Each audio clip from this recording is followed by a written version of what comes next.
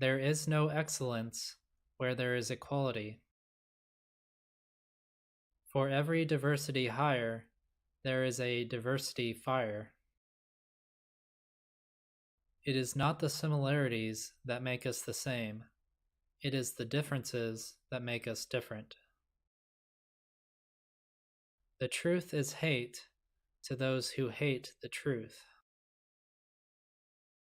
Atonement cannot be made for a grievance never committed. Hollywood isn't history. In a world of collectivism, individualism is suicide. There is no Western civilization without Westernkind.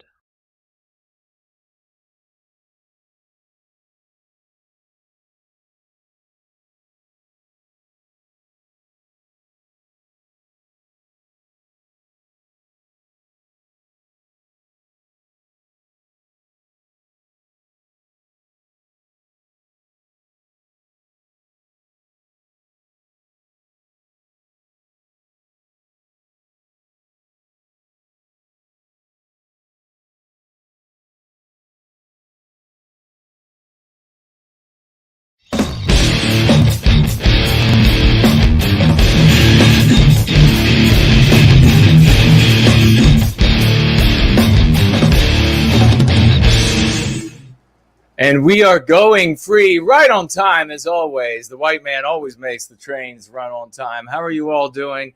Great to see you all. Great Sunday evening, Monday morning to all of you. And it is hot in Virginia, almost as hot as a date with yours truly. It is hot. It is 100 degrees, nearly 110 heat index here right outside Washington, D.C., Mordor on the Potomac. I think that's about 43 degrees Celsius for those of you who have funny measurements in the world. But it's great to see you all. How's everybody doing? Can everybody hear me okay? How is the microphone? Let me check the audio. The audio looks good on my end, so it should be fine. I see Jim, Eternalism, Ash, Reptile, the great Reptile, Southern Bloom, Tim, and Shauna Shaw is here. The great Raymond is here. Van Busker, great to see you here, brother, to moderate tonight. And David is here. Bonnie Blue Lass, the wonderful lady with that beautiful white rose as the avatar. The red shirt is fantastic, she writes. Well, God bless you. Thank you for that, Reptile. Promethean Hales, brother, he writes. Jason Larson is here. Hello to you. Apollo, Andre, Anastasia, Gray, or Gary, was that what it was? And then over here, we have Justin Wright, Cold Python, magnificent tool. And this is over on Discipline with NWG. Roy Danton is here. He's over there. Thank you for being here to moderate tonight, dear brother. BP is here. Great to see you. Absolutely scorching hot here, 110 heat index. I will show you all this. This is what a turtle dove normally looks like. Lovely little bird. And they also known as mourning doves. They pair bond for life, and it's lovely to see them together for the totality of their lives. And they rear their young, and then they stay together the entire time. But this is what they normally look like. However, in Virginia right now, the once great state of Virginia, right outside Washington, D.C., they now are melting. And that's what they look like. That's a picture of a mourning dove out back. This is what they look like when they're melting here in Virginia, 110 degrees, 43 Celsius. It is hot, ladies and gentlemen, but the AC is running, and hopefully we will keep the room cool because, as you know, I am wont to become Mount Vesuvius, and especially if things get me upset, and so we don't need any more heat than we already have. But it's great to see you all. If you have any questions or comments over the course of this evening, you can tag me as No White Guilt in the No White Guilt live stream on that channel, and I will see you off to my right, your left on the monitors over there. If you tag me, if you are on Discipline with NWG, I will see you off to my left. Also, if you are on monitors to my left, your right. Also, if you write me on DLive, I will see you over on the monitors to my left as well. And we have so many things going on, incredibly busy, no sleep for those who are serving White Wellbeing and the good Lord Prometheus And how are you all doing? Let me see. Fornola's here. CMCG is here. Streaky Bacon, George, and the great Raymond Foster doing so many wonderful things for us today. And lately, ladies and gentlemen, Nordic Nightmare. Evil Chars, great to see you. And Corey is here. Jack is here. I think I mentioned Andre. Always great to see you. 5637 is here. The wonderful Elaine Sabatino is with us, ladies and gentlemen. And let's see if we can keep the show rolling along. Now, we are going to have with us at 6 p.m., that's 30 minutes from now, or roughly 30 minutes from now, we are going to have the lovely, the one and only Sarah Dye joining us, and we're very excited about that. And she's going to have one of her co-hosts with her, Karissa, and she will be joining us, and they will be with us for at least an hour, maybe more. We will see how long it ends up being. And of course, we'll take calls later in the night. We're going to cover a number of issues in the news, whatever you all decide you would most likely like to hear about. Now, as I was saying, if you have the questions or comments, you can do so on both of those, on all of the monitors around me right now. You can also hop on over to Entropy, and there you can financially gift as well at 15%. Now, your questions or comments that you place there in the question widget will remain in place. So they only are deleted if you delete them or I delete them. And you can also financially gift over on Cash App. Everybody who is financially gifting, questions or comments will obviously get priority over those who don't. But everyone's questions or comments get read by the end. And when they sneak in while I'm wrapping up the show at the end, I read them the next show. And so we have a couple financial gifts from the previous show and some questions and maybe comments from the previous show that we will be sure to get to before the night is over. But we want to really get rolling here to make sure that we are ready when the two gorgeous, brilliant women show up in just about a half hour's time. Let us know what you all would like to talk about while we have them here, what you'd like me to talk about over the totality of the night. But as I say, we do have quite a few pieces of news to look at. We also have some mail from the mailbag to look at. And let me see right now. We'll take a look at some of these news items that we have. We have abolished the U.S. This is a story coming out of the West Coast of the United States. Abolish the U.S. Anti-whites revealing their true objectives, revealing that Jason has been right all along.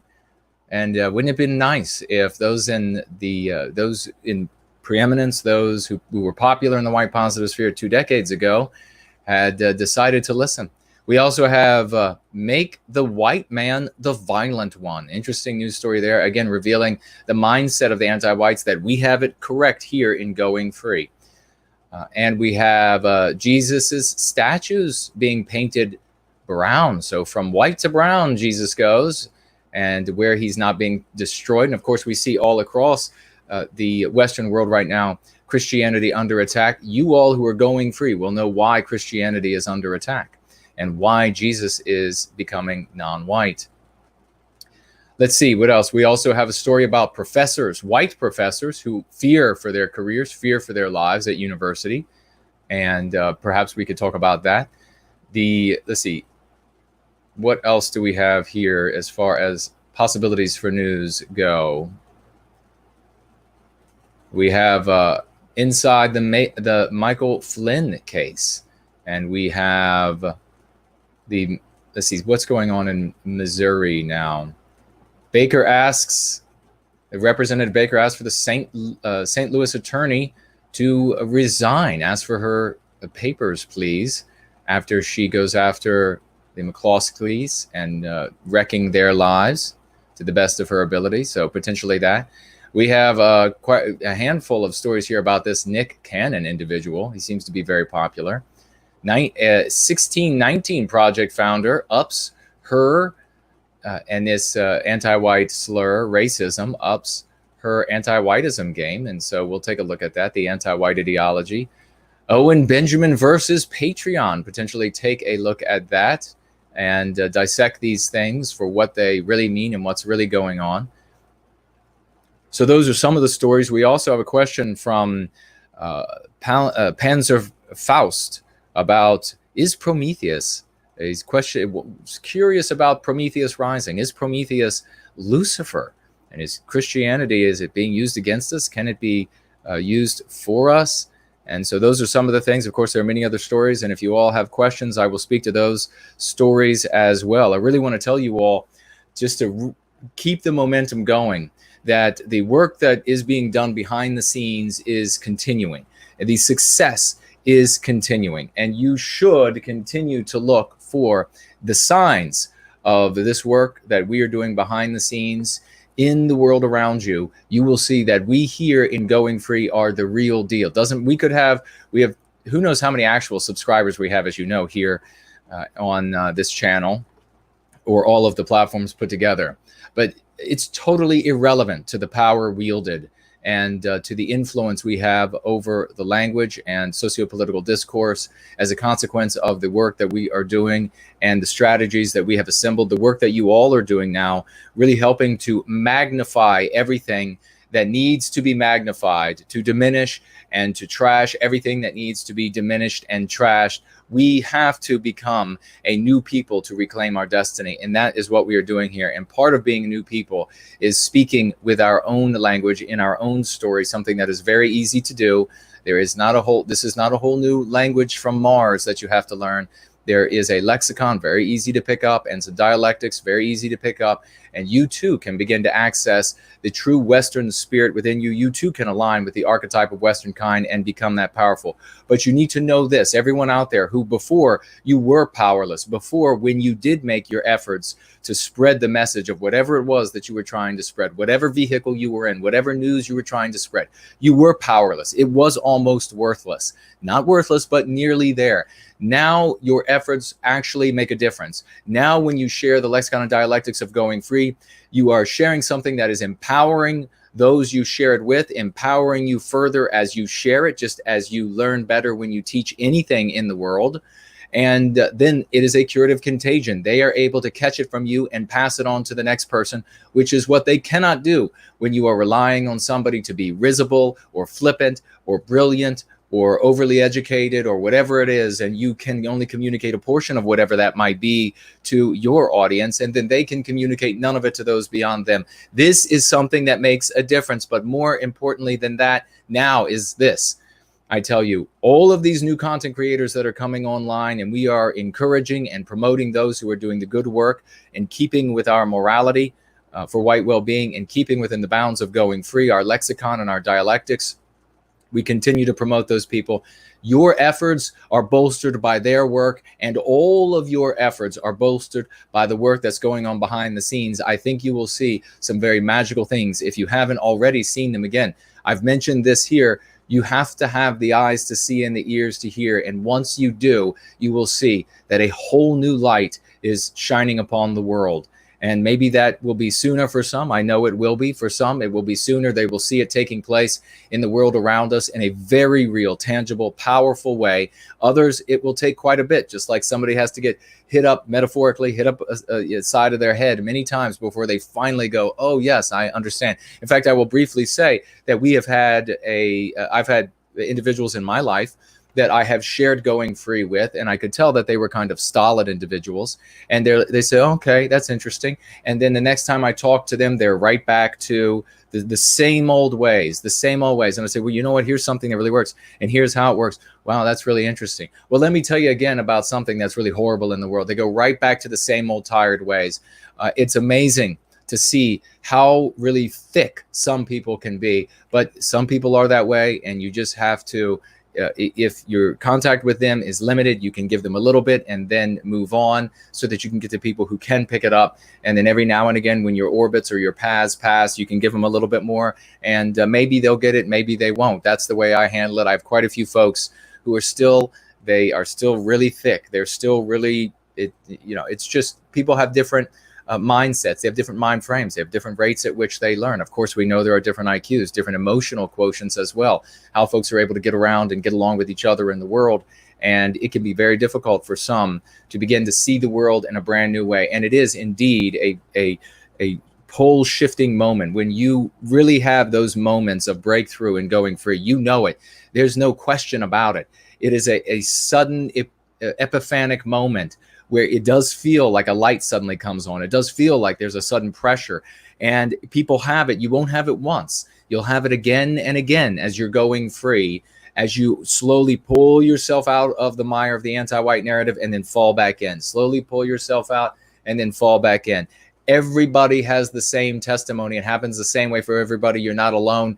And when it does happen for you, witness to others. Let them know that this is something that transforms lives. It's transforming your life. What it feels like when you have these moments of just pole shifting reality, where everything suddenly clicks into view, and it feels almost like there's an actual sound there, and it clicks into view, and things make much more sense. We have, ladies and gentlemen, on top of that, we have people coming in droves from countries all around planet Earth. This doesn't happen elsewhere. New Zealand going free, a bunch of new folks. Australia, a bunch of new folks going free. Canada, a bunch of new people going free. Sweden, a bunch of new people going free. And in fact, in Sweden, we have leaflets that have been made.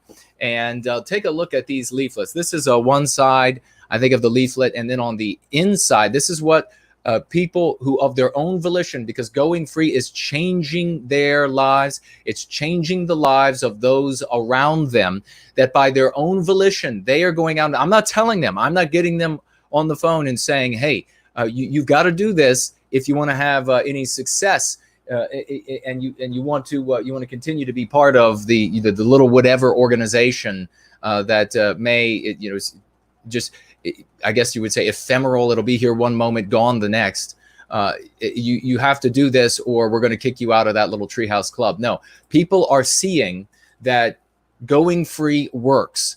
It is working for them. It is working to reach their family members, and they are going out into the community and they are using it, and it is working for the people in their communities. And so as a consequence, they're saying, my God, let's go with what wins. Let's go with what works. Let's stop with these old antiquated ways, and let's get out to our people in all of these countries across the West and make a difference for the love of God. We want going free to inform every single healthy political movement, ideological movement in every single country, because without it, there isn't a psychological defense for the psychological warfare being waged against our people. And every flag, every slogan, every new party will eventually, if not instantly, be turned against our people as a whole. We cannot allow that to happen again. We here are the leading edge. We are the vanguard of those who are going to save Westernkind, a new people passing into a new Western dawn, ladies and gentlemen. And these heroes, look at these lovely little girls on this leaflet that they made here in Sweden, distributing this. Leaflets going out in other languages across the West. If you want to participate, reach out to me. Let me know you're going to be participating, that you're going to be leafleting, that you're going to be doing what you can do for white well-being, and I will make sure to laud you. So let's get a big round of applause for the heroes in Sweden, in specific here, that are going to be distributing these leaflets, specifically, who are going to be distributing these leaflets, that they've gotten together, they've made the leaflets, and they're going to be taking them out in their own time. God bless every single one of you. A big Promethean hails to every single one. Let me shoot through a couple of these community comments, because we've gotten a bit of a backlog, and we got the two wonderful, brilliant ladies coming on here in 15 minutes or so. From Paul, thank you, Jason, for all your amazing work. I try to share your ideas as much as I can, because you are one of the few people that has a clear plan and strategy that will succeed. Going Free was a great book, and I will be purchasing Prometheus Rising soon. Thank you so very much for those words, Paul. We have the great Reptile, who is here today. As our children are demeaned, disparaged, and vilified for being white, one can't help but appreciate the painful truth, a truthful cover of Born Guilty. Indeed, ladies and gentlemen, if you haven't seen it, it's the book that's right here over my right shoulder, and you can acquire that at my collectibles store, nowhiteguiltcollectibles.com, with a signature. You can also get it on Amazon. Do so before the anti-whites prevent you from being able to do so. And that was a comment by Reptile in response to on the thread under the interview we had with Lovely Porridge, a great content producer for White Wellbeing, talking about the anti-white programs that are in place right now anti-white ideology that our children are being poisoned with, it is far worse than you could ever imagine. Slots, the great Slots, another magnificent hero. All of these people stepping up. You are the ones who are going to be remembered for all time. I love you, and God bless every single one of you. This is absolutely sickening, right, Slots? The program listing those things. First, quote, assign guilt to yourself for being white, close quote. Second, quote, yes, this will make you feel guilt. It's intended. Feeling guilt is heretical too, close quote. This is basically saying someone is a heretic if they don't effing die, stop being human, and they're institutionalizing it. Not even the sickest of Hollywood fictions about, quote, racism, he puts it properly in quotes to question it, had this amount of vileness. Remember, the anti-whites or idiots always denying that no one is attempting to, quote, make you feel guilty. Have you heard that, ladies? No one's attempting you to make you feel white guilt. I've heard that 1,000 times. It's so ridiculous. He goes on here. These idiots that thought they were so effing special, able to see reality, but could not predict this vile behavior, not see what's done, and then blame the children for being dramatic, seriously anti-whites. Do indeed, Slots. Thank you so much. And as you can see, our hero right there, sick and tired of what is being done to our children everywhere. It is a blackest of torture that the world has never seen. We have here a great champion in going free, spreading the doctrine, and by the name of First Last, writing, Jason, you are, in capital letters, a hero. This is First Last is writing to what I said the other day when I was saying we're doing great things. I'm not a hero. I don't tell enough jokes, and I'm sorry that I'm not a pretty young girl, but we still have to get out there and spread white well-being. And First Last writes, Jason, you are a hero. You do tell more jokes, but I really have a problem with you not being a pretty young girl. By the way, Jason, if there ever was a person to whom the accolade 3D could be applied, it is you. While all the other white advocates are wrestling, wrangling, sparring on the anti-white narrative chessboard, you are lifting our pieces one by one into the higher plane of no white guilt. God bless you, First Last. Thank you for all that you are doing for white well-being, brother. We have Radio Valhalla writing, anti-white racism is a bad term. The word racism takes the focus away from the real problem and the main focus, anti-white. Precisely, Radio. And this is speaking to what we said, ladies and gentlemen. Do not ever use the phrase anti-white racism or anti-black racism. The anti-whites are starting to use these phrases in official organs, and you'll see more of this because they're trying to reclaim the dying concept of racism, and we are not going to let them. It is just anti-white. It is not anti-white racism, anti-black racism. Never say those things, and always speak up when someone does. Radio Valhalla goes on, racism may have lost some of its power among whites, but it still has the power to distract. We want whites to reject the racism hysteria. But if we use the word ourselves, we also implicitly accept the premise of our opponents. We must reject it. Anti-white is a clean term that does not distract from or ruin great arguments. Amen to that. You're absolutely right. Just use anti-white. 5637, who's also here, writes, hey there, Mr. Köhne, dropping in again. Loving the live streams as per usual. And pardon me. And I am always enlightened when I listen, especially about all this talk of propertarianism and civil unrest. Well, thank you very much for your testimony to that, because you're not alone. There are a great many folks out there who were misled by the propertarian, leadership, and they are really brokenhearted right now after what happened. So yes, get away from all of that. Make sure that you make the comments on your social media, that you disavow all of the claims of Kurt Doolittle and John Mark, where they said civil war would come, we would win a civil war would be easy. Disavow all of that, so that if they come with the red flag laws to your house because of it, or whatever it might be, you have that in your social media history to say, I disavowed all of that garbage once I realized it wasn't just metaphor. Steve Bin Bob writes, great stream as always, Jason, with a very positive and upbeat message. On a more melancholy note, I could still sense the pain in your voice when you reminisced over your beloved dog. They truly are man's best friend. Yeah, I did. I love my dog. And you read about her also in Born Guilty. She was magnificent. Sam Bradford writes here, a small white pill for others. I've been speaking with a childhood friend for weeks, he being extreme anti-white and I being going free. I directed him to this channel and he is now on our side. I was with Jason's videos able to show him, able to show him the evils of anti-whiteism.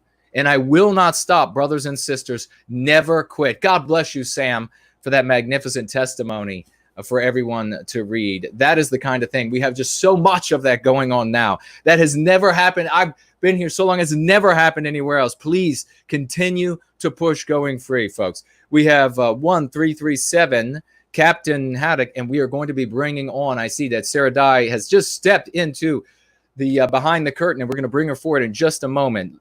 And Captain Haddock writes here, I can't tell you all how happy I am that like-minded people of my tribe has started to come together. For too long, we've been subjugated by bread and circuses. We are waking up again. In Denmark, from where I'm from, in Denmark, ladies and gentlemen, remember what I said, this is happening all around planet Earth. This is not just this little country here or this state or that county. In Denmark, where I'm from, we have a statue hidden away under a castle known as Kronborg. The statue's name is Holger Danske, and it is said that when the Danish people are in danger, he will wake up to once again defend Denmark. Perhaps you and your peers are Holger Danske, and perhaps Denmark is instead our whole tribe, the white race. God bless you for that. That is a magnificent compliment, and thank you for doing it what you can in Denmark for our magnificent folks, Westernkind. We have here just two more, it looks like. Ball5XC writes, got into a discussion the other day about statues. This individual had a clear double standard about the erasure of white history. I called them anti-white, which they very clearly were, and it seemed to be effective. They were on their back foot the whole time, trying to explain how they couldn't possibly be anti-white because they have white family members and white friends. How long have we listened to since we were all children? These idiots everywhere else, not only in the conservatives and the Republicans, but in the white positive sphere, them saying, oh, I'm not a heretic because I have a black friend. Now we can have, with Going Free, anti-white saying, oh, no, I can't be anti-white. I have white friends, please. And they're losing, of course, etc. This person writes. Ball5XC continues. It was the first time I've used this tactic and have to say it was pretty effective. I simply took the moral high ground before this person could try to hijack it. God bless you for that. And we have here from Cliff. He writes, your words sing within this work, man. He's talking about Go Free. In fact, he shared a picture, and I will share it real quickly because I just absolutely love it. Because these are the salt of the earth, red-blooded, hard-working people that take a look at this, ladies and gentlemen. Look at this man's hand. He writes here, your words sing within this work, man. You're taking just taking a break, he writes, and putting my literal fingerprints in your book. Thank you. Well, thank you so much for that, brother. This is the good red-blooded Americans who work with their hands. They do like Sarah Dye. They pull food from the earth. This guy covered in grease, hand is bloodied, and he's getting the blood and the grease on Go Free. That is exactly the way it should be. God bless you, brother. And thank you for being among us and doing all you can to empower yourself, your family, and friends to go free. And here she comes. If you're ready, ladies and gentlemen, the great Sarah Dye has just joined us here on Going Free. Hello, dear lady. How are you doing? I'm well. Thank you. Thank you so much for having me on again. Oh, it's absolutely my pleasure. We're going to have you regularly. As many Aw. people as you impressed when we had you on tap, everybody loved Sarah. They said you have to have her back, and I was particularly smitten with your excellent usage of the dialectic and the lexicon. So you're doing the right thing. You have stood up against the anti-whites, which is really heroic, and I praise you for that in a way that so many of our men are terrified to do, much less our women. And this is the kind of courage that we have to have. And also you have this magnificent story of coming from an anti-white place, learning when you were young that you would be special if you were not white. I mean, how wretched is that? And how many of our children today, we were just talking, I don't know if you saw that episode with Lovely Porridge, where they have these programs now that are being propagated like a cancer across the West, particularly in the United States, where they are taking white children out of the classrooms and telling them about how evil our ancestors are. And they're putting the non-white children in another room and they're giving them cupcakes and telling them how wonderful they are. Just absolutely monstrous things. And they don't even have to go to that. I don't know why they even bother with. They just present it to the totality of the classroom. We all have experienced it when they're showing you the videos at school, when they're giving you the lessons, and they say these are the special ones, and it's the non-white kids, it's the non-white peoples, the non-white histories. They're dressed in grass skirts and all that, and they're more in touch with nature. They're more in touch with God. They're more in touch. We're all equal, but they're better in all ways. There's only one group left that's not the special group, and every white child out there who isn't very slow, maybe in the 70s IQ wise, immediately figures out, oh, I'm in the group that's not the special group. I'm the bad group. I'm the evil people. What can I do to make amends? But we know that you, my dear lady, your husband, your family, you all are on the front lines. You're magnificent people, and you've dealt with quite a bit. What's going on now for you and all that you are doing? I know you got a podcast. Let everybody know who you are first off, and where they can find you, and what you do. And then we will get into any information you want to share. And I think I see your co-host has just shown up. Let's bring Karissa for it as well. Hello, dear lady. How are you, dear lady? Can you hear us okay? Yeah, can you hear me okay? Yes, I can. Looks like your camera might be froze, or maybe that's just a still shot, but I'm not sure. We'll see. Well, we'll go ahead and have Sarah get started on the questions I asked her, and we'll see what happens. Go ahead, Sarah. Yeah, thank you. One thing I wanted to ask really quickly with what you were just referring to, was this the example where they were talking about how the white children in one classroom, they said it was like a funeral, and then the non-white children in the other classroom, they said it was like a party? I saw this reference, I think, by another person I follow called Mimirs Bruner, and it was sickening. It was just extremely sickening. And yeah, this is the kind of stuff that is just happening every day. This is one of the biggest reasons why Karissa and I have chosen to homeschool, and why we encourage people to homeschool. I mean, ideally, we will be able to affect change to where we have great schools again for our children, but right now it is just really not a good place for them to be. But yeah, thank you so much for having us on. It looks like Karissa might be having some camera issues. But if we have to, Karissa, you might just turn off your camera and we can do audio. We've had some trouble with recording on Hearth and Helm lately as well.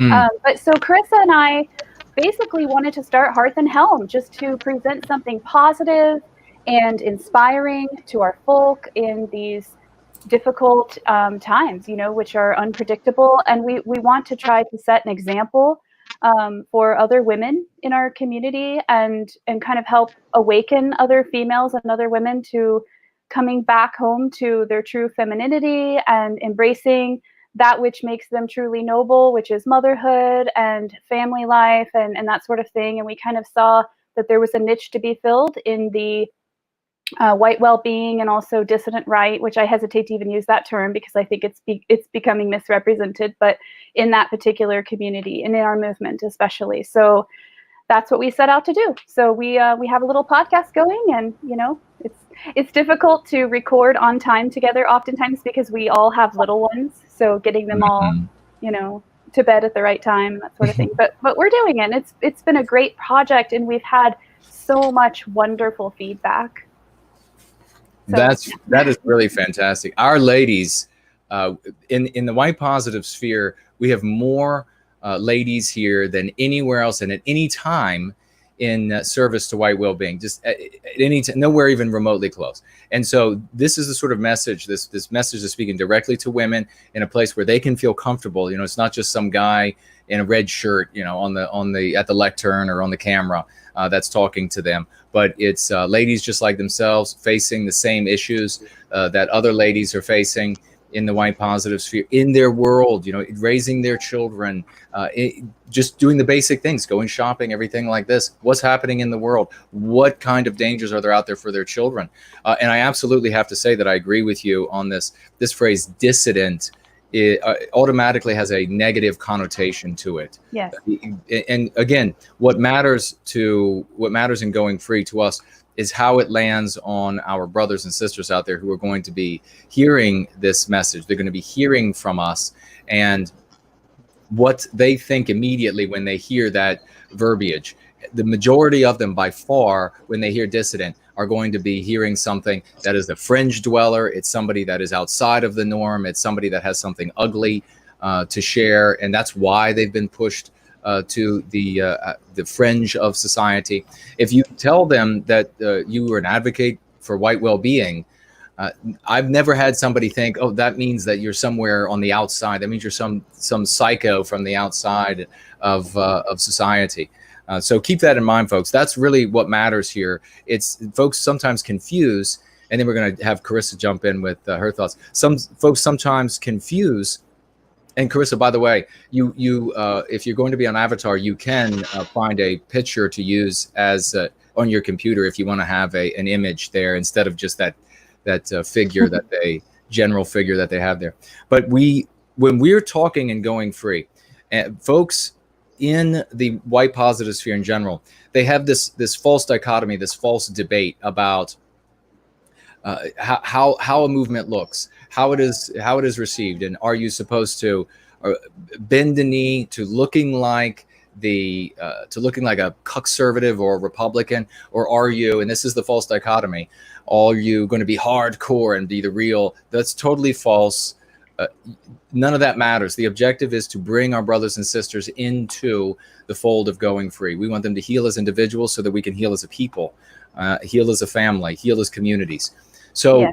What do these things mean to these people? That's what matters.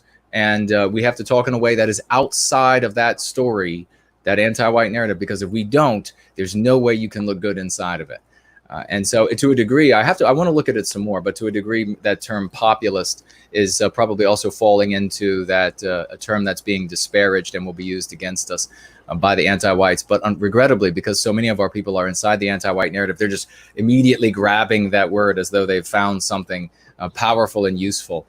But Karissa, first time speaking with you. It is lovely to meet you, dear lady.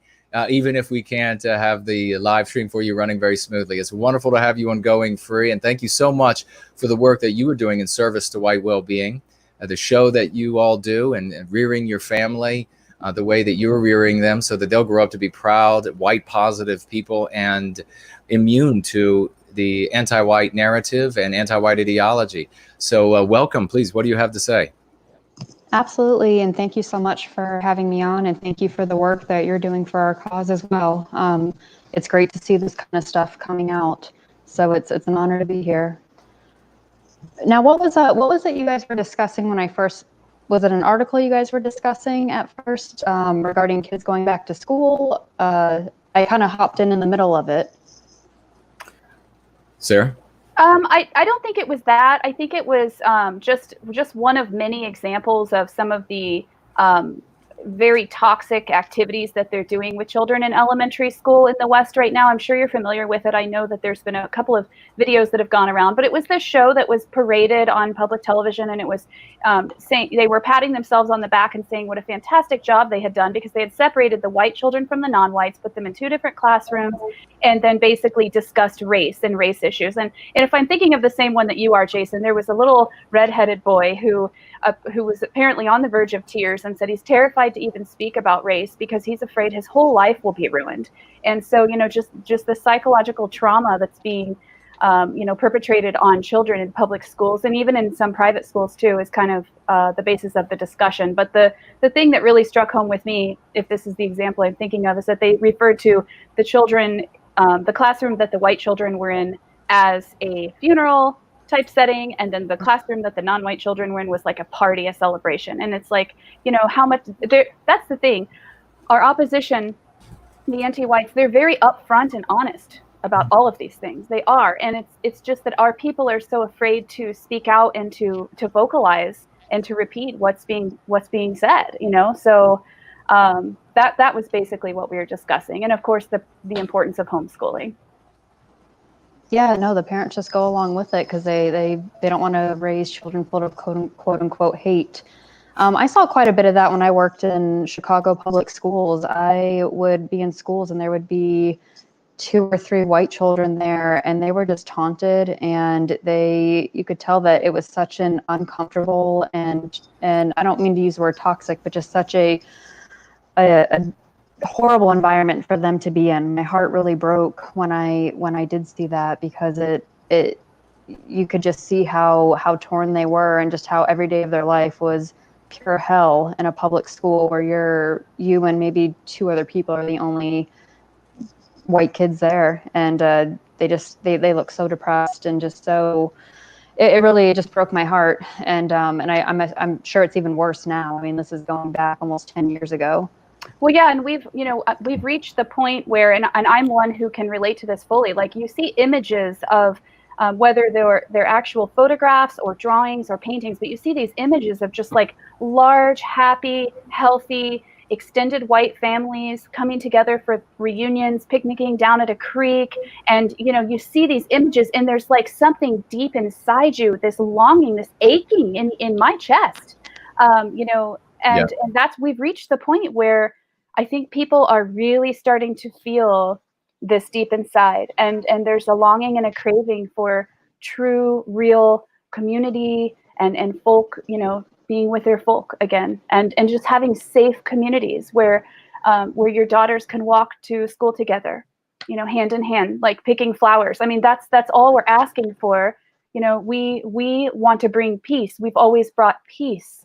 And now we're being faced with something that feels like it's almost forcing us to get into a different type of mode. But interestingly, I wanted to give a little quick anecdote. I was really pleased to see that some of my local friends and acquaintances have been now using the term anti-white to describe what they are clearly seeing happen. And I even had somebody personal message me on Facebook, who I don't know that well, but she's a local gal. And she said, I really like that term you use, anti-white. What? I never heard that before. And I was like, yeah, let's talk about it. So there are good things happening. And that's, it's what we try to focus on with Hearth and Helm, is trying to stay positive. I know Karissa and we both have had some rough days, here recently, paying attention to the news cycle, but we always have to kind of circle back to staying positive, and that's what we're doing. Yeah, and it's important to know too that they want us to feel black-pilled and alone and defeated, and to where you just kind of put your hands up and just give up or start unhealthy, toxic, degenerate habits and everything. So it's good to always keep your head above water and be aware of what's going on and not let it get you down at all. Yep, absolutely. And I for one, I do feel inspired. Like I said, I've kind of circled back around to the positive space and talk about just what great news, just to see people who I know from my local community who have never even been exposed to another way of looking at things like we have. And, we're bringing it to them, and we're positive, and it's attractive. It's attractive. So hopefully we can have those big, happy communities again here pretty soon. We're working on it. Well, yeah, we are making it happen. And the beautiful thing is, and I receive these messages, I wish I could share all of them. I do these 8-hour streams. I have people write me. I had one guy write me, I saw today, he's like, your streams are too long. I saw one that was 3 hours long. And I thought, well, he's really going to have a surprise when he finds the 8-hour ones. But if I tried to share all of the messages that I'm receiving about communities. This is the thing, and this is how Go Free, how I designed it. This is how exactly how it's supposed to work. It is working perfectly to plan. There are communities all across the West that are writing to me. They were, and normally this is what happens. This is the reality of the human animal. They have people, we have folks who decide, as I've talked about before, and they have this moment of purest of bliss and selflessness in their heart, where they decide this is not right. It's not right for our people. It's not right objectively. It's not right for our children. I've got to do something, even if it means sacrificing myself. And then they make the bad decision of looking out, an understandable bad decision of looking out into the world of the going free narrative, because that's their world. And they say, what am I supposed to look like, talk like, march like, wave like, all of this sort of stuff. And then they take, to varying degrees, they take this this caricature upon themselves. And all it then is reduced to is they started off with a positive, really the most laudable, I guess, a moment a person can have in their lives. And when they're going to decide to give themselves up for others. And then they build some repertoire of opinions, etc. And what they end up doing then is they end up just looking for symbolism. And I've seen people go through these different iterations. So at some point they have one kind of flag, and they get one kind of tattoo, and they use one kind of slogan. And then that doesn't seem to be working, as though the flag and the slogan and the this and the that, as though those things are substance, when really they were just on the surface of things that perhaps were substance. In many cases, though, they weren't even substance. They were things given to you by anti-whites in the news and entertainment media in order to cripple you, in order to make you look bad. And so then they just go from one to the next to the next. And slowly what's happening, though, is these folks, all folks, are beginning to say, we're going to have to do something different, not just put on a new T-shirt, not just, raise a new banner, not just actually have a new flag or a new slogan. We're going to have to actually do things different to change. And so I have communities where people have already come together, and there might be a couple families here, a couple families there, or a community where people are getting ready to move near each other, communities where they are discovering that, wow, I was started going free, and then I found out, one guy found out his brother they both were going free, didn't know it, that they both were going free until they had a conversation. And the people in these communities are starting to pick this up. So you have these various communities across Western civilization, and picking up going free, the dialectics. That's what's going to ultimately unite us all, and that is what ultimately is going to serve us in the long run. And that we're just talking about, the both of you, is the difference between being in the anti-white narrative, where Karissa is absolutely right, where they want you to feel like it's inevitable that we are going to lose. In fact, there was a guy, was it last week that I spoke? Yes, I did. At the end of the Going Free stream last week, I spoke to a guy's comment, and it was just this typical sort of arrogance that you see sometimes in the white positive sphere, where the guys, it's like the swaggerer. I've never had any white guilt. They never got any part of me. And I've always been onto their thought process and what they were trying to do. And instead of accepting that we're all poisoned with mean pathogens, they don't go away. They're no more likely to go away than your ability to ride a bicycle or drive a car. It's in your subconscious. You have to treat it your whole life. And then in the midst of this swaggering, he says that, I've been telling people for years about how the West is going to fall. Well, that's a mean pathogen. That is right out of the anti-whiteness. So there he is saying that, he's been totally immune to it. And yet here he is spouting this extremely deleterious mean pathogen that your defeat is inevitable. And it absolutely is not inevitable. Victory is not going to look like what most people think it's going to look like. It might be much quicker. It might be much messier. It might be much cleaner. It might be much clearer than you have ever imagined.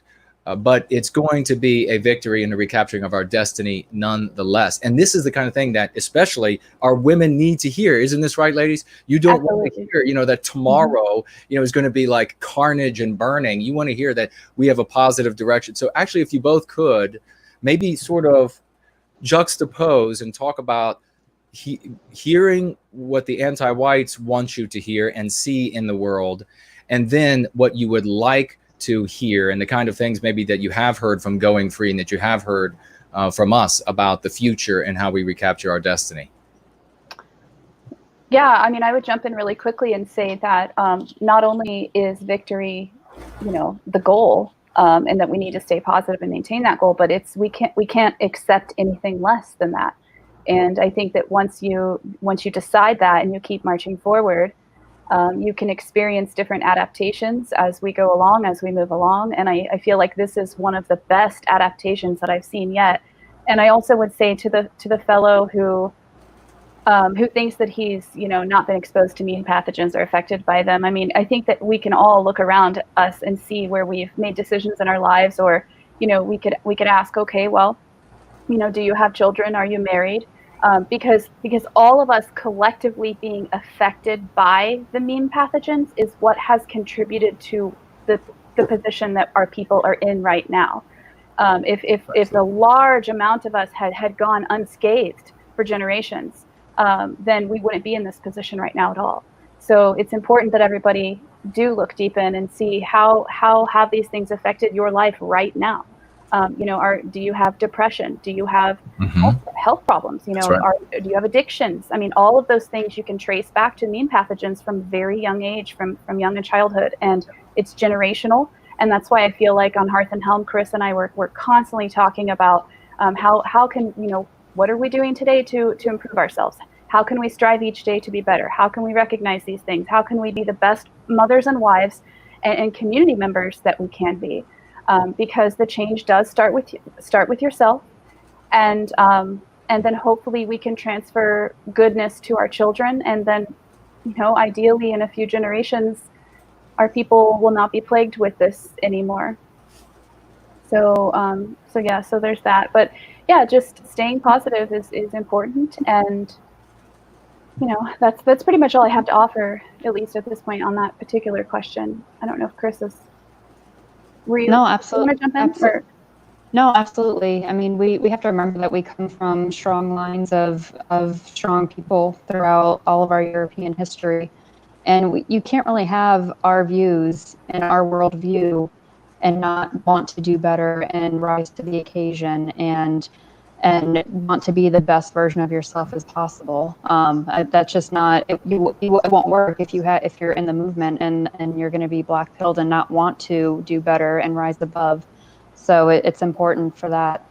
In regards to things that I see by the anti-whites that is pushed, I think feminism is such a big thing. In the women's sphere, that is, you're told that that having children is not fulfilling, that you don't need to be married, and that's something that we're trying to revolt against. We're trying to make motherhood look positive. You see so much of in the mom sphere too, the mommy needs wine stuff and everything, and that's not what we're trying to do with Hearth and Helm. We're trying to get women back to making home cooked from scratch meals and nutrient dense foods for their family. We're trying to get women back to their primal instincts of child rearing, of not relying on formula and daycare and all these artificial things that society's created for our children, and getting them back outside and in touch with nature and knowing the land and what the land has blessed us with, and what it is to be a family, and to women, I think, give men the ultimate purpose, and they inspire men to do greater, and men in return give us the ultimate purpose. And so that's something I think that we're kind of trying to do in our revolt against what the anti-white agenda is doing to our people. Absolutely. And I would jump in and say too that it's like, really, there's very little convincing that needs to happen, because it shows for itself, what it is. It's all about just essentially being natural and getting back to what is natural. And that in and of itself speaks for itself. So it's like we have the truth on our side, and so that's why I feel very positive that ultimately we will win and we will be victorious. It's just a matter of presenting another option, and I think that is what is very dangerous for the anti-whites. That's why you see them working so hard to censor and to shut down. And you see them going so hard after, you know, mothers. I mean, we even had our Patreon shut down for Hearth and Helm. And it's just like, they don't want this. They do not want people speaking out and just simply existing free of guilt. They don't want it. They don't want it to show. They want to keep it hidden away and buried. And that's why they resort to slander and name calling and censoring every single time. So precisely. I want to keep the two of you talking. I'm just taking some notes here. So while we have you, I told everybody that we had you all for at least an hour. So I want to make sure I keep you all talking while you're here with us. And I just want to point out, let's see, you were mentioning, Sarah, about the anti-whites just sort of coming clean now. And this is a magnificent thing that's happening. They're telling you what their real objectives are. And rather than have to have somebody like me or you trying to convince them, hey, look, and it's the whole reason why there is a what we have called the myths of pretext, the moralization, intellectualization, sentimentalization of excuses they give to arrive at anti-white conclusions. Because of their hubris, because of the power they wield now, they're just coming right out and telling us, and that's a fantastic thing, because it makes it really easy relative to where we were before to explain to our brothers and sisters, the vagues out there, to the scores of millions, hundreds of millions of them around the world, what's really going on and what they're going to have to do to be able to survive. And you're both making some, so I want to seed both of you with that thought. And I also want to seed you with this, and I'm going to say this to the community as well. Ladies and gentlemen, the reason why I am so focused on family being the heartbeat of what we do in service to white well-being is because there is no other way for it to survive. I've been in the white positive sphere for decades, and when people come in, whether they're married or not, they're used to refer to them as married singles, because the other partner would want nothing to do with it, and they would cycle in like a comet.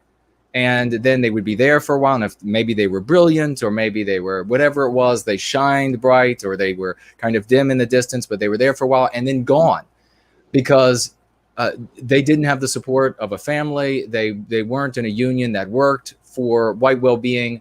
Their children ended up hating them because the one parent and the disagreements. So we need families. That's why we talk about family. And therefore we have ladies involved and at the forefront, not somewhere in the back. This is a anti-white sickness. Anybody in the white positive sphere who wants to make these ignorant claims about women not participating, women not in decision making, women not contributing, as first and foremost, the most important thing of all is being a proper, healthy mother to our children. Because I'm going to say it just one time, and because it should only be said just once, and that is, because of the power of it, the hand that rocks the cradle rules the world. Who do you think makes these different communities, these non-white communities, who do you think makes their participants so fanatical? It's the mothers. It's the mothers that tell the children at their knees this story that is total fiction, this anti-white narrative, or whatever stories they might have in their communities. That's what makes these people what they are. It's not the men that are doing it. It's the hand that rocks the cradle that's with these children. Now, there are exceptions sometimes. Sometimes the woman was a jerk and she took off and the kids are left with dad and he ends up doing it. We know here, we're not conservatives. We know that women aren't angels. We know that they're human beings just like guys. And so they're good ones, bad ones, indifferent ones. But our women are also, just look at the history of all of the inventions across the West. Yes, the majority, inventions, discoveries, and the like, have been white males.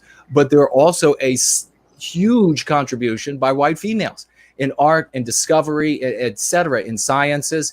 And I don't know, we could probably have somebody dig up just the white female creators, artists, researchers, and the like. And I'd be willing to bet that number of our women is larger than the rest of the world and all that they did put together. I mean, we have this massive disparity anyhow with invention. And of course, everything I'm saying here is fiction.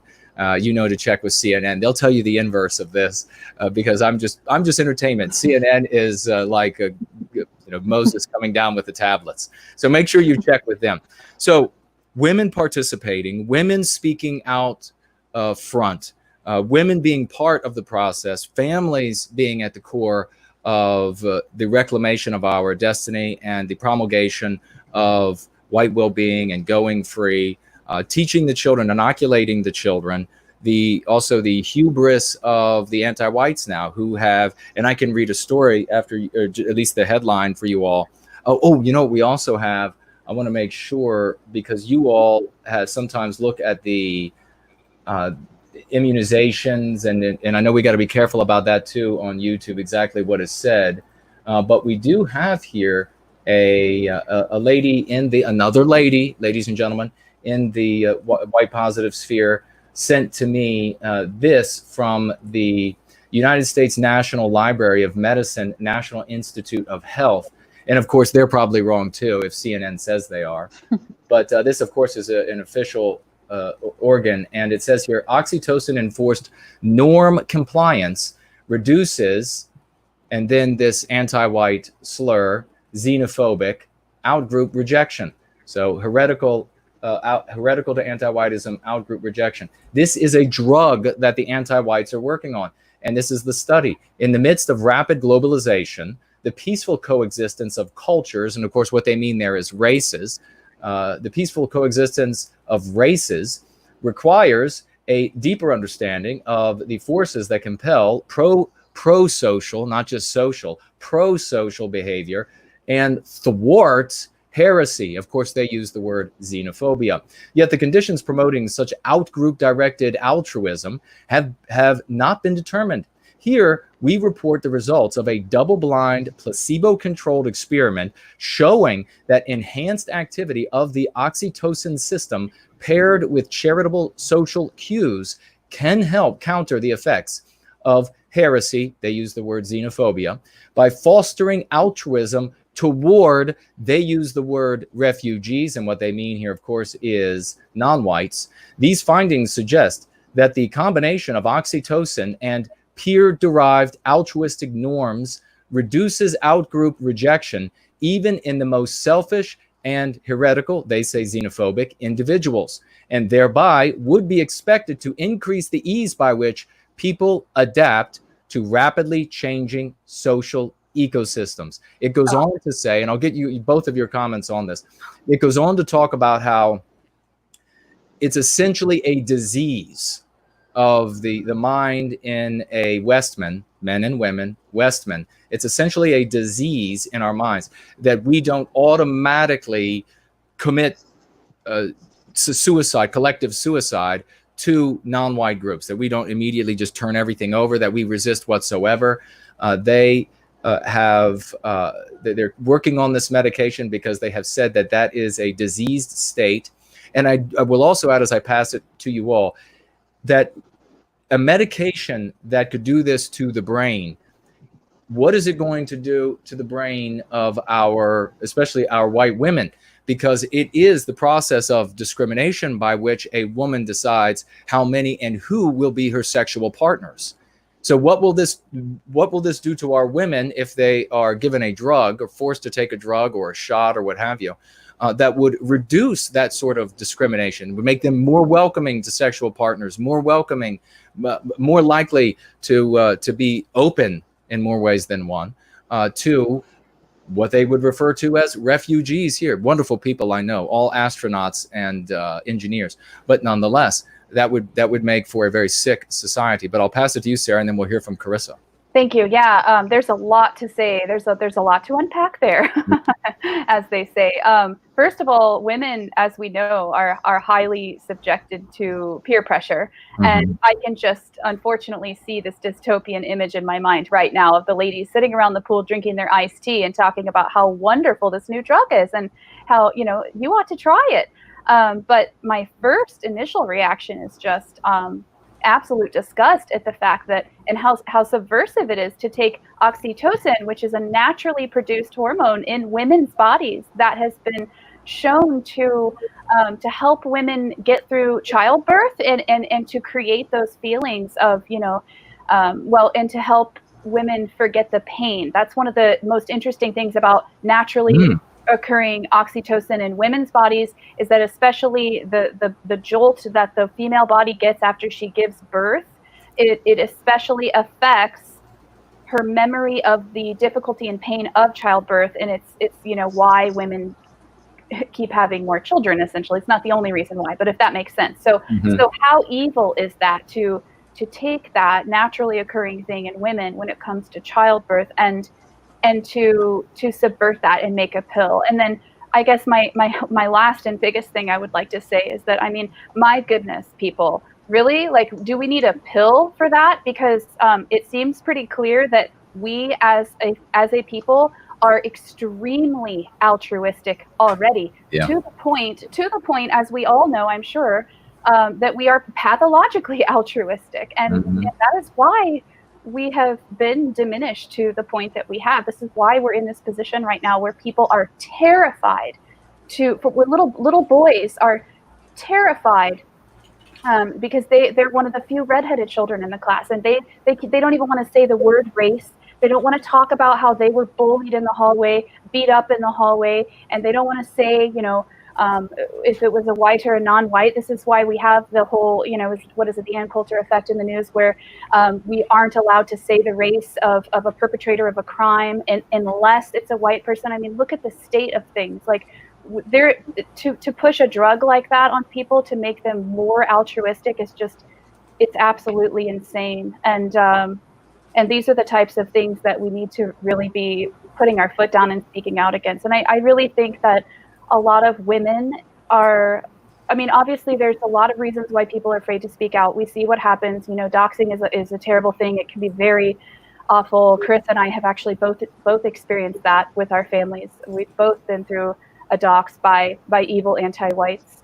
There's a lot of reasons that people don't speak out, but I would want to encourage mothers, and I would say that you can do it gently, and you can say, when you're at your play group, when you're at the birthday party with your female friends, and they're talking about the children doing something or watching a movie that you feel is not okay. You have to use your voice. You have to say, no, I don't allow my child to watch that show because it's anti-white, and just kind of start that conversation and use the going free language. You've got to start saying something, because, like I said, women succumb to peer pressure often, and I've done it myself, and I even still do it, like, to this day, even after even though I'm in this process of going free, and I have been for years, and I may be a little further down the road than some, I still find myself doing it, like, kind of succumbing to peer pressure and not saying no to an activity or a show or something for my children. So yeah, just getting back to the drug, though, that's disgusting and evil, and I really hope that nobody takes it. I hope that nobody takes that drug. Are you there, Karissa? Karissa, your thoughts? Can you guys hear me? Yes, I can hear. Okay. I couldn't hear Sarah, but I can hear you.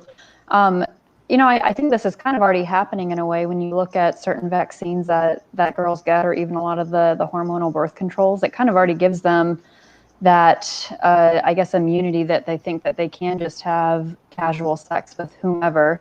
I know that this is more geared towards blatantly wanting them to breed with non-whites, which is disgusting. And I wonder the adverse effects that does have afterwards, even just what they're going to be putting into their bodies, so forth. But hello? Yeah, we can hear you. Okay. It sounded like it disconnected. Yeah.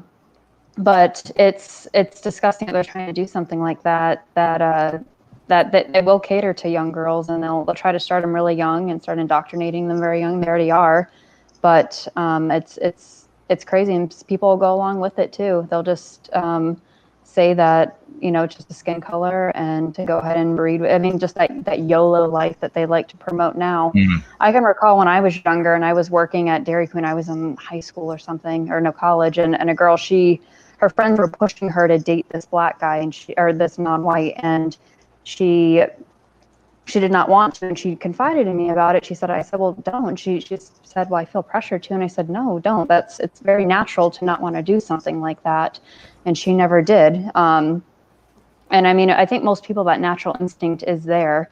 It's just the outside propaganda that eats at them, and they have that guilt that they have to do it, and that it's what's trendy and cool and what they see on in TV and everything. It's sickening now that they've even got to resort, though, to medications that will do such a thing. Right, because they have to resort to the medication for those few remaining young women who aren't succumbing to the propaganda. Am I coming through okay? Yep. Okay. Sure. Yeah, and I would also add, people need to be aware, and these things are uncomfortable. They're ugly. These topics can be depressing. We have to examine them, take them in, and then keep staying positive. You can't dwell on these things, but it is so important for people to realize that when your young girls are in high school, you really, I don't think most people can even comprehend the level of severe peer pressure. And it's very much, there's this narrative that you should date non-whites and that it's very important that you do. And so a lot of young girls say at like high school age, they're getting that, and then they go to college and they, find themselves in regrettable situations. And, I don't know, it's important for people to also realize the rape rates and who's doing the raping. That's very much a common thing that's kept hush hush in colleges and stuff like that. And there's some brutal stuff going on, and it's just awful. Yeah, I can't believe that if that pill goes through. And I remember years ago seeing articles saying that some of these radical anti-whites were looking for some sort of drug to get rid of, to help white people feel more guilty, essentially. And now it seems like years later they're actually thinking about producing them. It's mind-blowing. It's really mind-blowing. Yeah, it really is. And as you say, it is predictable. Both of you making really sage points there about this, and it is on the screen right now, the study, ladies and gentlemen, if you want to look it up for yourselves and read a little bit more into their findings and what exactly they are up to when pathologizing our natural instinct to survive.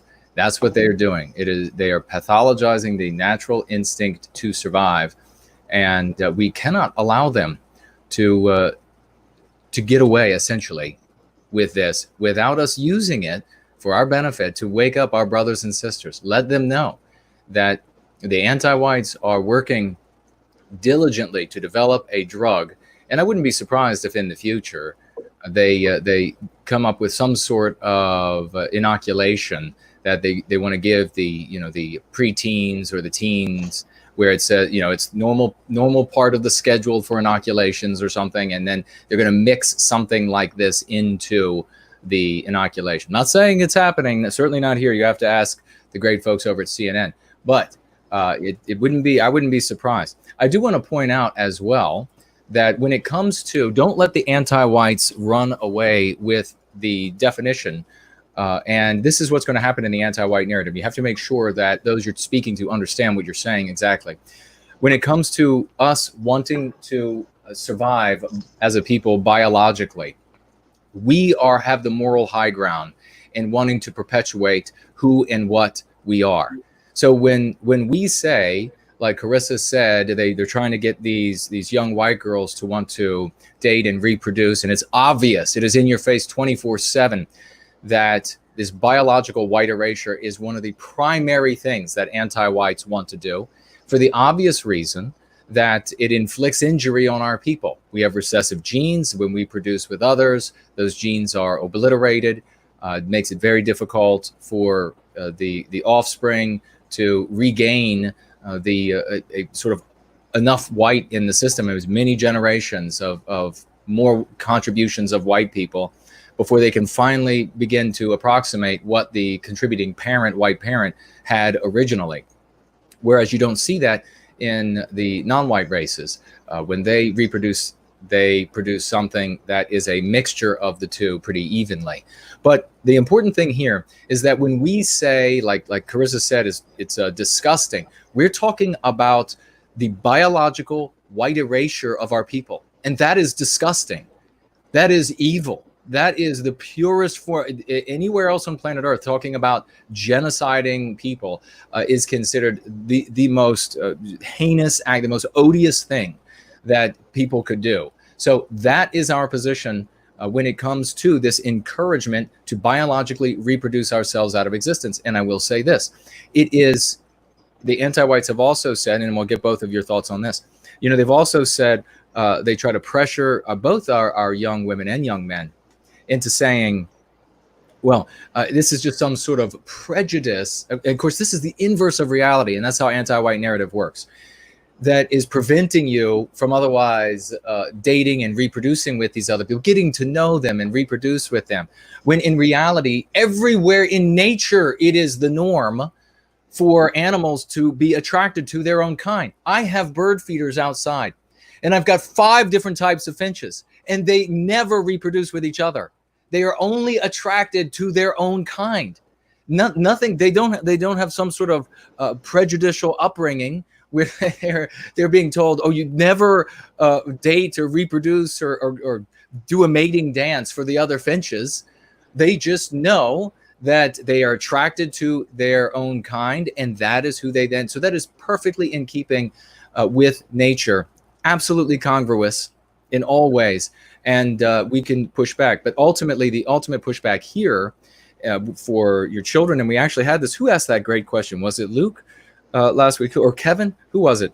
I was asking about this. How do you teach your children or nieces or nephews not to want to go out and do this? And then the first thing is that you have to inoculate them against anti-whiteism with the meme curatives we have in Go Free. Because when you do, the great power of the anti-white regime at the universities, in the high schools, in the elementary schools, in the news and entertainment media, that great power that they have to brainwash and to infect turns against them.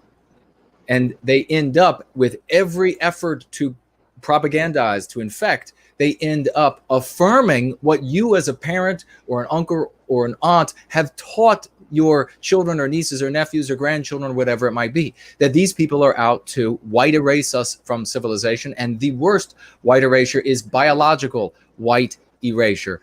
Of course, the next thing you can do is teach them to be proud of who and what we are. Celebrate all of the different heritages that we have in Europe, everything that we have created. There is an infinite level. It's so amazing that people will say such ignorant things, white people who are trying to be honest, like, what really is our culture? That demonstrates such abuse from childhood all the way through their lives, this white noir, such abuse that they can't even begin to think about their own well-being. And I will say, when it comes to biological white erasure, all of our statues being torn down now, these buildings where records are kept being torched, churches being burned, and statues at the churches thrown into rivers, the drowning of statues, which is the precursor to the drowning of people, the hanging of statues, precursor to the hanging of statues. All of this, the inner works like roads and bridges and dams crumbling, all of that can be rebuilt if our biospirit stays intact. All of that we can make again. All of that we can make even more beautiful than it was made before, because we're going to be free of anti-whiteism. But if we are biologically white erased, it's over. There's no reclaiming it. It sinks and it never is there to return. So I'll toss it over to you ladies and get your thoughts on that, and we could start with Sarah. I think Sarah might be having some technical difficulties. Sorry, but I'm happy to jump in if you don't mind. Okay, go ahead. Yeah, with that, I just don't understand why you would not want your children and grandchildren to look like you as somebody of European descent. I mean, as Europeans, we have the most diverse characteristics and features than any other race. And the other thing that people don't put into consideration when it does come to mixing is it's the health hazards that come with that. It's a lot harder for you to get transplants. It's a lot harder on your body, and medically speaking, it doesn't work very well. And I love when people try to compare it to, say, dogs, for instance, like you were talking about the birds and everything. They like to compare, dogs that are mutts and everything. Well, no, the purebred dogs generally live longer. They generally are healthier, and And there's something to say about that for sure.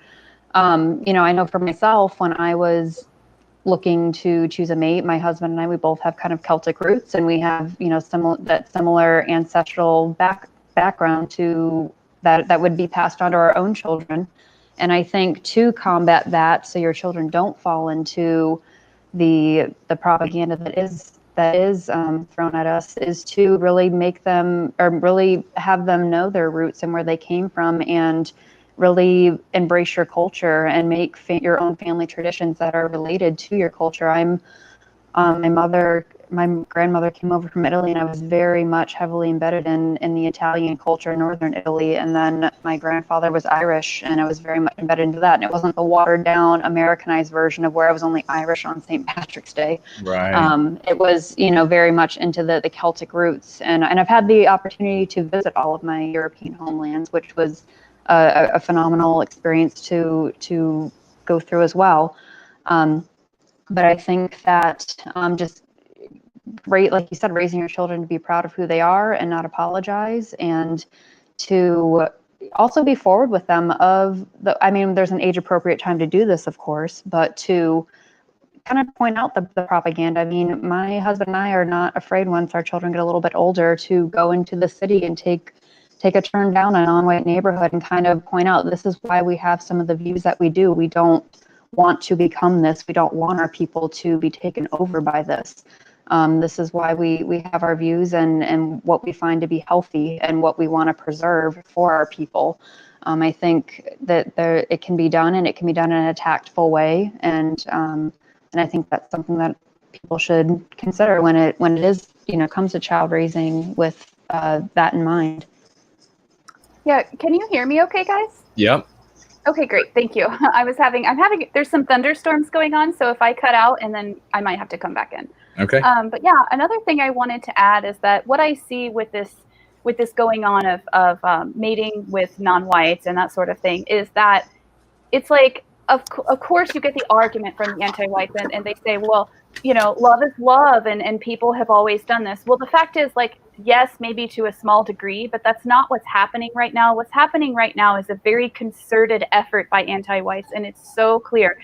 I personally don't watch television, but I see bits and pieces of what's on mainstream television, in the evening times. I see the kind of movies and films. I see it in the media coming out, and it is absolutely, as I said, a concerted effort to encourage it, and it's expected, and it's even gone so far now that they do not like white families, and we're seeing Right. this even with some of the demands we're seeing from these anti-whites lately. That they want to disrupt the traditional white nuclear family, and as you said, that's actually one of the most important components to creating a healthy and prosperous society. So we cannot let them do this. We have to push back against that. And the other thing I would like to add too is, as far as like how to prepare your children or teach your children about these things, again, it comes back to what I was saying earlier, that we are not the ones that have to do the indoctrinating, in my opinion.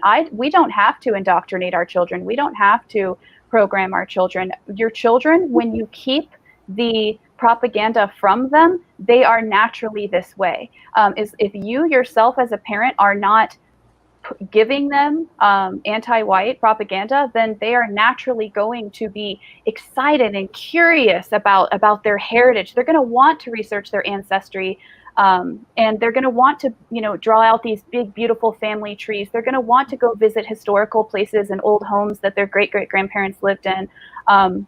They're going to be interested in cooking up these recipes that their ancestors made, and putting, drawing their finger on the map of Europe and looking at the villages where their people, they're naturally interested in that. They're naturally proud of that. They're naturally inspired by our own folk heroes that are out there.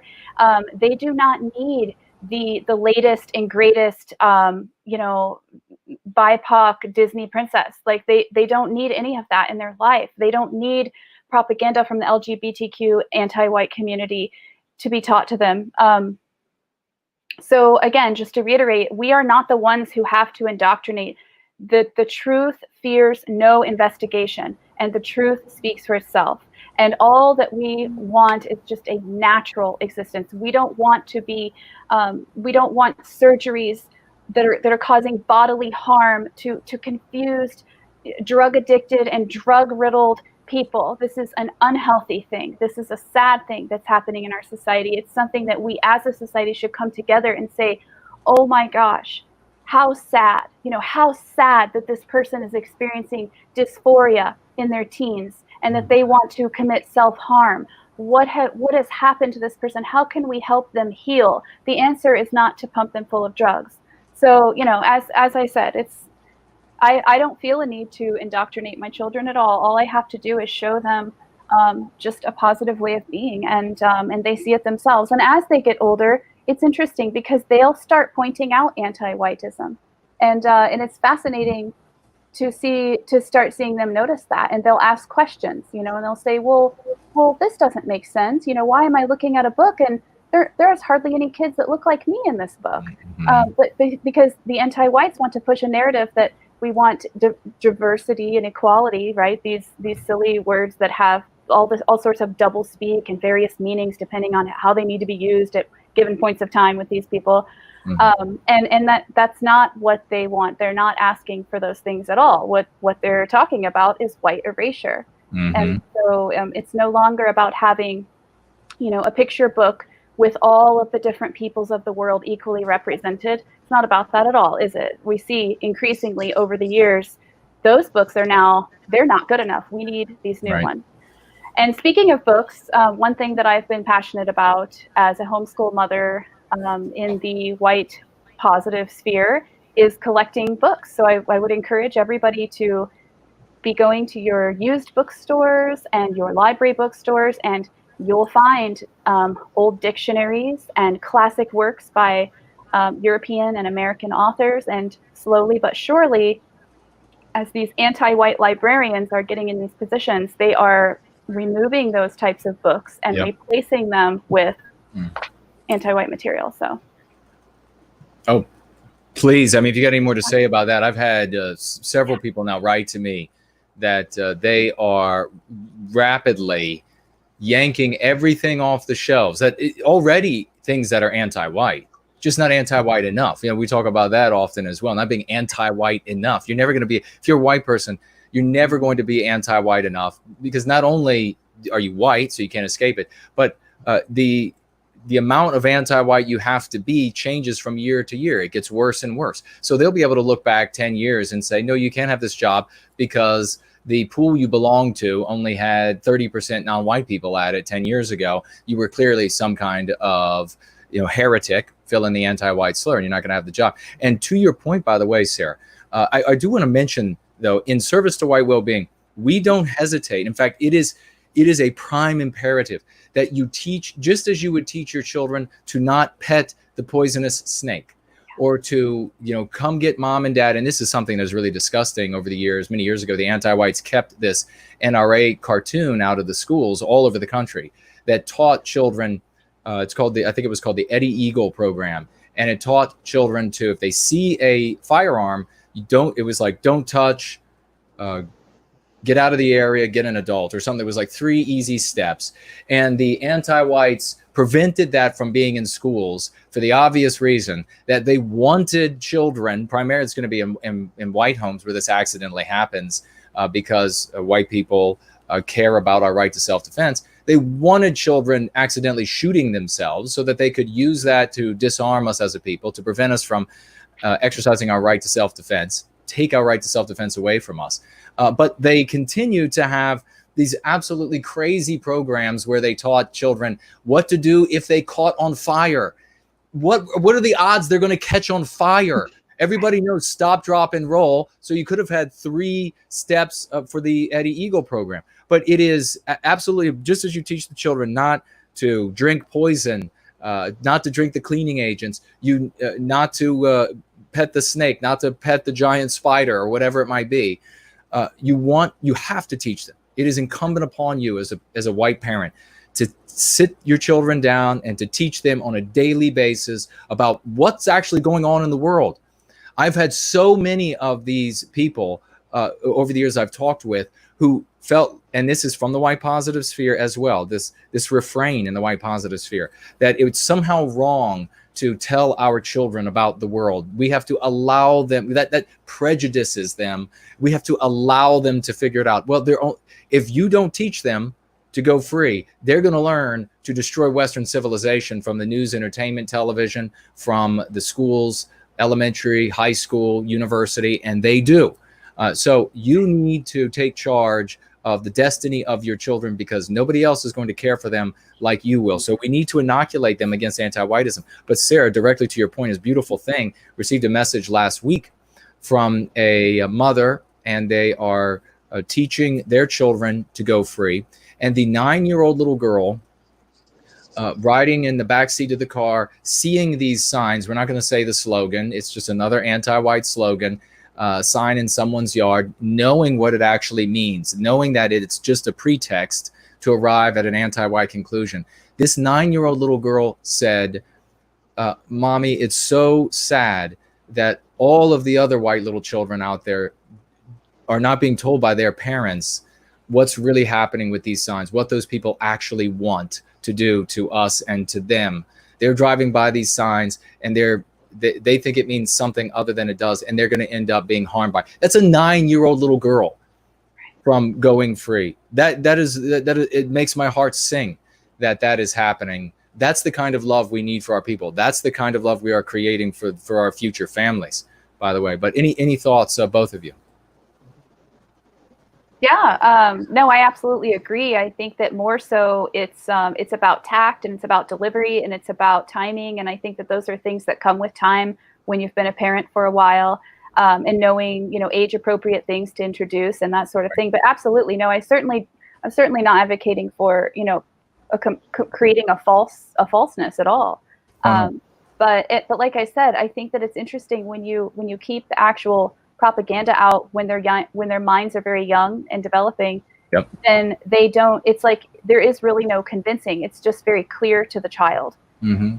Kind of like I suppose with the 9-year-old girl that you're talking about. But yeah, it's the opposite extreme of that are the anti-whites who are giving their children the markers and the poster boards and encouraging them to make these signs which have words on them that the child has really no idea what they truly mean, and then taking their photos and posting it online for some sort of social points among their peers. And it is sad. And that little girl sees it at 9 years old. That's amazing, and good for her parents for raising her to have that awareness. Precisely. Yeah, I didn't think you just came close enough to the discussion about adults teaching children what's going on in the world. So I wasn't thinking that's what you were saying, to conceal them. But this is, I don't know if you are aware, but in the white positive sphere, it is ridiculous, this idea that you don't teach them anything. You just let them find out for themselves. Of course, it's a mean pathogen that has been sold to us, that you are prejudicing them if you tell them about the world. I could not fathom not teaching the youth around me about what is going to harm them or benefit them out there in the world. That's completely insane to not say these things to your children, just as you would with any other category of things that are dangerous in the world. And we have allowed people who hate us to get to the minds of our children, and that is why with MPs like, oh, it's wrong to teach your children your views. You should let them explore the world on their own. And then you arrive at these MPs that they need, the anti-whites, to convince us it's perfectly natural for your children to want to come back and rebel and destroy you and your civilization. That's so normal. No, there's nothing normal to that at all. You lying anti-whites. There's nothing normal to that whatsoever.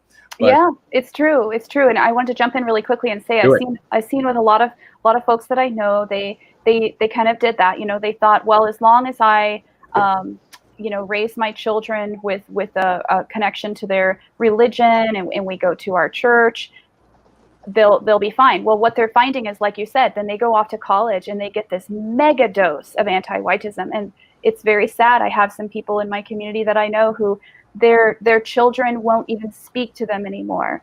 How sad is that? To raise your child, and then all of a sudden they won't come back for Thanksgiving, they don't come back for Yule or Christmas. They want to have nothing to do with their parents. And I mean, that is just, as a mother, one of the most heartbreaking things. So yeah, like you said, I do think it's important, and there's various ways to go about it. I actually think that your book, Going Free, is an excellent piece of material for parents to use as a guide once they become comfortable. Well, you've said it. With it. You said it absolutely when you said, you know, age appropriate. You can take all of the information in this, and I've seen some of the things that mothers have done. It's brilliant. They take Going Free, and then depending on the age of their children, wherever they are, they then craft how they deliver these things. So saying things to like very young children, saying things like, we hate no one, we like everyone, we love our people. So to very young children. And then showing them not letting them see these anti-white, just as you're mentioning, Sarah, not letting them see these anti-white images that are meant to propagandize them, especially from an early age, where it's just an image. There isn't any verbiage. So it's like a little white girl, and then she is arm in arm with some virile non-white little boy. And then the white little boy in the cartoon is handicapped in some way, and sending very powerful messages to our children with these messages alone, with these images alone. We could be doing the exact same thing with messages, showing our young little girls the power and strength and heroism, beauty and courage of our men, and the exact same thing for our little boys with our women. Showing our children at the appropriate ages material designed to inoculate them against what the anti-whites would do is of the primary importance. We just can't even talk about it enough. But I want to say this. I'll pass it over to Karissa. She's back with us again, and get her thoughts on this. But don't know how much longer we're going to have these wonderful ladies with us, folks. So if you have questions or comments, tag me in the live streams. Remember, No White Guilt on No White Guilt, Discipline with NWG on that channel. And I am able to see the screen for D Live. I won't be, if you financially gift there so many points, I won't be doing the one penny. I won't be mentioning the 1 penny ones or whatever it is, but we'll see, because that's gone crazy in the past. But we'll see exactly what's said over there, and whether or not I'll pick any questions out of there. But you can also, of course, do so on Entropy. Share your comments or questions there for these lovely ladies. And we have, I'll just say right now, and I'll pass it over to Karissa, Nordic Nightmare saying, I've shared Hearth and Helm with my lovely partner. I feel our women really need channels like this. Thank you so much, Nordic Nightmare. And I'll pass it over to Karissa for her thoughts on anything we've been talking about. No, I think it's awesome what you were talking about with that mother, that, I mean, her daughter's got more self-awareness than most adults. And that's amazing that they've taken the time to really educate their children on that. And I mean, because we've got so much against us when it comes to just, it's everywhere. It's you know, and Dolly Parton does this book thing every month, and a few months back I got a book that it was I'm a Rainbow, and it was just filled with so much propaganda in there, and I wrote to them saying, don't send me this garbage ever again.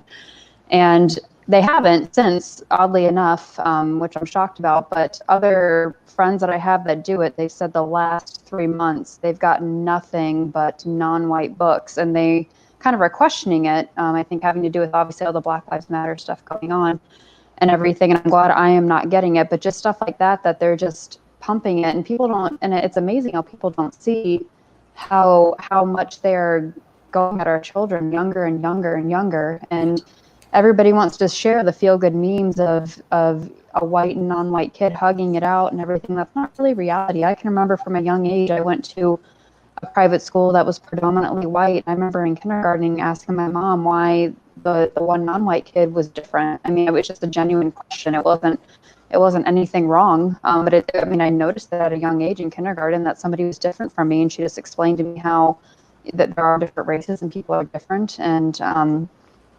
everything. So when people say that kids don't see these things, it's pure garbage. And like we said, there's times that you start talking to your children about these things, and doing what that one parent did is amazing.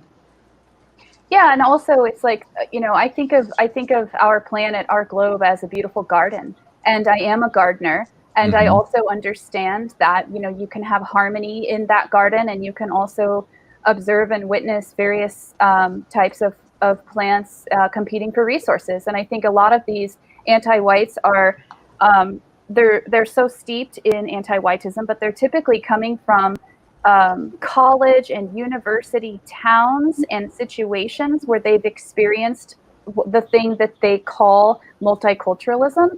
And that is a very unrealistic environment. If you think about it, it's not the real world. And I think what happens is a lot of people, they graduate university and they keep that mindset, but as soon as they find themselves in an environment where there is a struggle for resources, or what we're witnessing now in the West, where we have these societies where there are legitimate struggles for resources, struggles for power, and that's very natural for people to act in their own group interests. And everyone does. Every single group, every single race of people collectively acts in their own group interests. Mm-hmm. And it is only white people who are, who are not allowed, essentially, to do that. So people just need to start realizing that. And I think that when people open up their eyes to that, and I think that the last several weeks have been very eye-opening for a lot of white people to see that there is absolutely a power struggle going on here. And they have that great term that you've coined, numerical courage. And all of a sudden, it's that tipping point, and boom, things start really changing. So, yes. Something to definitely be aware of, for sure. Very well said. Promethean Promulgation, writing in the live chat, this is so inspiring. It is indeed. And I think it was, I don't know which, I think perhaps it was Karissa talking about they're starting earlier and earlier with the anti-white brainwashing. And let me see what we have here. I found this might be, I think this is it, program that we were discussing earlier, Deep Equity. And this is one of the anti-white programs that are being used. There are others, and they're being implemented in many states, getting to the youngest of our children and doing just absolutely horrific damage to them physically, mentally, and spiritually. That is what anti-whiteism does. It hasn't, our anti-whites are not satisfied enough with just white guilt. They want actionable white guilt. They want you harming our people, harming our civilization, harming yourself.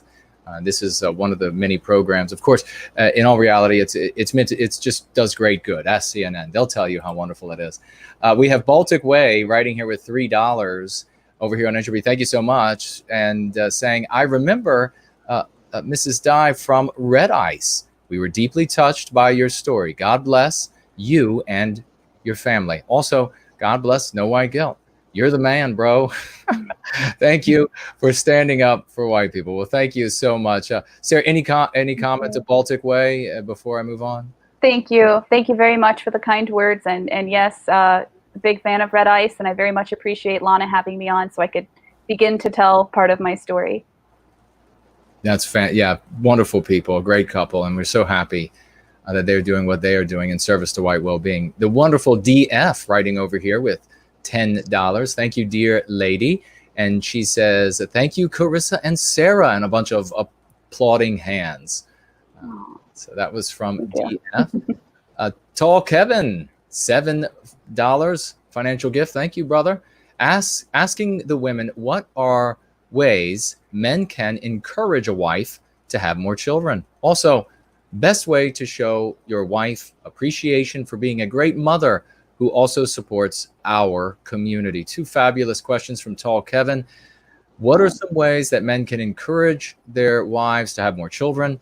And the best way to show your wife appreciation for being a great mother who also supports our community? Those are wonderful questions. I would certainly jump right in and say that as a wife and mother, there is nothing more encouraging than seeing my husband be a great father and witnessing the beautiful bond that my husband has with our children, and seeing him really thoroughly enjoy them, taking them, fishing and boating and wrestling with them, and, showing them the world around and teaching, and him being a great father makes me so grateful and thinking, yeah, of course I'd want to have more children. And I would also say, and my heart goes out to any families who who have tried and who've only been able to have one child, and I'm not talking to you here, but for those of you who are able to have multiple children, I would say please do, because it is really sad, I think, for children to grow up as only child, being the only child.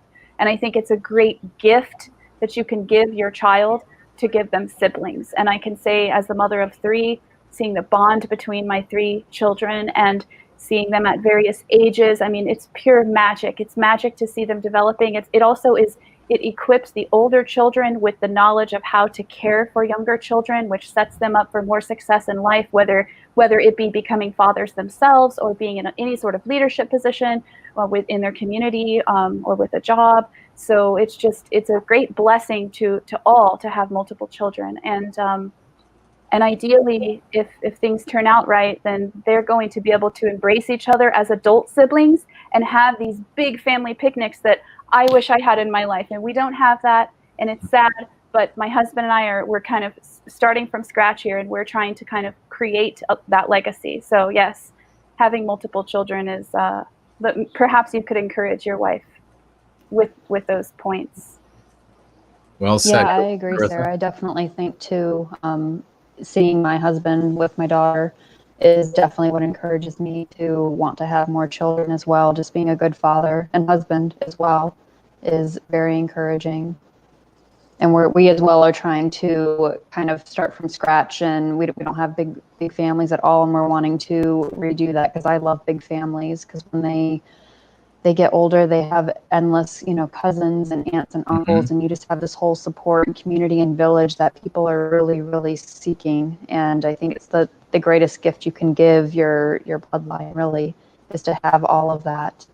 And I think to show your wife that you appreciate her is just supporting the work that she's doing and encouraging that she is a great wife and mother, and maybe just small little things that might give her her time too, because I think it is important to have your own time too. If it's just taking a bath on your own without having to have a toddler in there, or having a cup of coffee for a few minutes in the morning by yourself or something like that. Just small little things like that make such a big difference.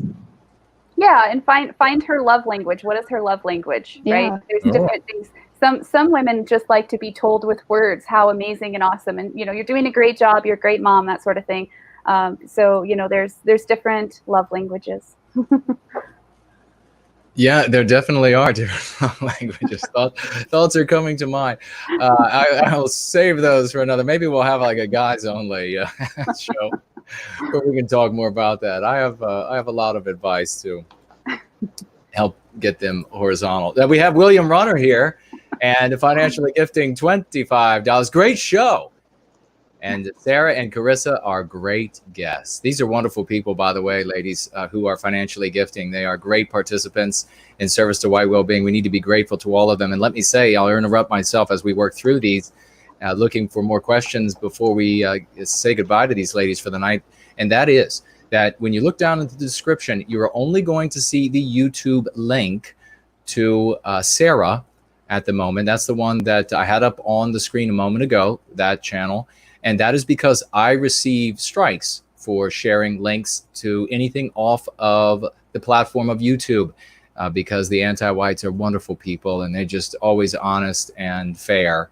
And so you will be able to find all of those empty spots that you can see when you look down in the description for Sarah, all of those empty spots. You will be able to find all of those links on my website, which of course is nowhiteguilt.org. I believe you will also be able to find, even for this show, over on Jared George's website, which is thegreatorder.com. And you will absolutely be able to find all of those filled in on the afterparty.tv website. So make sure you go there and you financially contribute to Sarah, her family, what they're doing, the work they're making, the struggles they're facing. They have legal challenges. And if you want somebody who actually deserves, I know right now, I know there is maybe a trust fund baby or two or so out there who are begging people with working class jobs for money to do big things, Those are not the people that need your dollars. It's people like Sarah and her family, the children, and what they're doing to reach out and create other families, they are the ones who need the financial assistance. I know you also had this issue of a millionaire who had a little wreck in Richmond, and they asked for and received donations from working class people, a great many, and that is disgusting. These are not the people that you give your money to if you want to do the right thing with those dollars. Sarah and her family is a great place. Again, you will find those links on my website, Mr. George's website, and our joint website, theafterparty.tv. JC Stalling writing here with $10. Hi, Jason. Hi, Jason. Hi, Sarah. Hi, Karissa. Thank you all for your work on behalf of White Wellbeing and our people. White is beautiful. God, it is. And you imagine, ladies, that we live in a day when saying something like white is beautiful is considered an absolute abomination by the regime across the West. Absolute heresy. How despicable is that? DF writes here with $10. Once again, wonderful to see you, dear lady, and thank you so much. Writes, keep it Promethean. Yes, Kip indeed. Thank you for that. Maybe I told an off-color joke or something. I don't know, man. But David here also financially gifting $5. I'm new to the White Positive Sphere after watching your video just last week, reading and loving your book, Go Free. Thank you for your contribution to White Wellbeing. Well, thank you so much for already using the lexicon. You're brand new and you're already using the lexicon. Let me actually, since you're brand new, let me ask these two wonderful ladies that I have with me right now to also welcome you and to tell you maybe in their own words, just briefly here, what you might expect by coming into this community of love, hope, and redemption. Sarah, yeah, or Karissa, please. Well, welcome, and I'm very happy for you, and I'm sure that you'll find that as time goes on, and probably actually quite rapidly, you're going to start feeling healthier, lighter, more clear-headed, perhaps more inspired to just go about life and pursue goals and dreams. And I think that as we manifest that positivity in our lives, good things tend to come our way. So yeah, congratulations, and I wish you well, and welcome to being free. It's a good way to be. Amen. Any thoughts, Karissa? I saw you on mute. Yeah, no, absolutely. Welcome to the White Positive Sphere. Like Sarah said, it's you will notice a difference, and it's kind of like what we were talking about before. You'll find yourself wanting to reach great lengths of potential that you didn't know you had inside of you. I think it's just in our nature to want to do that. So welcome. Indeed. Yeah, this is was somebody else going to say? I heard something come through my mic. Might have just been static. I didn't want to interrupt anybody, but yeah, this is the place where you're going to find a genuine home where something true is being done and accomplished. Let's keep rolling here. We don't want to hold these ladies up long past their time to have to get back to their families. And we thank them deeply, by the way, for spending this time with us and talking about going free and spreading white well-being. David, financially given, was this Dave? Yes, the Panzer Faust, writing with $10. Thank you so very much. Writes, love you, brother. You are a badass. Thank you for that.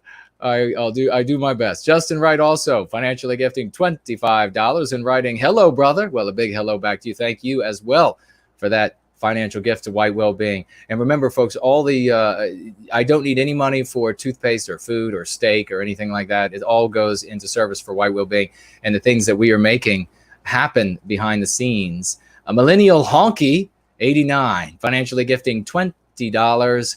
And with that statement of $20 to White Wellbeing, giving a big thumbs up. That's the finger I like to see. Irish Ice financially gifting $5 over here as well on Entropy. And then we're going to swivel over to Cash App and see what we have in the live chat. It's becoming so easy for me to change people's minds with the powerful lexicon of going free. It's super satisfying to see vague anti-whites lose the argument. Countries that ethnic white Europeans create and build belongs to them, not everyone on planet Earth. Kip, amen to that. And indeed, Irish Ice, those countries only exist inside of us. You take us out of those countries, and those invisible lines on the ground are meaningless. There is no magic soil in Western civilization. It is the Westernkind who breathes the magic into the soil and the rivers and the airs. And that was something, a note that I made earlier to a point that Karissa made, it just came back to me, that Karissa had mentioned, getting in touch with nature and the earth. And of course, we had Sarah mention the farming that her family does. And we have a question that I'll just tack onto this as well for you, Sarah, about the kind of people that you meet at these farmers markets. Good people? Are they salt of the earth, tax-paying, law-abiding?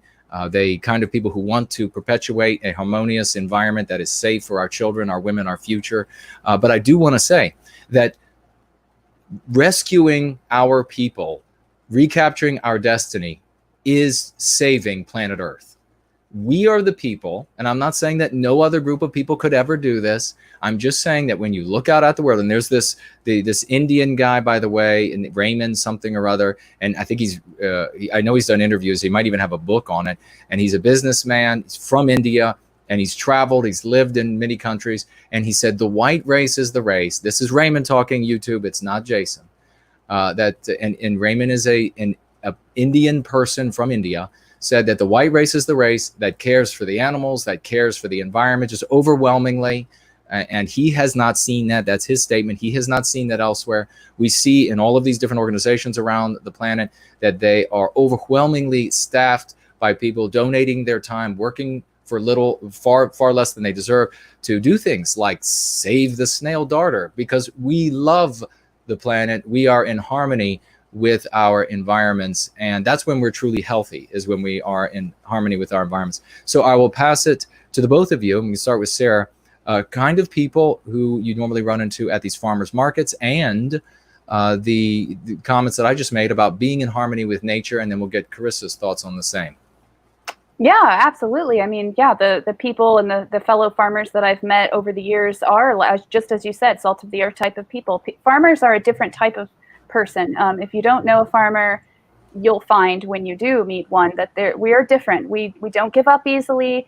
Sometimes you might say farmers are crazy because we'll keep replanting and replanting no matter if there's a flood or a tornado or the crops get knocked down. And it takes a certain type of spirit and soul to do that. So yeah, great people, absolutely. And I would also just kind of circle back to Hearth and Helm and say that harmony with your environment starts with your own body and yes. the food that you're putting into your body, and the exercise that you're giving your body, and taking breaks from screens, feeling the sunshine on your skin, all of these things. It starts with you, and absolutely connecting with your environment is important. And I would piggyback on the Indian man's words that you shared, and I would say that he's certainly not the only person who happens to be a non-white or from another country in the world who shares those same sentiments.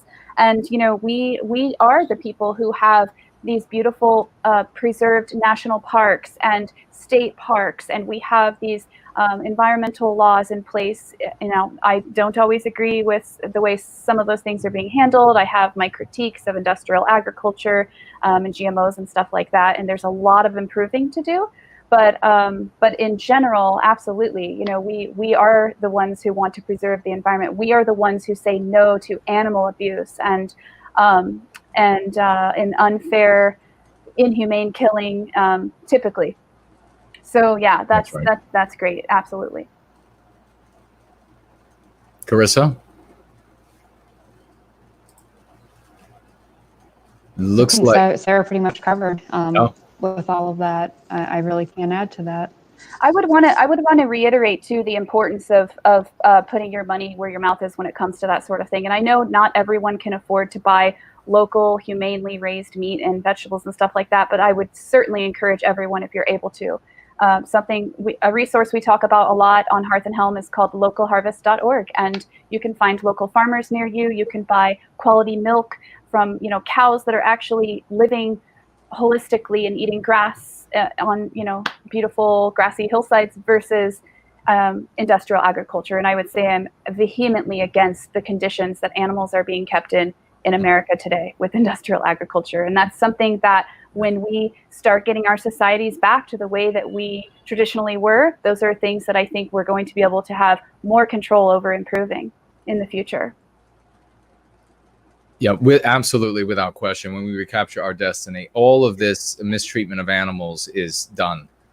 We are not going to allow that to happen anymore. And one of the reasons why it is part and parcel of who and what we are, ladies and gentlemen, to oppose such a thing when it's a healthy white person, is because we project ourselves, and with the mirror neurons in our brains, we project ourselves into other creatures. We project ourselves into other races of man, and that often it's a great power of ours, because we are able to project ourselves into each other and feel the pain that the other can feel.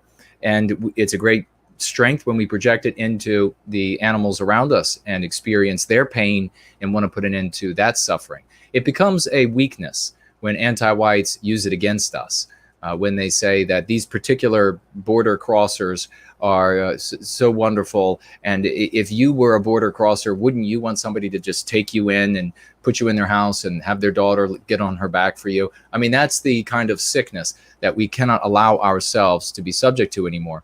And you can learn all about those strengths and weaknesses, and indeed the connection with our environment, by reading Prometheus Rising. I have a poster on the wall behind me, as you can see, created by the absolutely magnificently talented Groundhog Fury. This will eventually be something that you will be able to acquire at the collectibles store, but this is something that you can begin to learn, begin to come in contact with in a way that you never have before, potentially many of you, in a way that you never have before. And Sarah talked about this before when we had her on tap.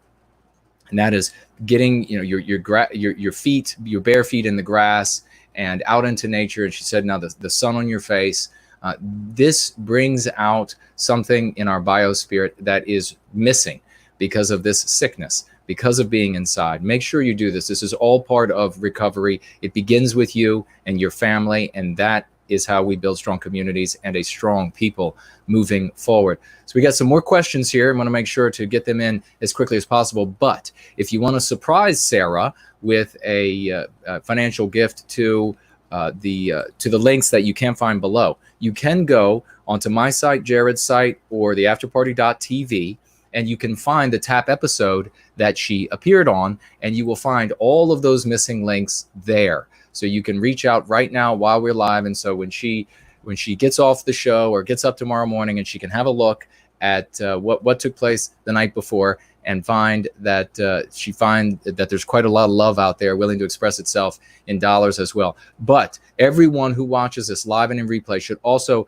subscribe to these ladies' channel here. Make sure that you begin to follow them and share their URL.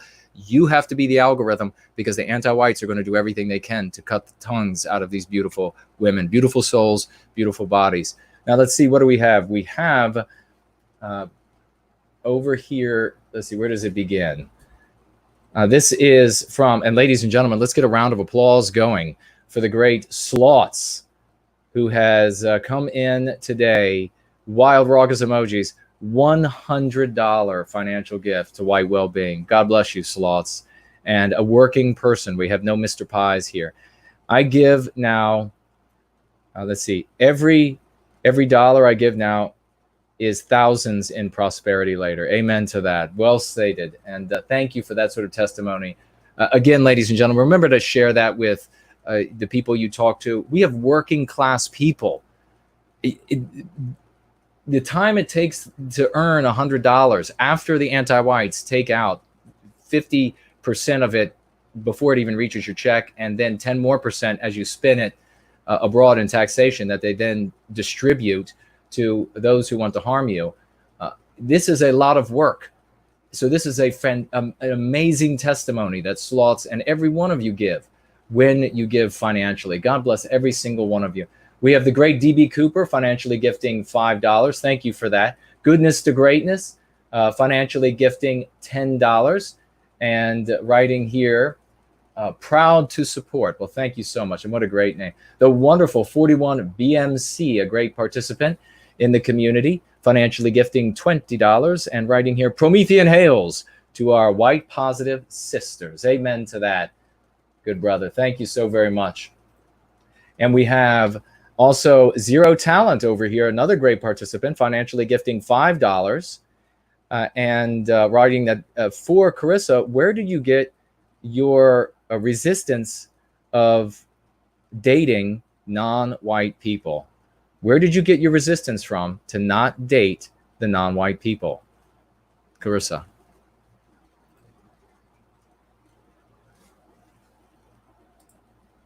Oh, she will be right back. She was in the process of leaving and coming back right as we did that, asked that question of her because of the link, I guess potentially the same storm that Sarah is dealing with. And we have... I could jump in really quick while we're waiting for her if you're interested. Oh. I know that the question was to Karissa. Oh, okay, go ahead. But if not, I had something I could piggyback on. Well, we'll have you both talk to it. Karissa, did you hear the question? I did not. Okay, the question is specifically for you. Where did you gain your resistance for not dating non-white males? Honestly, I think it was just very instinctual. I can never remember from, when you start looking, being attracted to males and everything. I mean, never once did I really ever look at a non-white and thought I wanted to breed with them at all. I just think that's, for most people, I really think that's just a natural phenomenon. I think it's mainly outside influence. I think if we didn't have the propaganda and the brainwashing happen, most people would gravitate towards their own. I mean, there's always going to be a freakish minority that do, but I can't say that I've just naturally always been attracted to European males, and preferably ones that were, have similar features and heritage of myself. Well said. Sarah? Yeah, I thought I would just piggyback really quickly and say that, it's a lot of it too. It's just like, can you hear me okay? Yep, hear you just fine. Personal experiences and observations that one can have. I mean, for instance, I have two anecdotes from my own family. Two of my aunts mated with non-whites, and I mean, this is kind of sad, but I'm going to say it. One of the males ended up raping my grandmother. It's just like it's unbelievable. It's just absolutely horrid, and this was something that I didn't even learn about until I was in my late teens. It was kind of kept hush hush. And I was just like floored when I found out that this had happened. And, the man went to prison for, I think, a decade, and my grandmother had to go into hiding. Another example is an aunt of mine who mated with a non-white. And as a small girl, we were outside laying in the sun, and he showed up and tried to kidnap my cousin. That's just two examples from my own personal life. And I'm sure that most people could say that either they themselves and their family, or maybe a family they know, have had these types of experiences, and they're very common. They don't make the news, and you're not supposed to talk about them. As a young woman living in a college town, I witnessed too many times to count non-white males doing the date rape thing and trying to take young women who were far too inebriated to go home. And you see that it's all the time, and it's really sad. So anyhow, I think it's important for people to just understand these realities, and then they would be better equipped to make the correct decisions for their lives. Oh yeah, without question. And that comes with the education that we're talking about here. Part of the problem, and folks, we're going to be letting these two beautiful, wonderful ladies go here in just a moment. We'll let them give their final thoughts and let them tell you all where you all can find them. But yeah, mentioning that we have to teach our young about loving ourselves. We have to teach them about the mean pathogens that are out there, because what happens is we had this period, and I saw it firsthand. Of course, this is anecdotal and it's all fake, so you'll have to ask CNN. But I remember when this channel called Nickelodeon, very anti-white, began producing these television shows showing in every scenario you would have a group of white girls, and they would always have 2 or 3 or 4 non-white little boy friends. And these non-white little boy friends, it was like de rigueur. You have to have it, or your group, little white girls out there, your group is not a cool group if you don't have this in the midst of your group. And of course, on all of these programs, these little boys were wonderfully behaved. They were pleasant. They were helpful. They often helped the little white girls with their problems with the very mean and abusive white little boys that were in their circles.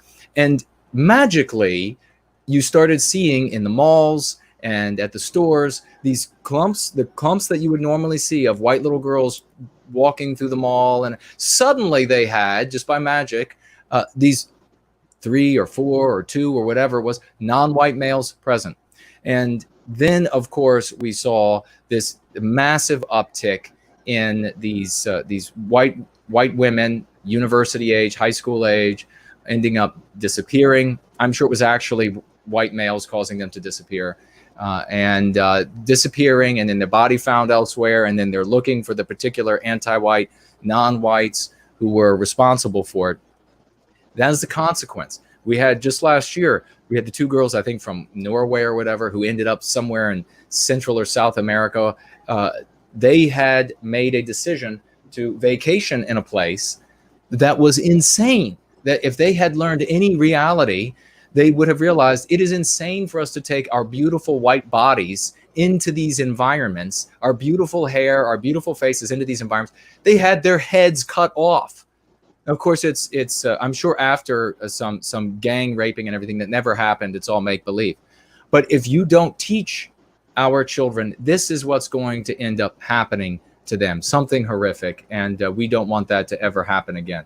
So I think that is pretty, and I'm going to say this, because I have been encouraging everybody to head on over and contribute to Sarah and her legal fees and what she's facing with these anti-whites and the good work that she is doing in service to white well-being. Not out of your donations, those go right to the work that I'm doing for white well-being. Out of my paycheck, I'm going to donate $100 to Sarah and her legal defense and the good work that she's doing for white well-being and with sharing with her community and growing her community. So wow, thank you so much. You're most welcome, dear lady. Thank you. Please, first of all, please tell us that you're going to come back and you're going to appear with us again, and then tell us what you're working on, where folks can find you, and I'll put your YouTube screen back up on our screen right now. Thank you. Thank you so much. Yeah, it was a pleasure to come on. I'd be happy to come back on. I'm so grateful that Karissa came too, and hopefully next time we can get our cameras and our audio working better. But I'm grateful for the rain because we really needed some rain out here. So it's thunderstorming nicely. And this has just been a great talk. I feel inspired, and I'm so grateful for this community. And yeah, thank you to anybody who's interested in following us on Hearth and Helm. You've got the YouTube channel up there. We also have an active blog that both Karissa and I contribute to.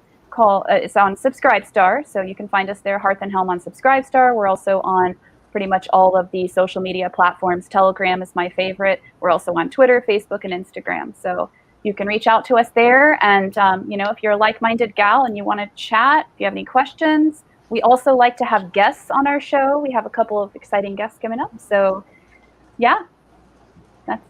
I could not, I'm like beaming inside, right? I'm trying to like hold back how giddy I am that you all have this magnificent community, and so many of our women are going to have a place to go where it's all about our families, our children, our future, recapturing our destiny. Everything is love and redemption here. Remember, folks, we all have a past. We all have skeletons in the closet. I'm not even going to bother to open mine.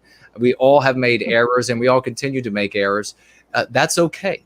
What matters is that we are moving together now to treat the MPs inside of us and to go free, to align with the archetype of Westernkind, to do more, to do better, so that we can be better individuals, and then we can have better families, and therefore a better people. Karissa, before we let you go, please, the exact same thing. What are you doing? What are you working on? And please say that if Sarah asks you to return, you'll come back with her. No, absolutely. Thank you for allowing me on. I'm sorry for all the technical difficulties that I had to keep hopping on and off and everything. Hopefully next time that will not happen. But no, absolutely. I mean, we're just really excited with Hearth and Helm. It's just a really great project for us. Like we said, we just want to really revive that folk mentality, and especially be an inspiration for hopefully women that, I've been in the movement for a long time, 10 plus years, and I'm glad that there's a lot more women emerging. I can remember there weren't many women at all back in the day, and I'm glad to see a lot more emerging. And like you said, just getting our families healthy again and our people awoken, and creating our healthy society. Yes, reclaiming our destiny, absolutely. And also, I just want everybody to know too that Hearth and Helm is all about a balance of the masculine and the feminine. So the hearth is the obviously kind of the feminine thing, because us ladies tend to be at the hearth a lot. We're cooking, we're tending that inner fire of the family and the home. And then the helm is kind of the masculine, at least in our minds. The man is at the wheel and kind of steering us back to, reclaiming our destiny. So our shows are of interest to men and women and people of all ages as well. So, well, God bless you both. Promethean hails to you both. Thank you so much for your service to White Wellbeing, and we absolutely look forward to having you back again on Going Free in the very near future. Thank you. Thank you all. Thank you again for having us. Thank you. Bye-bye, ladies. Bye. Take care. Bye. Take care. All right, ladies and gentlemen, we are going to continue with the show. There's much more to share. We have your comments. We have lots of news that I mentioned earlier. We have more community comments. We have the mailbag, and we have music coming up in just a moment. We'll see. What will we put on there? I think why don't we see if we can find the screen that has some of Chuck Martell's party from this past Friday. If you don't come to the Friday parties, Chuck Martell's garage party, you should not miss them anymore. They are either at 6 or 7 p.m. Eastern Standard Time. We have a heck of a good time. It's anywhere from 35 minutes to 45, 55 minutes long. And we play music, and there are jokes, there's poetry, all from the white positive sphere. And if you are an artist, you too could end up being featured there in the future. We look forward to it, and we hope you will. So we will be right back after a piece from the garage party.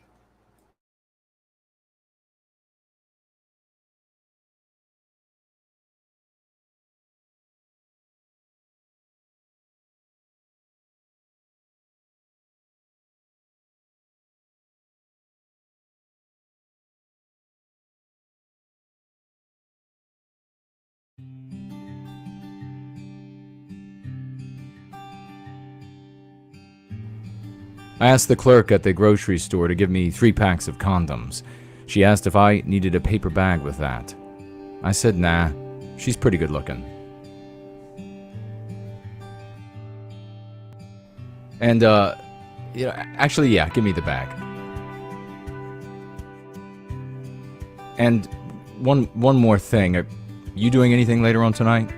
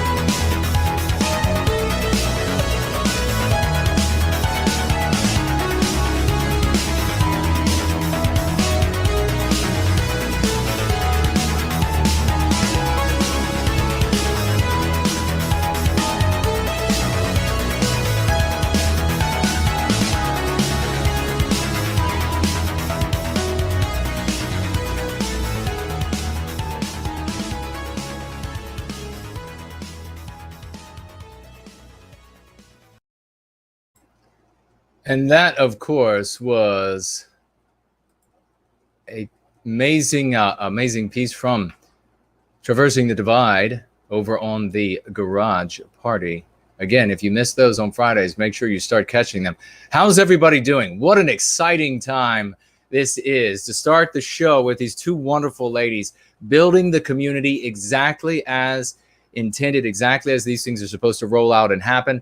I saw many wonderful comments in the live chat that unfortunately I was not able to include, like Althea said, not educating your children not educating your children about the anti-white narrative and anti-white ideology is like not, and letting them just figure it out is like letting them figure out what to do with their teeth or something of this nature, and they just, teeth would rot out of their heads, of course.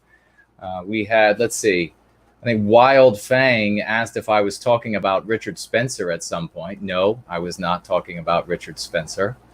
And let's see, what else do we have here? I'm sorry I missed these things roll off on the live stream. So regrettably, so many great comments. I've seen people saying hello.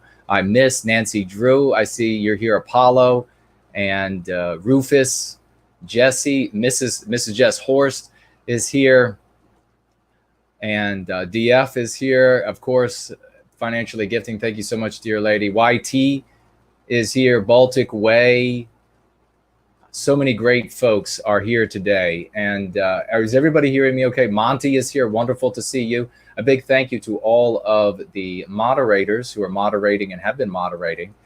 And of course, the main thing when it comes to, if you are new as one of our moderators, the main thing for you to do, and until you get until you get a hang of it, from veterans like Raymond Van Buskirk and Roy Danton, is to just look out for those kinds of comments that are either insulting the guests. We don't permit that, so those can just be deleted, or comments about violence. We just delete those comments as well. Those are the kinds of things that I don't want my guests insulted, and I don't want to lose the YouTube channel, and talk about violence will easily do that. The other nuances are things you have to pick up. Steampunk is here. Great to see you as well. CMCG is here. Let's jump to those comments and financial gifts from last week. Looks like we had here Nathan financially gifting as we were wrapping up, and he financially gifting $5. This is last week. Nathan, thank you so very much for that financial gift.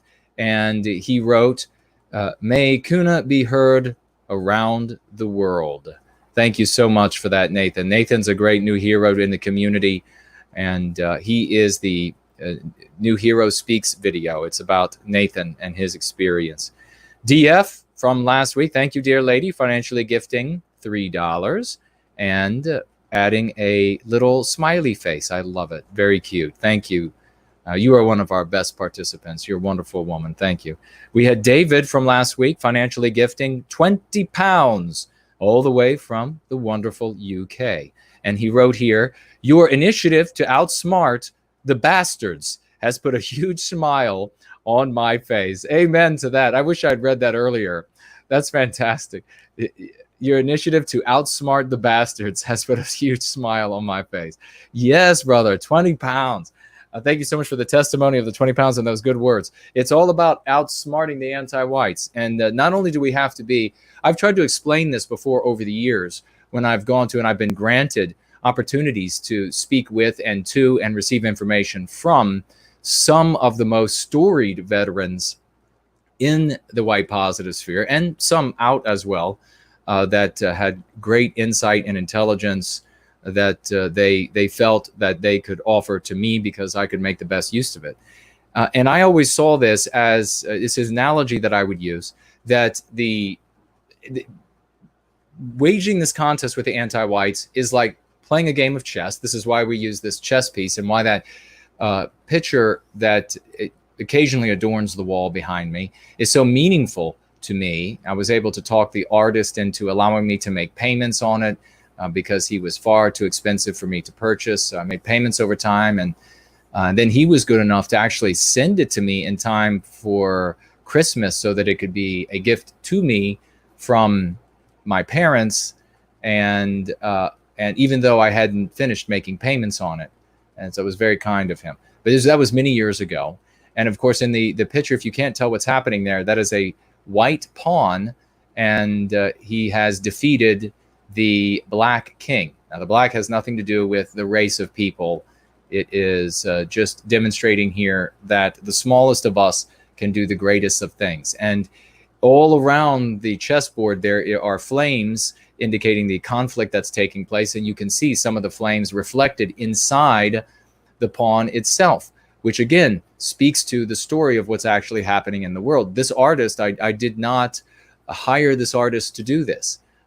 Here, I saw in this image that the struggle begins inside of ourselves, as you see, and continues for our whole lives inside of ourselves. And you see the struggle indeed is inside of the white pawn as well as outside of the white pawn. So it perfectly speaks to what happened and is happening to us as a people. And so I said I would give this example of, it's like playing chess, except since the anti-whites have so much money, since they have so much power, so many positions of power, they get to make as many moves on the chessboard as they want. Sometimes they even get to move my pieces. And so I have to be not as good as them at this life of chess, but I have to be infinitely better. And that then translates into all of us having to be infinitely better at the life chess that we are engaged in here with the anti-whites.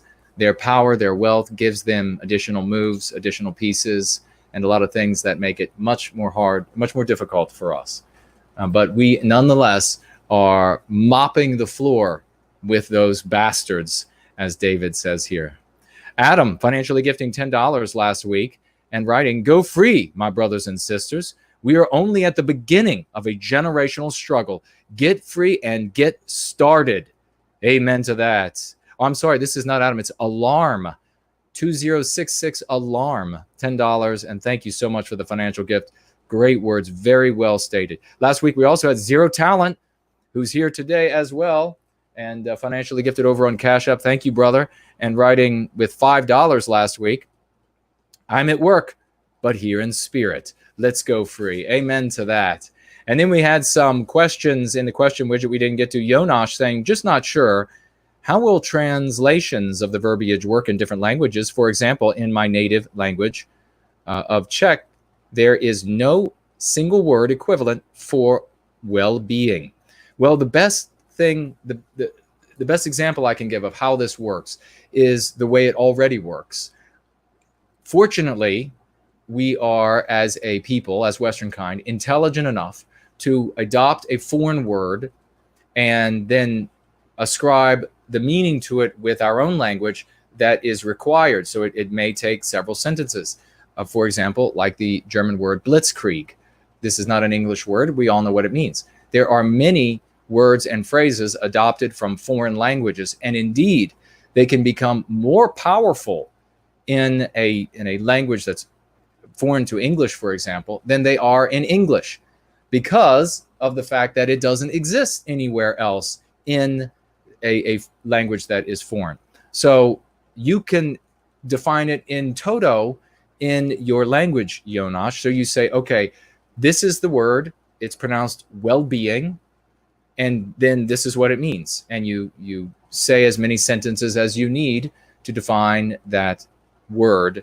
And one word very easy for folks to pick up and use in their lives.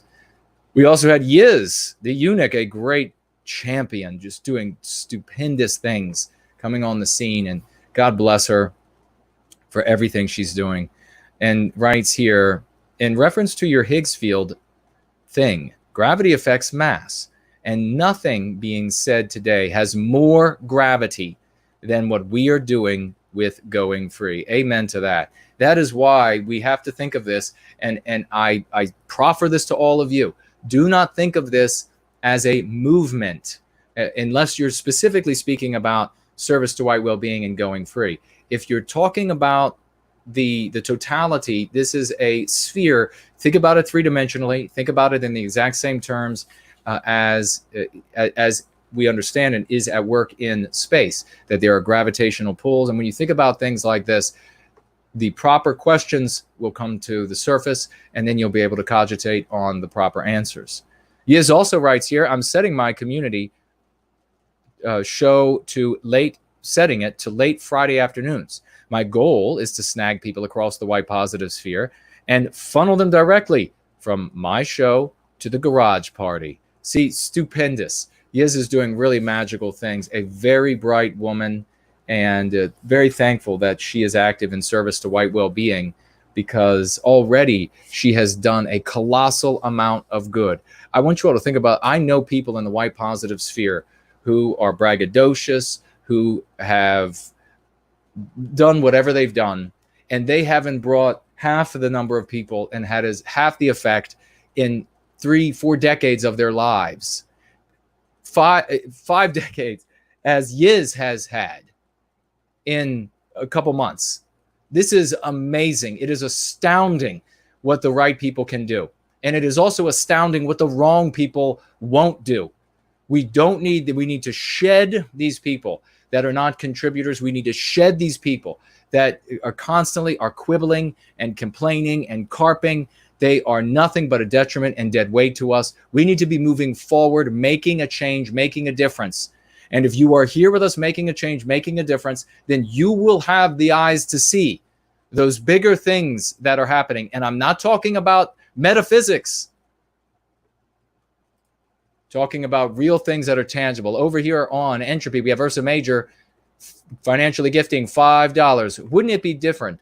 Wouldn't it be a different world if women would watch the Sarah Dye show instead of Ellen DeGeneres and The View? My God, what a fantastic thing to say, Ursa Major, because that is absolutely what kind of world would we have? And if we were in charge of our news and entertainment media, we would have the Sarah Dye show. It wouldn't be Oprah Winfrey. It wouldn't be Ellen DeGeneres. It wouldn't be The View. It would be the Sarah Dye show. It would be the Clarion Wakefield show. We would have these shows, and what would that do for our families? What would that do for our children? Actually, and our women, how much more empowered would they actually be? Our women are as sick as our men are. They are as far from accessing their actual talents and abilities as our men are. Maybe even worse in some cases, in some individual cases. They are as muddled with white noir, as muddled with MPs as the guys are. And the anti-whites have the nerve, the gall to tell them, you can attain this power by just embracing this poison. Drink that poison, ladies. Drink that poison of hating the fathers in your lives, hating the husbands in your lives, hating the brothers and the sons in your lives. Drink that poison. Pretend to be a simulacrum of a man, and in all ways, because that's what a real life is. And they go out there and then they end up very depressed, very sad, very overworked, no harmony in their life. And all of this can be erased. All of that can be cured by going free. And ladies, you got to get started now. Get into these good communities where these ladies are going free. Because I'll tell you what, I know there are other shows in the white positive sphere. I know there are other blogs out there by ladies, for ladies, or whatever, but they're not going free. And they are going to be as ineffective as the other shows out there that are run by men and written by men that are also not sharing the lexicon and dialectics of going free. They're going to be just as ineffective. In fact, you're going to find a lot that is noxious in those environments. Because why? We all know here, they are still inside the anti-white narrative. And it doesn't matter how many cakes you talk about baking, and it doesn't matter how many, whatever it is, birth at the hospital, birth at the home, birth of whatever. It doesn't matter how much you talk about that. You're not going to get better as a white woman and have a stronger family and have strong children that aren't going to grow up to hate you, because they're going to grow up to hate you if you don't inoculate them against anti-whiteism. If you don't inoculate them against the anti-white narrative, the anti-white ideology, they're going to grow up to hate you. Your relationship with your husband is guaranteed to be a wreck. It's guaranteed. And no matter how much you lie to the rest of us that say, oh, it's good because I took up baking cakes or whatever it might be. Bravo, Sierra. Now, that doesn't mean that we're all sick with white noir. We're all sick with MPs. This is a lifelong thing. You're still going to have problems. There is no nostrum here, or there's no cure-all here. Rather, there is no panacea that is going to make everything better overnight. It's time to be adult. There's no way, there's no pill that you're going to take and be in shape, right? You got to go to the gym. There's no way to get that promotion and to get better at your job or to get better at school without digging into the books, without getting into work and working your tail off for it. We all know that because we have had to do it for the totality of our existence, and it's gotten worse. And I've got a message from somebody I'll read later, and it's been handed down to us from generation after generation. If you're a lady and you're interested in white well-being, you're interested in the white positive sphere, you need to get to the shows that people like Clarion Wakefield, people like Sarah Dye, people like Karissa are doing, so that you too can begin to reap the benefits and the rewards of going free, and so can your families. Let me take a quick look over at the Cash App and see what is. I see Coconut is here. The Great Imminent Rain, dedicating a musical genius, dedicating an entire album to telling the story of Prometheus rising. And I think we'll be playing one of those pieces tonight again. And a big salute to you, dear brother. Great to see you. JK160, Yiz, the eunuch is here. Tom and James is here. Isabella's here. Moy is here. Great to see you all. And okay, I think that looks like we're clear over there. So good over here. Let me check out questions that we have right now in the question widget, and we can look at some of this news as well. Let's jump over to this. Portland riot organizer claims mission is the, quote, abolition of the United States as we know it, close quote. Now, of course, this isn't true, and you're going to have to look into it for yourself by looking up CNN.com, where all things truthful are located. A Portland riot organizer gained massive applause after saying that their mission is the, quote, abolition of the United States as we know it, close quote, and referred to our nation as, quote, stolen land, close quote. Maybe we should address that. See, how do you all handle the, this isn't your country, you stole it from somebody else? If you're doing it right, you'll call the person anti-white, and you'll say that's an anti-white lie, and everything you all say in the anti-white narrative is lies, with the sole objective of harming Westernkind and Western civilization. That's why you tell such lies. That is how you handle it. During her speech, she said that she is working toward, quote, not just the abolition of the police state, but also the United States as we know it, close quote. Now, what's great about this is we mentioned that earlier with these two wonderful ladies is this hubris that the anti-whites have reached. They use less and less the myths of pretext, moralization, intellectualization, sentimentalization of pretext, excuses to arrive at anti-white conclusions. They don't feel it as incumbent upon them anymore to do so because of the great power that they wield, both in the streets and in the offices of power. So now they just come right out and say it. That is a good thing.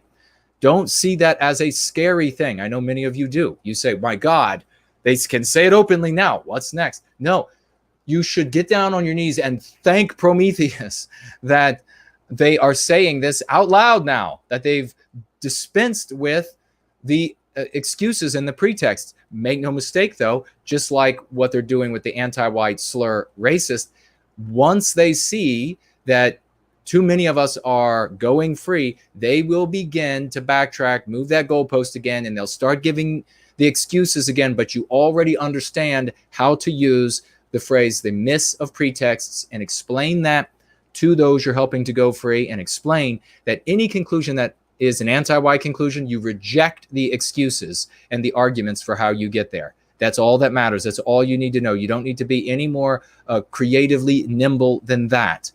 So we can thank God that they are speaking their true objectives now, rather than having to explain this to people.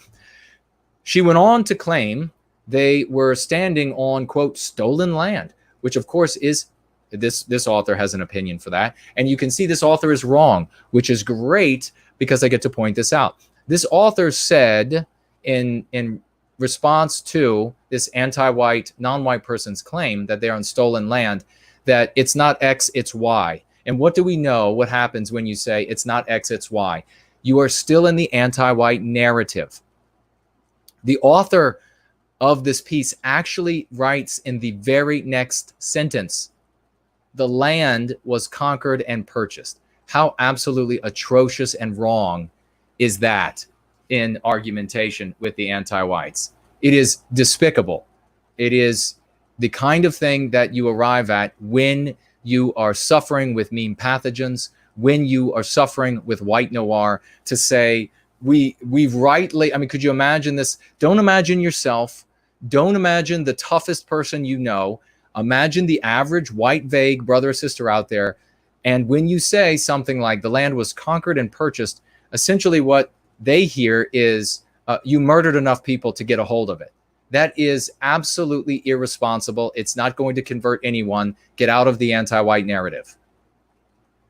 Because that listener is listening from inside the anti-white narrative. And when you say what this author said, that's what they hear. Following her speech, rioters, and we will translate that to destroyers. And remember, when you call them when you call them a rioter, you are diminishing what they are doing. They are white erasing us from our civilization. They are white erasing Western civilization by destroying it. They are white erasing us by destroying our history, burning historical records and churches and the like. They are destroyers. And when you call them destroyers, that begs the question, destroyers of what? And then you get to tell your interlocutor, the person you're speaking with, what they are destroying. They are white erasing us. Rioters violently attempted to barricade federal officers inside the Portland Federal Courthouse and Justice Center while launching explosives at the building. Again, ladies and gentlemen, this is all probably false, and you know where you have to look for the truth. Any anti-white source that you can find in the regime's media. They also allegedly tied a man to a fence and beat him and held a street preacher at gunpoint before brutalizing him and physically removing him from their protest, according to a witness at the scene who spoke to live streamers. And then this author refers to these anti-whites as liberals, again, wrong. And some of the more media-focused organizers have repeatedly claimed that the MLB, and I'm not talking about Major League Baseball, goal is simply to end police brutality. While most of us knew that wasn't these Marxists' only agenda, these anti-whites. This woman just let the mask slip on what those of us paying attention already know. And then, let's see, I thought it said somewhere else. Perhaps I'm wrong, or perhaps I might have been on a different news source where I saw this. But this particular anti-white, non-white went on to celebrate her indecision, or I apologize. Did they say, is she calling herself a her? I don't know actually what she's, because at some point she celebrates that she's not exactly sure what, or she is sure, but it changes exactly. Oh, yeah, non-binary. And I won't say her name, could barely contain her excitement at the cheers when she announced herself as an Afro-Indigenous non-binary. So this author uses the pronoun her, and if that's incorrect, then you can find the truth at CNN. We have other news items, but we also have comments from you all that we got to get to. And I want to just say again that earlier in the show we had Slot's, a great participant, financially gift $100. And what a hero, all that he's already doing to come in with a $100 financial gift as well. Everyone is doing tremendous work financially gifting working class people. This is amazing. And this kind of thing is just, this is the actual grassroots that does not happen anywhere. Everywhere else, you have some shady entity, some shady anti-white entity pull up like some demon straight from hell, some shadow walker, and right behind them, and then rains money down on the people that do their bidding. And of course, that doesn't even happen either. That's a conspiracy theory. I did work on the Hill where I saw these entities come into being that weren't there prior to the election, and suddenly they were, and they had this innocuous sounding name, and suddenly they gave massive sums to certain candidates, and then as soon as the election was over, poof, the office was empty again and they were looking for new folks to lease it out.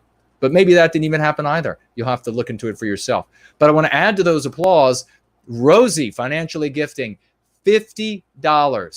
50. Rosie gifting $50 and writing thank you so very much, dear lady. That is wonderful. It is a beautiful thing that you are here day in and day out for White Wellbeing and financially gifting another working class person. Now let's take a look at this question widget and we will keep motoring along. Popcorn Power says, should we as a community visit Urban Dictionary and submit Jason's definitions or terms and vote them up?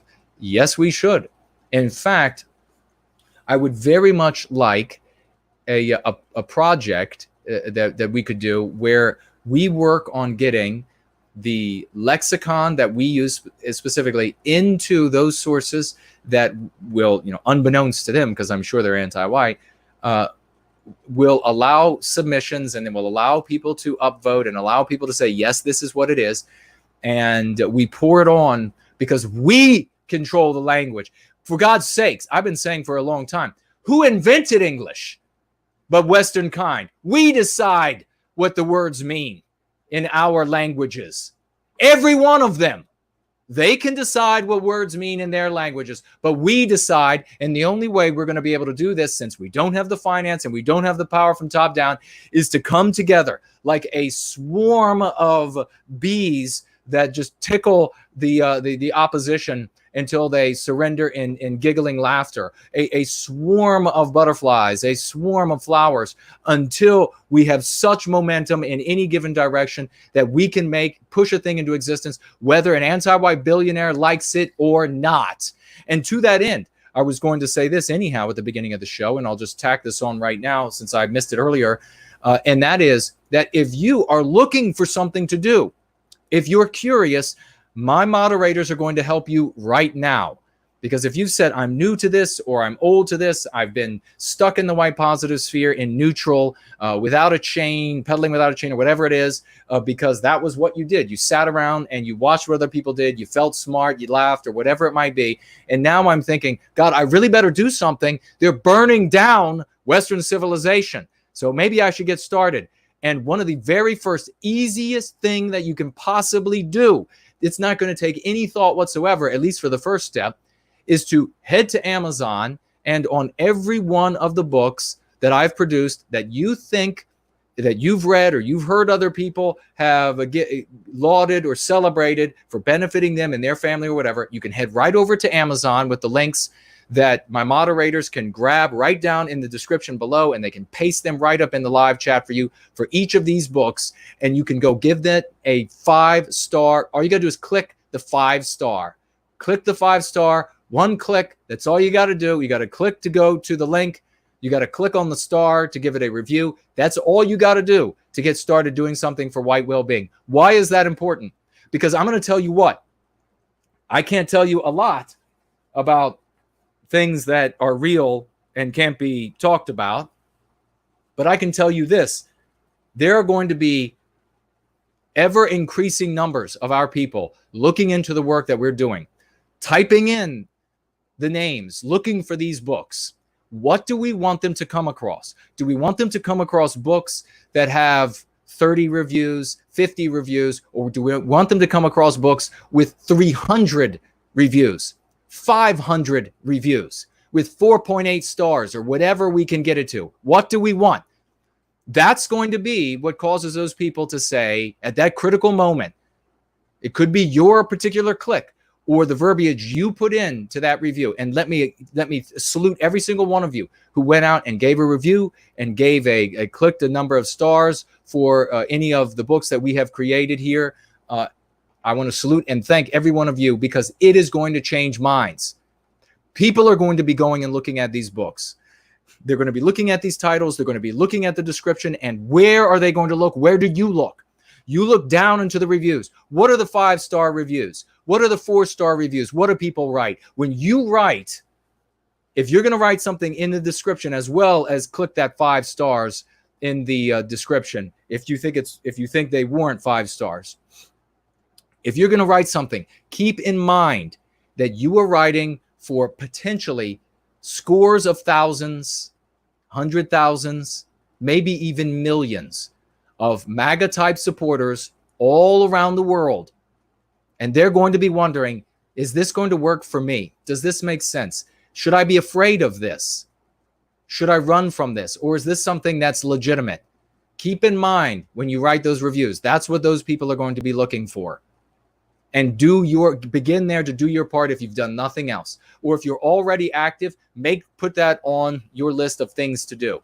That is going to be one of the biggest ways that we can help get this message, because you all know once it goes from the seeing it on a site to clicking that purchase to that verbiage landing in their hands and them imbibing that material, they will become a different person, just as you became a different person. And that is what we need to have happen. If we change the field, the Higgs field we talked about in particle physics, if we change the field through which particles move and therefore derive their mass from that field, we change the kinds of things that's able to be done inside the anti-white narrative. So you all have heard from a lot of other content creators. They talk to you about this window of acceptable conversation, don't they? They always talk about, well, it's maybe moved this way a little bit, or maybe it's moved that way a little bit. They're inside that prison, looking through that window. We are outside. We are the ones who can move that window for them.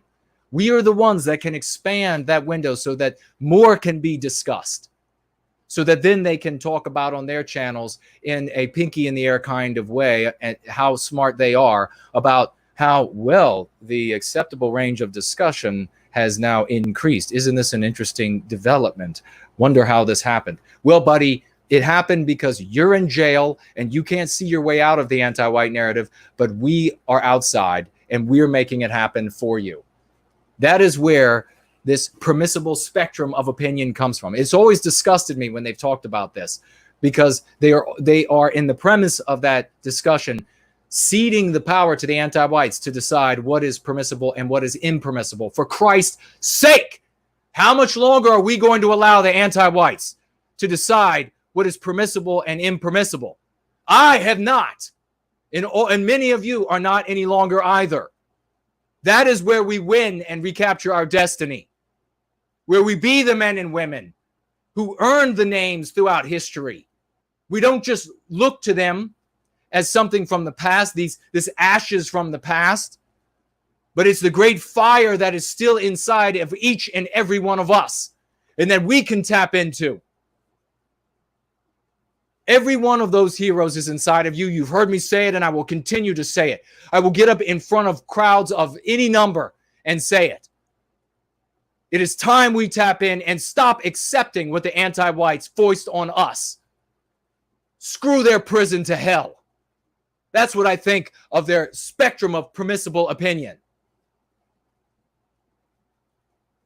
And to that end, let's celebrate Roy Danton, ladies and gentlemen, who is doing double duty. Thank you to all my moderators who put the links in the live chat after I asked you to. Thank you so very much. Roy Danton moderating just financially gifted $100. A working man, $100. And helping us out. Thank you, dear brother. This is likely my last financial gift in the foreseeable future, because I won't be able to afford it anymore. This is what Roy is writing. He's in a financial state of some sort, and he still gave $100 to White Wellbeing. But I'm looking into the future very optimistically and with a smile, proud and free. God bless you, brother, for every single thing you've done. God bless you for that financial gift as you're looking into this abyss until whatever this financial issue is for you is remedied. And we hope it is soon. We hope it is tomorrow that it is remedied, and that you get what you deserve as the talent that you have within inside of you, the effort that you've given to study and train in whatever field that you are in. We know you deserve much more than you have ever been paid, because you are a white man. And we have, as I say, we have a comment about that. God bless you, and thank you, brother. And thank everybody for the applauding emojis. Popcorn power. So we can do this with the verbiage. We can from going free, and we can do this with the reviews on Amazon and anywhere else these things might be reviewed. If it's on somebody reviews on a YouTube or whatever on a chat, you can write in the thread there as well, review it in a way that you know it's going to speak to those who are going to be seeing it, wondering, is this the ne'er-do-well in the anti-white narrative, or is this something different? It's something different. Popcorn Power says, Jason, when you announce your streams, you always told us who you are interviewing or chatting with. It can help us to promote your stream better. I see. Right. So, like today, I had Sarah's name, and then when I had Karissa's name, for sure, I added that as well. And yes, we can absolutely do that. Thank you. And we are going to have calls later. Popcorn Power also says, everyone would love the mystery of finding a message in a bottle. What if we left white positive messages in bottles at the shores of beaches, lakes, and rivers that would be frequented by whites? Well, of course, Popcorn Power, that is a beautiful, it's a very romantic thing. And of course, being in front of the world, I have to say that we never litter our environments. We only put things where it is lawful to do so. And I will say this, though, the message in a bottle concept is something that can be accomplished many different ways. And we've seen, like, for example, we have Danny, who has found, and a couple others who have found rocks, and she's collected them so that they don't end up getting picked up and used in some sort of ugly way. But these beautiful rocks that say things like white well-being and go free and no white guilt. These are beautiful things. We know that Fraulein Dresden ended up finding a boulder that someone had used the red clay of the earth to write, I think it was no white guilt on. That was a lovely thing. That's finding a message in a bottle. You can do this a lot of different ways. You could do it, I would imagine, even in the portions, the inexpensive portions of newspapers where people can put little adverts for things. And there are many ways you can get creative. What way do you, ladies and gentlemen, think that you can deliver a message in a bottle, a message of love, of white well-being to our brothers and sisters so that they can find them? Incidentally, I will point out, I have been informed now, and the evidence supplied to me, that elsewhere in the white positive sphere, instead of coming over and going free with us, doing something positive, doing something constructive, doing something pragmatic, something that has proven success again and again and again, elsewhere in the white positive sphere, idiots are painting rocks with slogans of old regimes and things of this nature. And I've been shown the evidence now. Imitating us. You know, imitation is the highest form of flattery. So they're seeing what we're doing here, and then they're thinking, well, maybe we'll do the same. We'll paint rocks, and then we'll put them out in the public setting somewhere out by a trail for somebody to come across. A lovely little, I mean, just think about a rock that is painted with a pretty design, and it says no white guilt on it or something. Something for somebody to take home with them and put on a mantelpiece and get them investigating. That would be lovely. So these little artistic works, a beautiful thing. But instead of coming here and doing something constructive, they decide to paint old symbols on rocks. These people are jackasses. And when you see them doing this, or you hear them talking about doing this, or you see it being mentioned to them, hey, you're a jackass. We know exactly where you got this from. And instead of sticking with that detrimental stuff that harms our people, that harms white well-being, you should just go ahead and go free. Give that stuff, put it in a place of reverence and respect. No one is going to walk down a lovely little lane in the woods and come across one of the symbols that you're painting and think, oh, how lovely. No, they're going to be scared when they see it. Don't do idiotic things. And we're going to call you out because we don't have enough time to continue to tolerate idiots in the white positive sphere.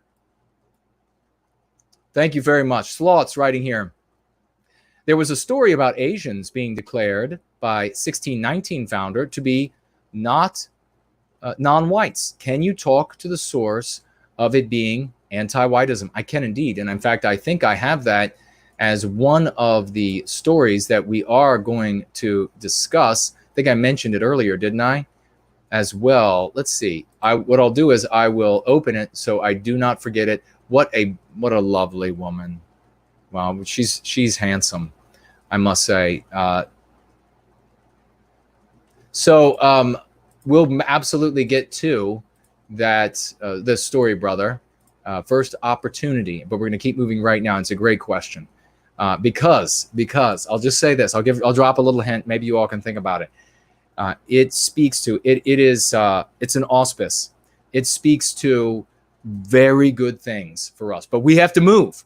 We don't have time to waste. We've got to move, but it does speak to very good things for us.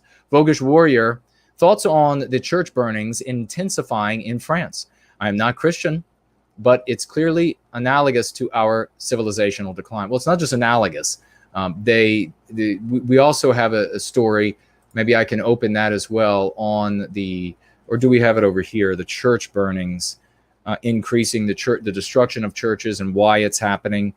Let me just see if I can make a little mark around it here. Yes. And because I do want to talk about why that's happening. Many of you who are going free will know the answer to that. We've been going free long enough. And thank you very much for that question, good brother. What a great day we're having right now. What's the temperature outside? Wow, it's starting to cool off a little bit. I mean, I think we're down into the 90s at this point in Virginia. I think maybe maybe this will keep the destroyers inside. 110 heat index is a way to dehydrate. You know what's going to happen too, ladies and gentlemen, like all of these videos where you see these these criminals of various races who are harming each other, and then the ones who are getting victimized start yelling, call the police, call the police. And the ones who are doing the victimizing saying, there ain't no police anymore, buddy. I think it's hilarious. I don't want these people, good, innocent people, to be harmed. But evildoers who are harming each other, and the ones who fought for the police, who fought the police officers, who are demanding the abolition of the police departments, etc. That's their just desserts. Innocent people of every race and religion, etc., or no religions, they should not have to feel the teeth of reality on their backs. So let's see. Mestizo writes here, always be civil in the chat. If you disagree with a content creator's position on certain key issues, don't yell at them with F-bombs or give them the finger. You'll never win them over with hostility. Absolutely, Mestizo. And if you could add a little bit more information on what specifically you're talking about. Are you talking about in this chat? Are you talking about in other chats? Are you talking about in all chats? I agree. So thank you for that. And I think we had something else from you. Did I mention? Young woman. Oh, another young woman in the white positive sphere. Let me see what this link opens up to. And this is somebody that Mestizo is recommending to us, a young woman in the white positive sphere called Based Southern Belle. And maybe if we can reach out to her as a community and bring her over to Going Free, if she's not already, her world and life will be instantly transformed. As you know, you heard Sarah talking about that earlier. And Karissa underscored what she had said. This is transformational. It has been for everyone. So thank you so very much, Mestizo, for making that recommendation. She looks like a lovely young woman, and we hope that she can be saved. Rory Herbert writes, I noticed that you use the phrase going free quite often. Could you expand on that a little further? I sure can. And thank you for asking that, Rory. Welcome to our community and service to White Wellbeing. Everybody is welcome here, no matter their race or any of their immutable characteristics or decisions they've made earlier in life. If they want to go free with us, they want to support White Wellbeing, we welcome every single person to support White Wellbeing. Supporting White Wellbeing now is going to be the salvation of Western civilization. So everyone in Western civilization, immaterial of their race or whatever religion or not that they practice or whatever it might be, they need now to declare war on metaphorical war on anti-white ideology. That is going to destroy Western civilization, and therefore everything you have come to love and depend on and care for in Western civilization. Think your mom will get her drugs when Western civilization is disrupted much more to the drugs she needs to stay alive for her health? You better think again. Think you're going to be able to walk the streets that you used to be able to walk in peace. If Western civilization continues to sink, think again. Think the people you care about are going to be able to live in peace in Western civilization. If it sinks much further, think again. This is now the enemy. Anti-white ideology. Say it 1,000 times, ladies and gentlemen. Anti-white ideology is the enemy of nature. It is the enemy of wildlife. It is the enemy of Western civilization for every single person, whether they are a citizen of these countries by way of their biospirit or by way of the documentation they have been given. Every single one of those people have a stake in what's going to end up happening here as a consequence of the destruction of these places by anti-whiteism. We need to move, and we need to move quickly. So thank you very much. Now, when we talk about going free, we are talking technically about addressing meme pathogens, MPs. These are the word we have given to anti-white precepts that we have been infected with over the totality of our lives. The earliest ones that you were infected with, in other words, at your youngest years, those MPs are so much a part of your own character, of your own identity, that you will never get rid of them. You will never get rid of your ability to ride a bicycle or drive a car. You will never get rid of these anti-white precepts. To every anti-white precept, there is an attendant emotions and thoughts. So what you're supposed to think about those who hold the precept and feel about those who hold the precept, and what you are supposed to think and feel about those who oppose the precept. This then, if you oppose what's happening, if you oppose anti-white ideology, irrevocably undermines your ability to articulate that opposition. Because every time you think, I object to this anti-white precept or that anti-white precept, your subconscious mind, just as surely as your subconscious mind takes over when you ride that bicycle or drive that car, your subconscious mind provides you with everything you're supposed to think about a person who opposes and everything you're supposed to feel about a person who opposes anti-white ideology and that particular precept. That'll be things like, those people are evil, those people are ugly, those people are stupid, those people are brilliant and maniacal and determined to harm non-white people, those people are, and it goes on. What you're supposed to feel for those people immediately is brought up by your subconscious mind. Disgust. You feel that they're odious. You have nothing but ill will toward them. The exact opposite is happening for the person that you are having the conversation with, who is supporting the anti-white narrative, the anti-white precept in question, the anti-white position. You are feeling about that person while you are trying to come up with an argument to oppose them. You are thinking that these are attractive people, good people, liked by the community, that they are moral, that they are wholesome. Your feelings for them are positive, even though consciously you might feel a revulsion for them. What's far more powerful is that subconscious mind, who does the majority of your thinking in life, telling you about how they are the good one in the conversation. This irrevocably undermines, if you stay within the anti-white narrative, undermines your ability to articulate a defense for our positions, to take the argument to them. We go free of those meme pathogens. That's one of the meanings of going free. Those meme pathogens are everywhere around you. There is nothing in going free that is spooky dark matter-ish. Okay? There's nothing in going free that you read and it has anything to do with past lives or something you can't see, something that is intangible, something that you have to go into a trance for and have somebody take you back through time, right? There aren't any invisible things stuck to your being that you have to fantasize about, trying to rid yourself of these things. No, these things you can look into your world. We can show you things and within an hour, tell you a single thing, and within an hour, you'll see that thing repeatedly in the world around you. These are everywhere because these are the lessons of anti-whiteism, the anti-white narrative around you. You need to go free of these things. Everything I just explained to you is easily understood. The subconscious mind's ability to absorb all things and then do your thinking for you.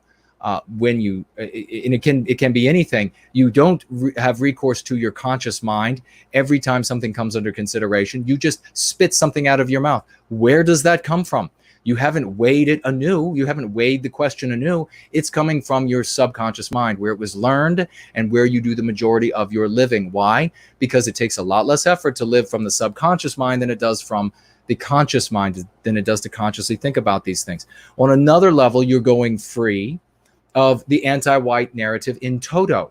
That is very difficult. I was talking about that earlier, where some people will talk about it feeling like an actual sensation of, oh my God, this epiphanic reality, like I am now for the first time, even though I've been going free for however long, for the first time I'm seeing the world outside of the anti-white narrative rather than inside of the anti-white narrative. It can be a real slap in the face, and it happens over and over and over. You're going free of that. Ultimately, then, you're going free of those things that are preventing you from accessing your true potential that is latent in your biospirit as a member of Westernkind. We don't have greats because it comes from somewhere outside of us. The race horse does not win the race because he has imbibed something from the ether. No, it is coming down to him generation after generation through the biospirit of that animal, and then finally manifested in the world around it. Same thing for us. And you need look to no further esoteric or mysterious place than the effects of stress on your body.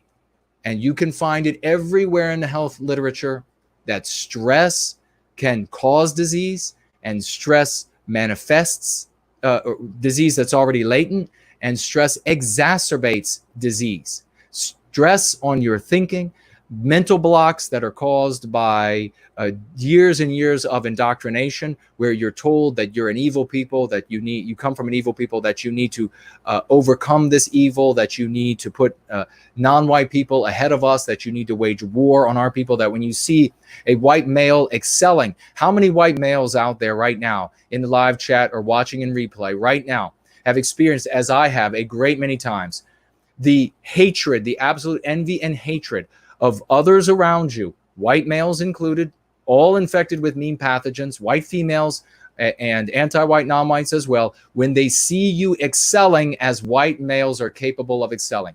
We're not saying that non-white people are not capable of excelling, but we are saying that white males, we build Western civilization. That's what we do. And when we have excelled in our workplace, in our sports environments, in our classrooms, how many of you white males out there have felt the intense radiation of that hatred on you for being a champion? That is a manifestation of what we call a white noir in these people. It's a sickness, and you have to go free of that sickness as well so that you can begin tapping into all of that potential. Last thing I'll say to you, Rory, is this. If we were to frame, and somebody can clip this out, I hope you do, especially for all those folks who complain about the length of my orations and the shows and everything. And thank you so much to those who do the minutes, and Pants Monster and Sloths and Kathy, everybody. God bless you, heroes. I'll say this. If we were to think about a fantasy, a thought experiment in a laboratory, what would happen if we were to take non-white children of any group and tell them, and you can just imagine in this thought experiment asking an anti-white person this, and tell these youngsters from when they are in diapers that they are from an evil people, a product of an evil strain and not special. And they do this, of course, in so many ways over the course of our lives, telling us in our presence that the non-white people are special, and therefore we conclude, well, if they're special, then somebody's not, and then we're the group not being mentioned. And then showing that here are the evil people, here are the slavers, and they show the white people.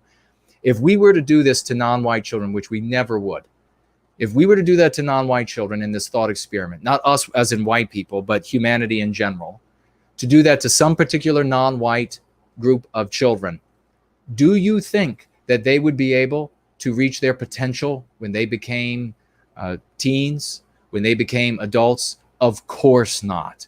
Every anti-white out there would agree, of course they wouldn't be able to achieve their potential. In fact, in all of the education across the West, the anti-whites tell us we need to spend more and more time on telling them how special they are, how unique they are.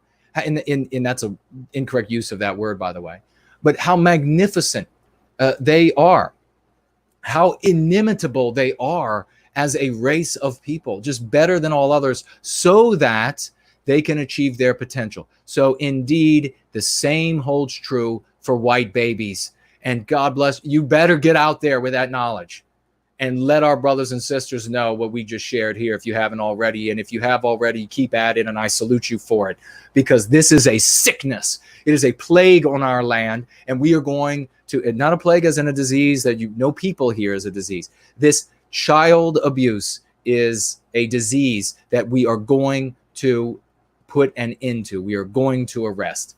Thank you very much for that question, so that I could explain that again for all the newcomers and for everybody who is here and they were still unsure about that. Roy Danton, coming in again. I don't know what his financial situation is. He's looking into some sort of abyss financially. He's a working class guy. This I know. And he's tonight modding as well, financially gifting another $10. One of the most important lessons I had to learn is not to look back in anger, not to feel sorry for seemingly lost opportunities. And most importantly, never blame others for your own weaknesses. Amen to that, brother. Amen to that. Yeah, what we need to do, ladies and gentlemen, and Sarah Dye brilliantly spoke to it earlier. This woman, she's going places, ladies and gentlemen, and going free. I'll tell you that. She was talking about the relationships. We had the question, I think it was from Tall Kevin, about relationships.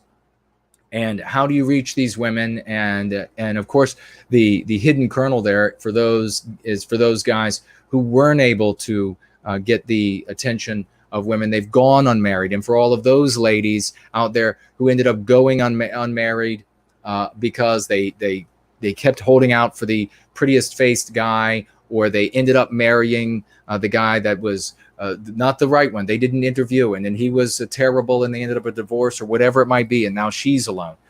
You all want to have blame. You want to. You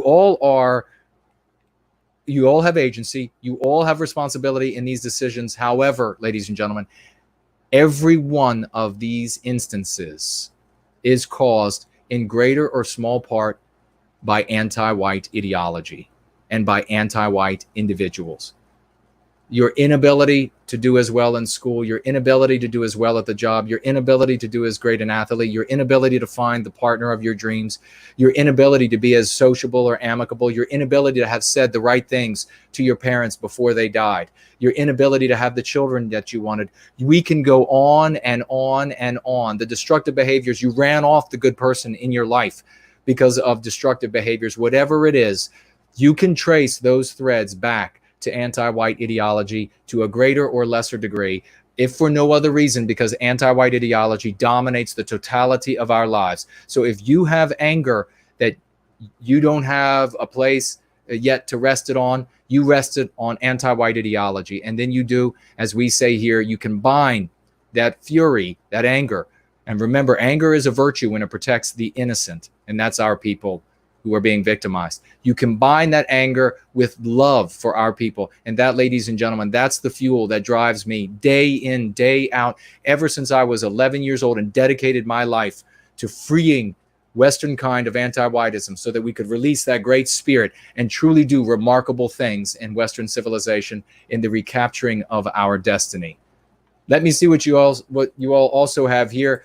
And we'll take another look at the news. What's going on? 1619 Project founder ups her, and this is the anti-white slur, racism game. Of course, I'm guessing that this author, we'll see as we work into this, but this is, of course, the story taking place inside the anti-white narrative and therefore written incorrectly.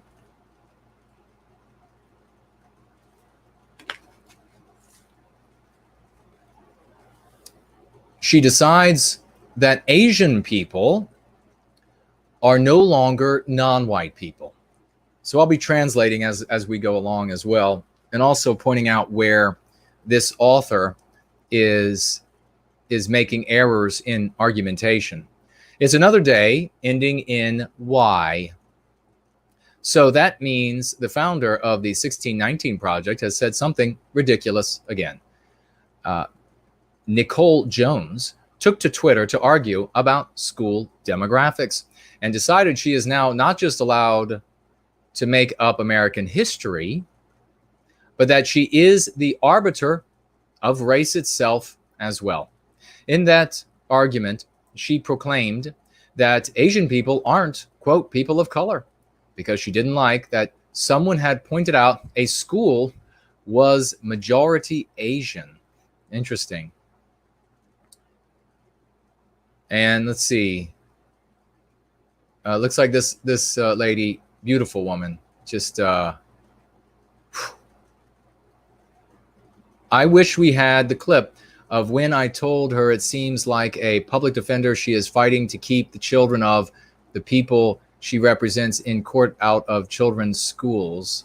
Also, we need to call out how disingenuous it is to talk about specialized being majority POC when she means Asian. Okay. So this is some sort of, I don't know who this woman is.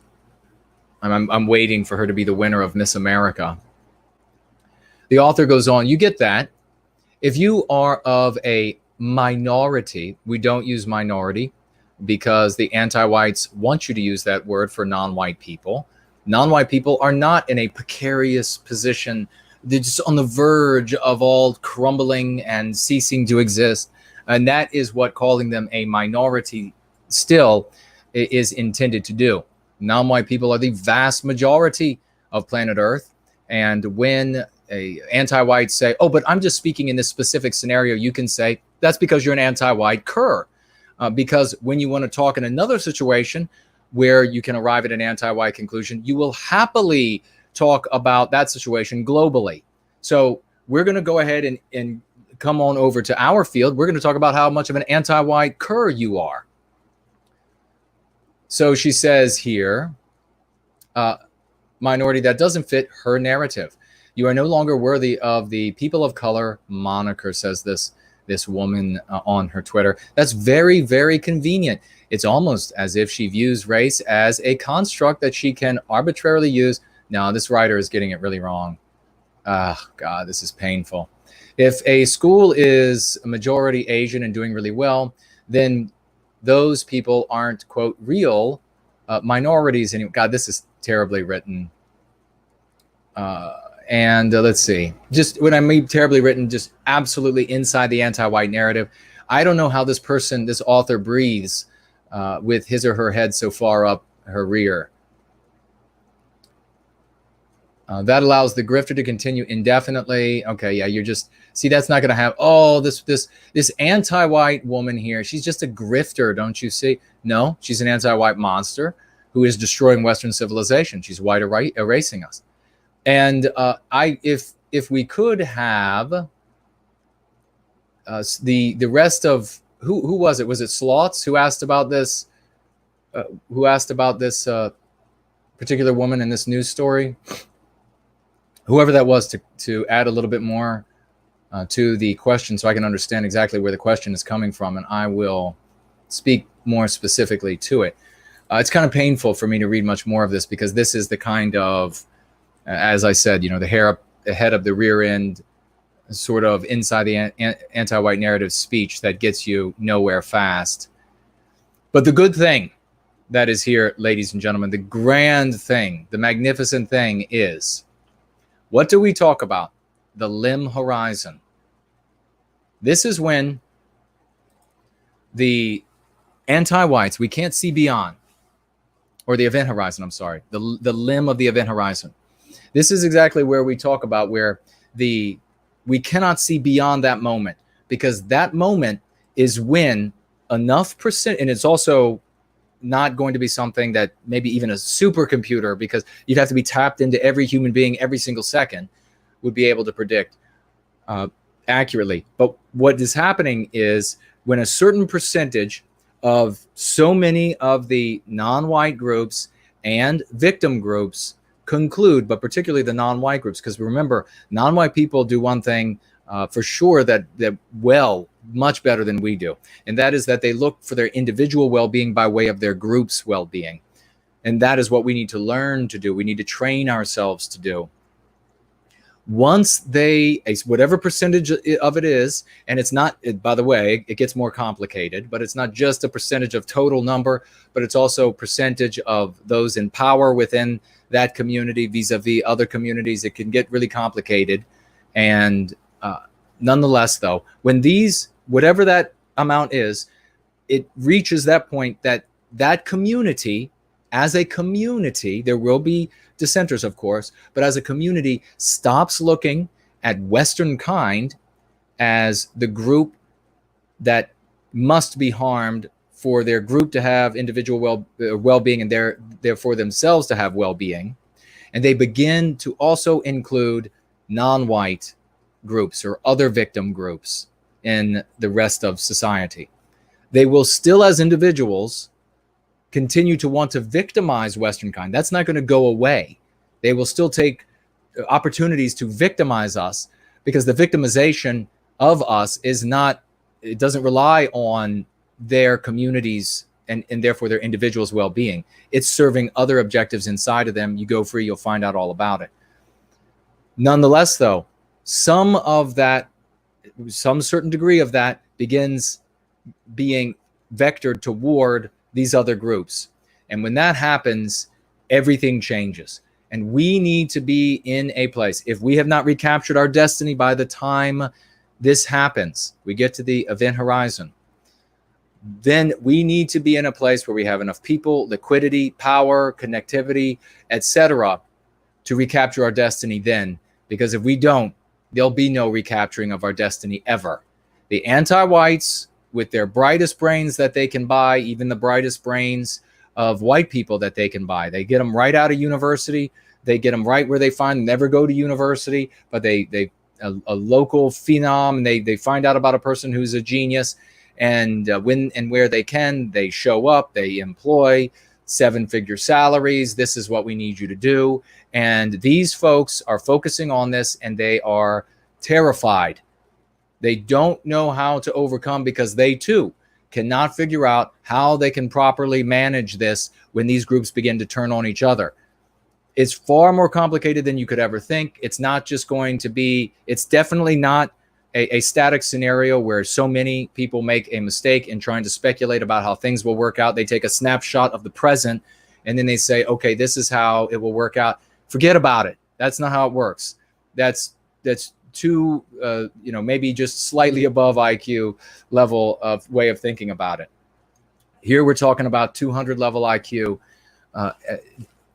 control and 200 level IQ manipulation.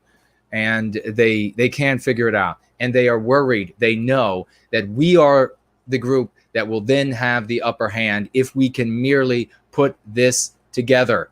And it's not going to be, if we're not there with the psychological defense, which is going free, for the psychological attacks, which is the anti-white ideology, then we won't win that day. What will happen is there will be factions here and factions there, and you're as likely to have an M1A2 tank show up with some civnats sitting on top of it, and they're telling you, hey, we're here to save America, or we're here to save Ireland, or we're here to save whatever, and all we have to do is, by God, embrace multiracialism, and we got to come together as a people to resist the whatevers. That you're far more likely to have that show up than you are to have something that could benefit our people, that would be focused on our people. And even if you did have some group come together here or there, and I'm sure there would be, that would care about our people, they would still be infected with MPs and easily defeated. And of course, they would be at odds with all of those civnat groups out there. And there would be far more white people who would be willing to join up, because it would be comfortable in those environments if they don't have going free than if they do. So what we can see in this article, 1619, and I've talked about this before, is that we are seeing a quickening also of these signs that the anti-whites of various races and the anti-whites of various victim groups are beginning here and there to look at each other with squinted eyes and wonder, is that group's being a little too much of a, but they're being getting in our way a little too much now. That is a good thing. It's like feeling, the earthquake before you know it's going to hit, and for whatever reason the earthquake is going to be a good thing. It's going to open up a river or whatever you suspect, and you'll be able to water your crops. We see that this is beginning to manifest. We can see things being sucked in beyond the limb on the event horizon. We just don't know what's on the other side. If we end up there, ladies and gentlemen, you better hope and do more than hope. You better get your ass active so that we have everything we need, that if we reach that event horizon, we come out the other side of that black hole, whatever it might be, into a new world with a recaptured destiny where we order things for the well-being of our people, and as we have, taking into consideration everything else into our environments. If you haven't seen Red State, this is the article I'm reading here. If you haven't seen this 1619 project founder, you need to look her up, and you too will be wondering if she's going to be the next Miss America. But of course, anything that isn't on CNN isn't truth, so check with them. Let me see what else you all are saying before we move on to another story. And having a great night tonight with all of you. It could not be more exciting. Looks like Roy came back with another $10. I think Roy Roy's wondering, if I give it all away and I have no food anymore, then that'll really encourage me to get a job. I'll really be out there to remedy this financial black hole that I'm facing. Continuing the theme from a moment ago, Roy financially gifting $10. God, a big salute to this guy. I remember this guy, ladies and gentlemen, when he first got started. And the kind of things that he told me, typical of so many of our men across the West, the kind of things that he was wasting big money on in his life, and health deteriorating and going in a bad direction, wasn't going to end up good, came to going free, did a 180, did a U-turn, and I peeled out there like a Dodge Viper, like 700 horsepower, and with the brakes on, so the front wheels are dragging as the rear wheels are spinning and pushing that thing forward. Amazing. And here he is with $10. Is it possible that I'm still infected with MPs that I still haven't discovered yet? Yes, we all are. You will go almost the totality of your life and still be able to find MPs. And part of the reason why that is that these are snuck in so insidiously because they put it into the entertainment. Now it's getting more blatant. Now it's more like the Soviet model. It's getting increasingly like that because dumb people don't understand the power of sneaking these things in by way of entertainment. So you have very intelligent anti-whites at the top, very cunning bastards, and they know that it is far more insidious and powerful to sneak these things in the entertainment while people are imbibing their entertainment, because when they're imbibing the entertainment, they suspended disbelief. They know these very intelligent anti-whites at the top. They know that the subconscious mind, just as I know and I've articulated, doesn't know the difference between reality and fiction, and we've talked many times about that. So these things sneak in to you and they become part of your identity. That is what's so awful. And I wish I had off the top of my mind an example for myself or others. If one comes to mind while we're streaming today, I'll share it. But I know that even with myself, and I know that with others, many years into treating the MPs that we are infected with, you could be at a register. I'm vaguely remembering a time I was out at somewhere in Central Virginia, and I was buying. I vaguely remember. I think it was like a mug with some War for Southern Independence cannons and things like this on it. It was a pretty thing. and I was getting it as a gift for somebody. I think this is the time. And I remember I was at the register, but I can't remember what it was. But suddenly I realized, oh my God, this is an MP and it's part of me. It's not just an idea. It's part of me. Those are going to be the ones that are the hardest ones to see. So you're going to have to stick with it. And of course, some people are going to be more talented than others, and they're going to find more of them quickly than others. And that's just human nature. It's the case with all things. You might be great at it. You might be just knocking them down, finding them all over the place. But the problem is, as I say, those ones that were learned really early on, or they slipped in several times in your childhood or teenage years in different entertainment that you really found exciting, video games, movies, etc. And then they became part of your identity. And it is something that is very difficult to treat when they are that close. Now, I was going to say, the dumb anti-whites who are, of course, since anti-whites are gaining more power throughout the totality of our systems across the West, increasing numbers of average intelligent anti-whites and dumb anti-whites are wielding increasing levels of power. And as a consequence, they're able to take steps that they think in their stupidity, this is going to be more certain. So putting a bunch of white kids in a room and telling them, you all are a bunch of evil bastards. I mean, you are seeds that fell right out of, the devil's rear, and you're going to have to make amends for that. They think being as blatant as that, as open as that, as salient as that is going to be more effective than the entertainment. And they're powerfully wrong. So it's good for us that they are that wrong. And what you are going to see, and we have seen in the past, it's hilarious. Remember I mentioned to you all about the gun grab in Virginia, what was going to happen? I said the dumb ones were going to be pushing for these big measures, and then the smart ones would come in and say, hey, knock it off. The smart anti-whites. That's exactly what happened. And you're going to see this happening all over. The smart anti-whites are going to show up. We are not going to be stopping these programs, these horrific anti-white programs from being conducted. It may happen here or there, and we want to be the parties who engender that. But most of the time where you see these things evaporate, these sorts of programs, it's because smart anti-whites have finally, they have enough time. They're having to deal with quite a lot. They have finally been able to show up on the scene and say, hey, you idiots, get rid of this program. It's going to cause them to realize what's happening, what we're doing to them, rather than have the outcome you want. And then you'll see these things disappear. So how do you look for that? How do you look for this prediction to come true as all of these other ones we make coming true?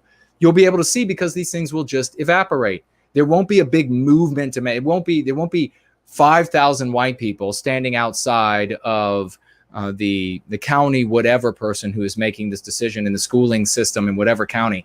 5,000 white people out there with no white guilt banners and go free banners and mega horns and having blasting sound so they can't sleep at night or whatever, saying you're going to remove this program, and then they remove it. No, you'll just see it suddenly disappear, and you will have had nothing to do with it.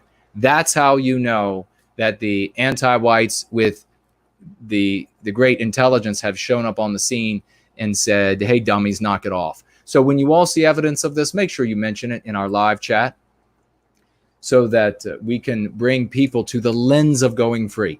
Remember, when I'm talking about making prediction after prediction that comes true, I am not in any way whatsoever saying that there's something numinous or magical or unnatural or otherworldly about yours truly. I'm saying that we have a lens with going free, and every single one of you can do the exact same thing with this lens for going free. The only thing that you have to add that is spoken to but not directly spoken to in Go Free is an understanding of human nature, and that is part of my equations.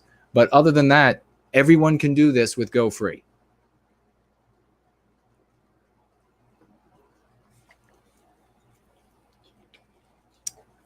The only kind of magic takes place in the bedroom. Let's see what Slots has to say. My question was about the 1916 article, how it's all sourced from anti-whiteism and not just stupidity. as in how the anti-whiteism caused that conflict, mostly to rebuff anti-white conservatives. Okay, I think you answered it. Yes, that's exactly what we were talking to. Very astute. Sloths is very astute. Yes, anti-whiteism caused them to be irrational about their own well-being and attack Westernkind. Precisely. Exactly. The primary motivators are jealousy and envy for every anti-white. And then we have rapine as well. That is a small addition to it once they're able to come to, as individuals, once they're able to come to the reality that, okay, wait a second now, guys, the white man is really in charge, wink, wink, in this anti-white narrative. We know he actually has no strength. And you can see in all of these videos, by the way, ladies and gentlemen, where remember that boy, a young man at university, and he was a little inebriated, and he started shouting that he loved Western civilization and he loves white people or something. And then there was an anti-white, non-white girl there, and she just showed her cards and said, all right, Twitter, ban him, do your thing. They know that anti-whites run things. Once they realize that not only can they sate their desire to inflict this injury that on us and our civilization that is born out of that jealousy and envy, and that is the most important thing to them, the primary thing, then they look to the carnal rewards of it. They look to the financial rewards of it. And those are the sorts of things also that we're speaking about here, Sloth. So very well stated. Thank you very much, brother. And let's see if we have anything else here. So we did popcorn power. I know we have some other, we have Yiz over here, and we'll get to that, and then we'll take a look at some more of these and some news, and we'll see if there are any other financial gifts over on Cash App. Yiz is writing, in regards to the statues being effigies for healthy, successful white families, do you think that is a safe thing to tell Vagues, or is it too strong? I feel like it would play in the current day. No, it is a brilliant thing to do. And ladies and gentlemen, I started just the other day. I have no recollection since the beginning of this year, or the beginning of these destroyers doing their destruction, of referring to the statues and the paintings and the like as effigies. And I heard Yiz use it that way, and Arch used it brilliantly in an article. And I think it's fantastic. Yes, use it. They absolutely are effigies. Without question, that is exactly what they are. These anti-whites are finding these likenesses of us, and their thought is destroy it. Well, he was an abolitionist. He hated white people as much as you do. He wanted that take place. Doesn't matter. He's a white man. Destroy it. Well, don't you know that this guy fought against the side? This general here fought against this other side that you hate really bad because they were anti-white and you're anti-white. It doesn't matter. He's a white man. Destroy it. It's a white person. Raise it by the neck in a ritualistic hanging. Drown it in setting them on fire. Setting the statues on fire, these effigies on fire, is the precursor to setting our bodies on fire. Drowning them in the rivers is the precursor to drowning us in the rivers. Hanging us by the throat is the precursor to hanging the statues by the throat. Precursor to hanging us by the throat. Absolutely, everybody use that. That is the actual motivation. Brilliantly used. Thank you very much, Yiz, for that. They're great contributions. So many people here making wonderful contributions. We will get back to the church news. Maybe we'll get to that next. And okay, thank you all over there. And let's see, Promethean Promulgation, another great participant in service to white well-being, financially gifting $10. Are you all having fun tonight? Are we going free, or are we going free? This is such a healthful, wholesome, salubrious environment. There is nothing like it out there. And we are the one making waves. We are the one writing history. We are the one pinning ourselves into these blank pages of our book as the heroes for our day. This is the epoch, ladies and gentlemen, when the names of heroes are taken down. Is your name going to be one of them? We will get to this. Churches and Promethean Promulgation is going to be one of those people. $10 financial gift. I'd share all the ways going free has improved my life, but YouTube has an 8-hour stream limit. That's fantastic. What a great testimony, Promethean Promulgation. Fantastic. Thank you so much for writing that. And folks seeing that, they now know that going free can change lives. It can make people better, healthier, happier. It's not a panacea. Nothing in this world is. It's going to take work, but you can do it. We can do it together. God bless every single one of you.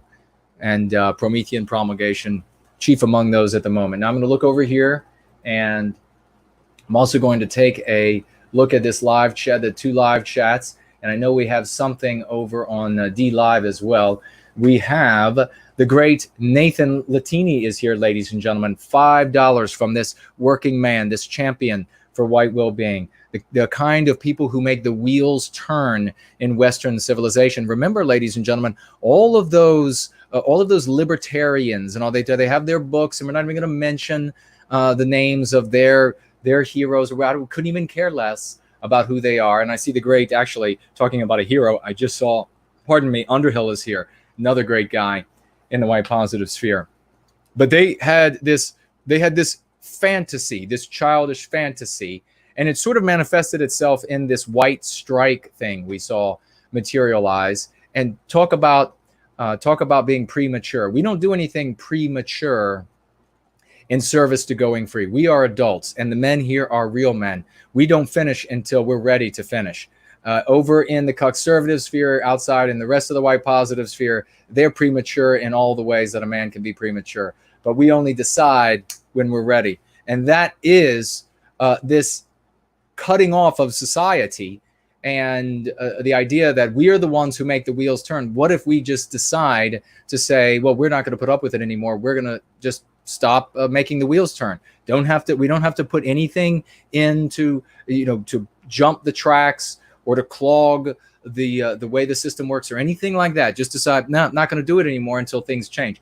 We can reach that level of strength, but it's not going to be a childish fantasy. We have the heroes already that are showing up, and more will come, and we will reach tens of millions more. And when we do, we will then be able to say, all right, enough is enough. If this piece of legislation goes in, the trucks won't work, the power station won't be manned, nobody will work on the power grid, nobody will make the water flow, nobody will make, and we can just speak to all of that. It will all be over in a night, and there won't be enough scabs out there to replace everybody who decides to not show up at work and make it work anymore, including law enforcement, including military, etc. It's not impossible. Remember, if we control the field like the Higgs field, by way through which everything else has to move, then we get to decide what gets its mass and what doesn't. So thank you very much. Nathan Latini, $5 financial gift. And with a flexing bicep writes here, let's keep going free. Absolutely, my brother. Let's keep going free. William Runner, a great participant as well, writes here, I bet no white guilt.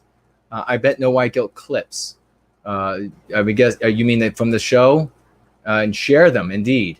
That probably was from somebody cutting the clips. We had people saying things like, and remember, if you're one of these folks and you see the 3, you see the 5, you see the 8-hour stream, what many people do, I think DF has mentioned before, watch an hour and some a day. There isn't going to be, let everybody know, ladies and gentlemen, there isn't going to be an hour or a half hour of going free where there isn't valuable content. People are so acclimated to reading articles, to listening to podcasts, to watching YouTube shows and live streams where there isn't anything of substance for the hour and a half or whatever, except for like 5 minutes here or 5 minutes there. That doesn't take place here.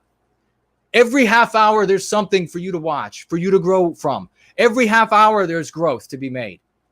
So let folks know. What happens is these people, they look at this and say, okay, 8 hours, where's the good part? It's the good part. Every half hour is the good part. Let people know. This is not like you find elsewhere. We are outside of the story. You're not going to come here and have to listen to 45 minutes of people just gabbing back and forth about nothing to look for the one point that's made that you can take from the story. That's really at the root of these people who say, can't you just have a 10-minute clip? Can't you just have, surely that point that I would have gotten out of 2 hours at some other podcast, you could just hone it down to 10 minutes and let me listen to it. I don't have 2 hours. Well, you have a half hour for each of the powerful things that we're going to share here on, whether it's 3 hours, 5 hours, 8 hours, whatever it is. Share that truth with people. And it's not just the things that I'm saying. We've got magnificent guests like Karissa and Sarah Dye today, like all of these other people. We got the magnificent guests on all of the shows we do with the great Jared George. And more importantly, we have all of you. And you're writing in the live chat, you're writing on the thread. You can see that in most of these, unless the anti-whites screw with it, the live chats are available after the fact. We just got done talking about Yiz making a massive contribution, a community member. There's something in every 30 minutes. Let people know. Let's see what else we have here. And thank you very much for that, Nathan. Wild Fang says Jason needs to marry and get kids. I probably have about 2 dozen just waiting to be gifted. Okay, let's see. Oh, that's very nice. DF says Jason needs to make some fair-skinned babies. Yeah, I'm fair-skinned. That's right. Thank you. People saying that I'd make an excellent father. That's very kind of you. Thank you all. That I would make an excellent father. And thank you all very much. That's a meaningful thing to say to a person.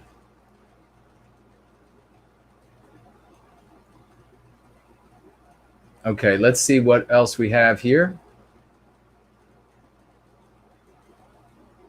Our Art Acrobats writes, only going free with white well-being and no white guilt can save us. That's our position.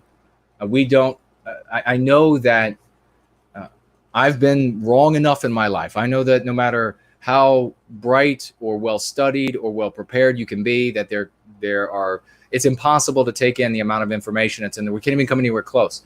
The brighter you are, the dumber you know you are. You got Dunning-Kruger. The dumber people are, they think they have the grip on the world. The brighter you are, the more you know that there is so much to know that you can't know even a fraction of it. But this I can tell you. Anything that's working for white well-being, that's going to work for the totality of that mission. I'm going to be behind that. I'm going to support that. Is in keeping with my morality. I'm going to support that. And quite honestly, the moral standards that I have are the basic moral standards and sensibilities of the ordinary white family across the West.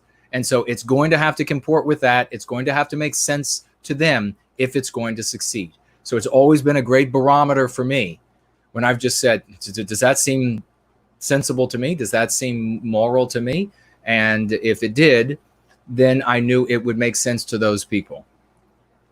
Maybe what's happened is I've attuned myself, or it just feels more natural, or I just to these standards, and so that's how it's served as a great metric. I don't know, but I as I say, I support all things in service to white well-being that comport with my morality. And thank you very much, though, Art Acrobats. Yiz says Jason is no white guilt on Twitter. Okay, thank you for that, letting folks know. And remember, ladies and gentlemen, if you have a question for me, No White Guilt on the No White Guilt channel. Tag me as No White Guilt, the @ symbol No White Guilt.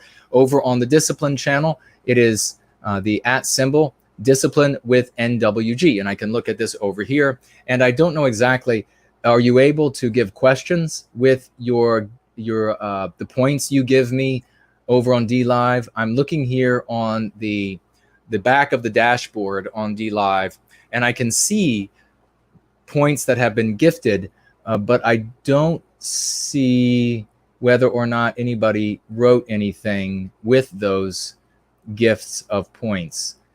So I will, somebody said, I saw earlier, go buy like diamonds and up or something like this. How much is a diamond? Did we figure that out? $10?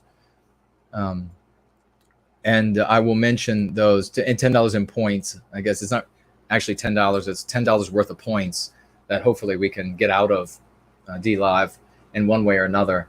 But let's keep moving. And you can also, if you're finding that you're tagging me on one of these and your comment is cycling off and disappearing, please rewrite your comment, tag me again, or put your comment in the Tall Kevin widget or question widget, also known as on entropy. It will not disappear there unless you delete it or I delete it, and I will get to it either today or the next time we go free on a Sunday. Potentially, if it's a Wednesday, I might be able to get to it as well, that we go free. But I just want to make that clear to everybody as well.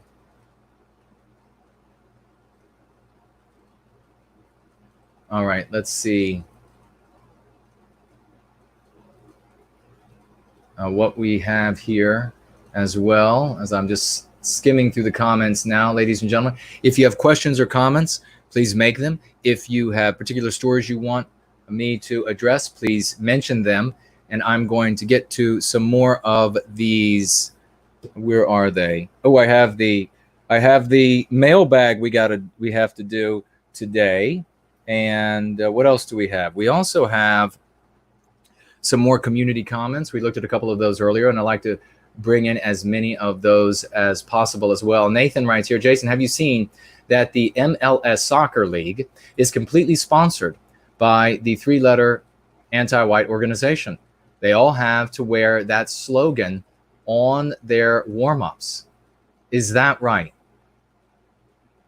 Is this professional soccer? I guess this is Major League Soccer, MLS. And you're saying that they have received, maybe I'm not understanding right, but they have received a financial incentive from an anti-white group to wear this, or are they doing it of their own volition? And maybe they have given a donation to this anti-white group? Either way, that is absolutely despicable and wonderful, because we can use this to reach out to our brothers and sisters, this sort of info. And yeah, any more information on that, maybe I'll take a look at it while we're here. But thank you. Yes, he's writing about the clips. Nathan says he'll be listening from the road. God bless you, brother. AOC Legend writes, hey, Jason, why did you decide to use the term meme pathogen? Well, that's a great question. And actually, I was going to change it because it was before the Trump presidency, right before or his run, that I was thinking, I'm going to have to change this. I had a number of different iterations of things to different names to refer to the anti-white precepts. Anti-white precept was one of them. And it continues to be a great explanation. And then I happened upon the memetics and in something else, something unrelated to what we were doing totally in the white positive sphere. What was it? Maybe if I remember that, I'll mention it. Anyhow, I decided, well, this is perfect. This MP, this meme pathogen. Pathogen, of course, people understand is a sickness. And what there are some things that are weighed that I have weighed and experimented with in determining what do I use and what therefore ends up being successful after an experimental phase, and then end up using and sticking with in going free. And in some cases, you need to neoterize terms or words, or I guess make them actionable where they don't exist. And they need to be understood, though, at the same time. So, for example, anti-white or anti-whiteism was easily understood by people, even though it wasn't in any dictionaries, even though it wasn't in public discourse, even though, etc. At the same time, you also have to convey a certain measure, and I'm not of the I don't like going this direction typically when it comes to terms that are used in enlightening people. But at some level, you have to say there is some professional legitimacy to what we're saying here. You know, you can't just say, for example, bad slogans. These are, that would be funny. These are BSs. You can't just say bad slogans. In that everybody would get bad slogan. Everybody would they'd get a little chuckle out of BS's.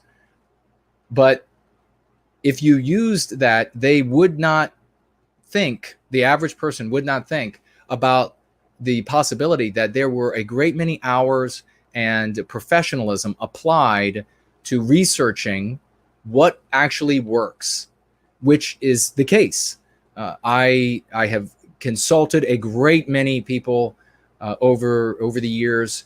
I have used reason, logic, and evidence as a pure empiricist as I am, and then applied them with the scientific method to reality and saw how they worked or didn't work, took out things that didn't work, added other things, kept things that did work. So there was a lot of, far more science to this than you're going to find on a hair growth commercial, or you're going to find on a weight loss commercial, or you're going to find in so many of these things where they show you imagery of like scientists in a laboratory, and they've got these wild sounding names, scientific names for people.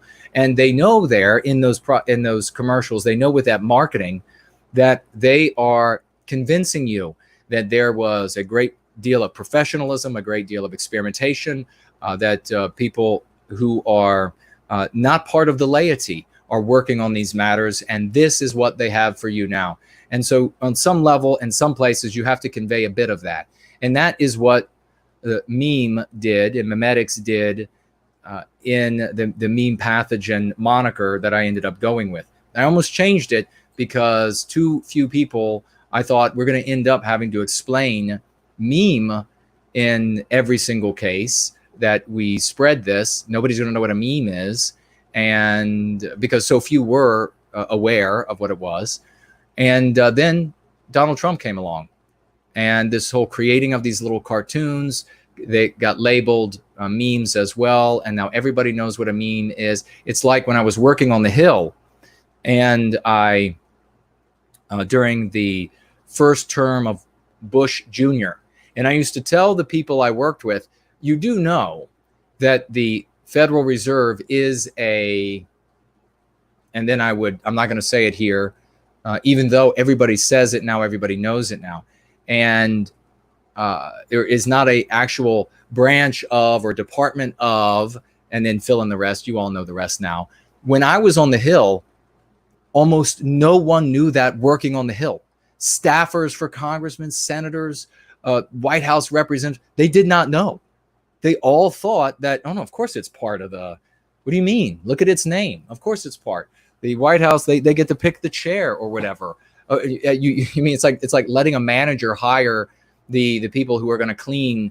You're the owner of the business, and you let the manager decide who's going to clean the business. Yeah, so what? If you don't like the janitor as the owner, you can go and say, get rid of that one, get a new one. He's not doing the job. She's not doing the job. And the manager will do as you say. Well, back then, I thought, this is impossible. I'm never going to be able to get anybody to believe the reality of this institution. And today, everybody knows.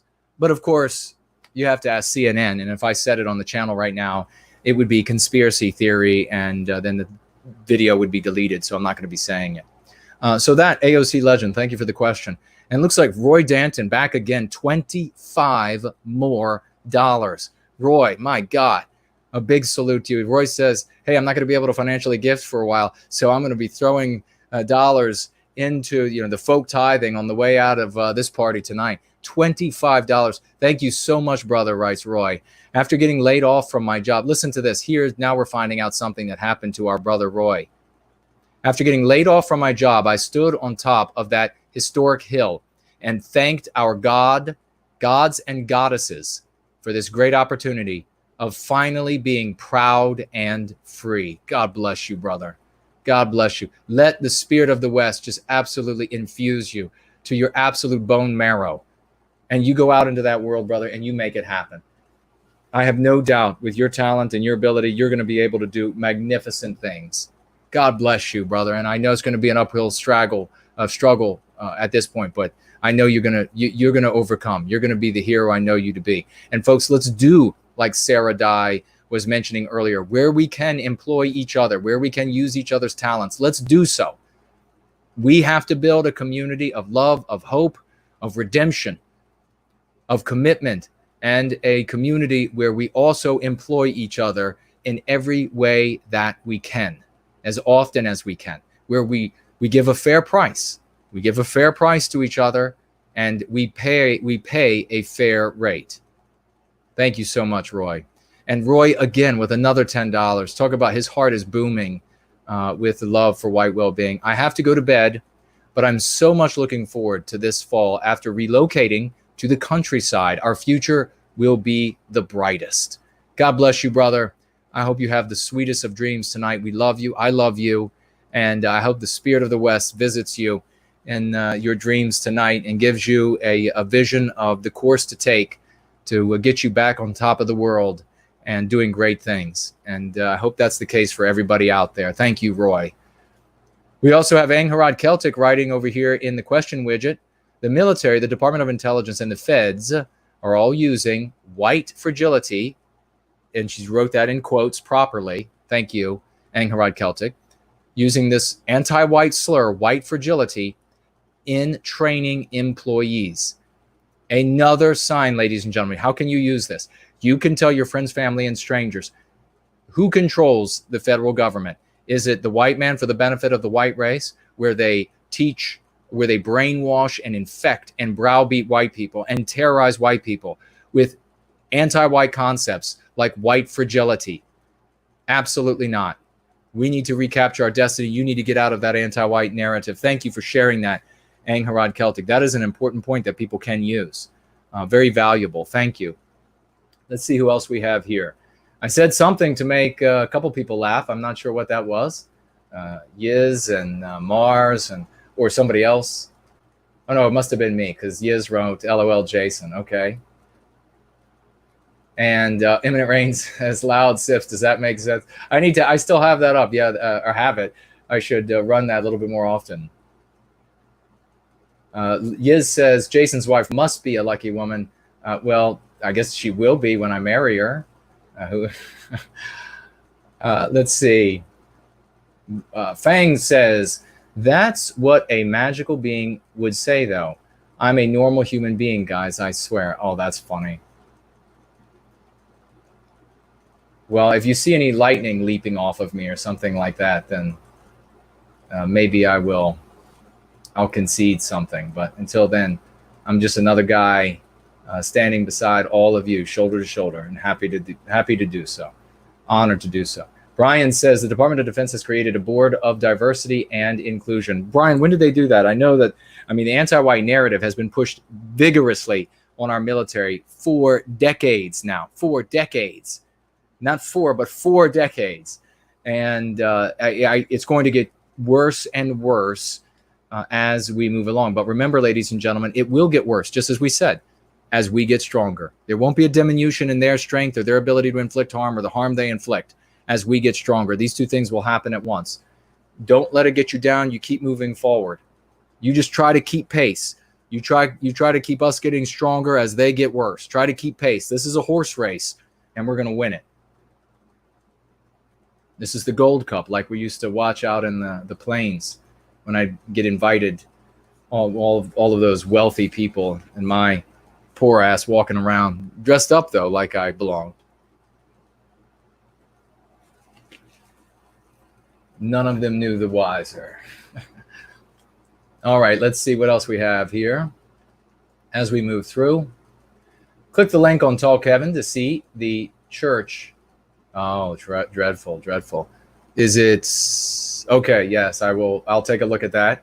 Donning Armor is here. Great to see you, brother. Alex, the statue of the Virgin Mary was torched in Boston last week. Yeah, we'll get to that. Thank you so much for sharing that atrocity. It's an atrocity. All of these things are atrocities. Call them for what they are. If this was happening to anti-white gods or godmothers or their heroes or whatever, they would call them atrocities. Let us call them atrocities when it happens to us. Do not use their language.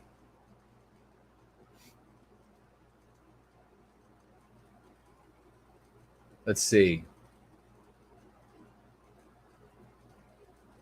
What else do we have here?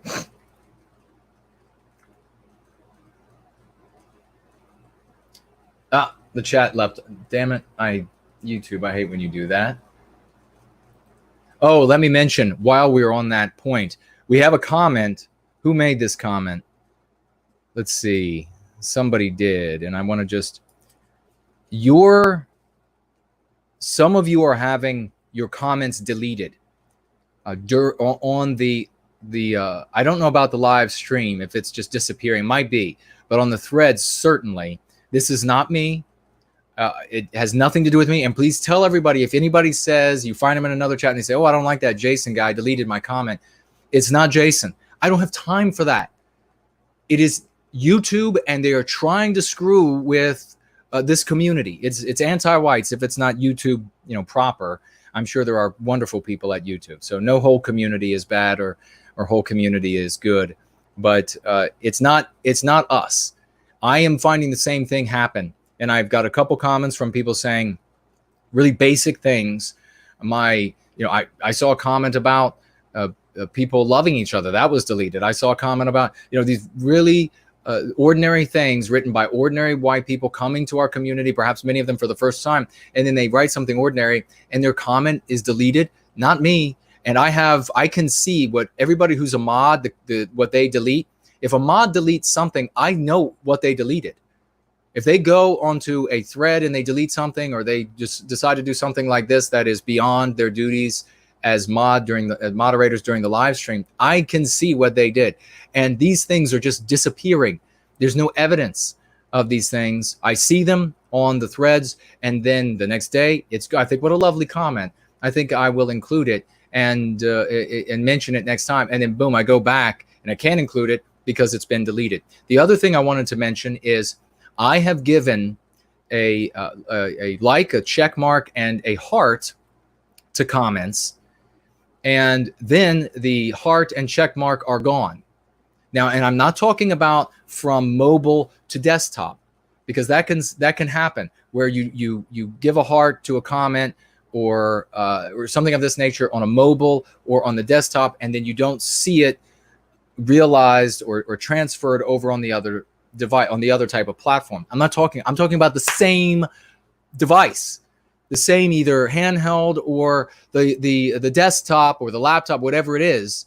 So I know 100% anti-whites are going in and removing these things and deleting the comments intentionally. So if you see this happen to your comment, we didn't do it. It's anti-white. So if you're going to make a comment and you think, boy, somebody wrote a really long comment, they said, and now it's gone. If you're going to write a comment, especially if it's really long, or especially if you think it's really insightful, or if it's a testimony that you think is really important, and just about every testimony is, don't just write it on YouTube and then press send and think, okay, it's safe there. Copy and paste that thing into a Word doc that you could just put on your desktop, so that if you go back and those bastards have deleted it, you still have it. And by the way, do the same thing with Amazon. If you write a review, you make sure that you have that review, paste it into a Word doc, and leave the Word doc on your desktop or wherever it might, in your notes on your mobile device. Leave it someplace where you can go back and grab it again.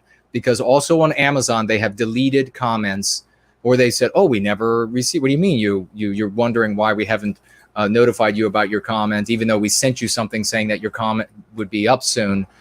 There's no comment here. Amazon has done that as well. These are anti-whites within these institutions doing this, and then probably hitting the crack pipe, and then putting other phallic type devices artificially in their mouths and etc. So when they do this, you can just giggle and you can grab the comment and put it right back in place. So let's jump into this church issue really quick, and then I think, well, we've been rolling strong. We have been rolling strong, ladies and gentlemen. You got to love it. We have these. I wonder if I have a link here to more of the churches, and I want to thank Althea, among others, for providing some of these news items. Thank you, dear lady and sirs, for your assistance in news items. I think we might have something here about churches, and if not here, I know we have this link that Mr. Warrior shared. So let's see what that one is. Oh, this is on Twitter. Oh my God, yeah. What an absolutely just heart-wrenching catastrophe. This white erasure of Western civilization. This is a church that is in France on fire. I guess what this was day before yesterday. And another one. There are churches and statues of Jesus, Mary, etc., wise men being destroyed everywhere and set on fire. None of these things are being talked about for what they are. This is a unified effort by anti-whites to white erase a religion that white people, and this speaks to the question that we were also going to have, by the way, and it's a portion of a question that is from what was it, Panzer something earlier, and so I'll speak to that as well right now about these that portion of the question as well, and that was whether or not can Christianity help Westernkind or etc., or if it can, how can, and etc. What's happening here, ladies and gentlemen, whether you are a Christian or not, whether you have gone down this really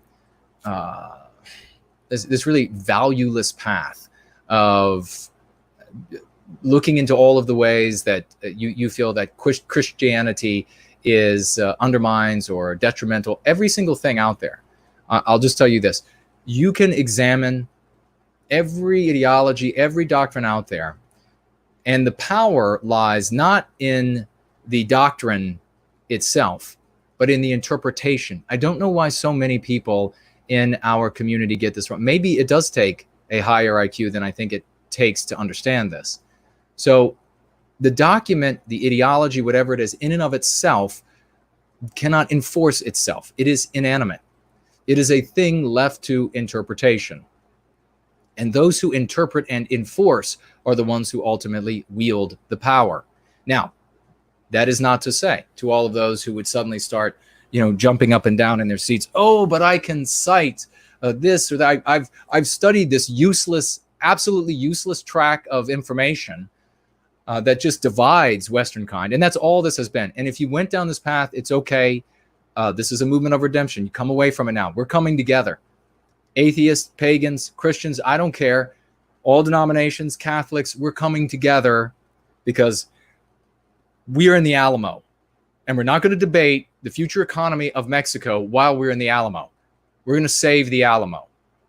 All right? I'm going to stand right beside, metaphorically, and we are going to have this battle of ideas, metaphorical battle of ideas against the anti-whites. And I could not care less what those others who are going to be struggling for white well-being with me, what they think about this religion or that religion, or they're adherent of this, or they might become an adherent of that, or they're just totally atheists.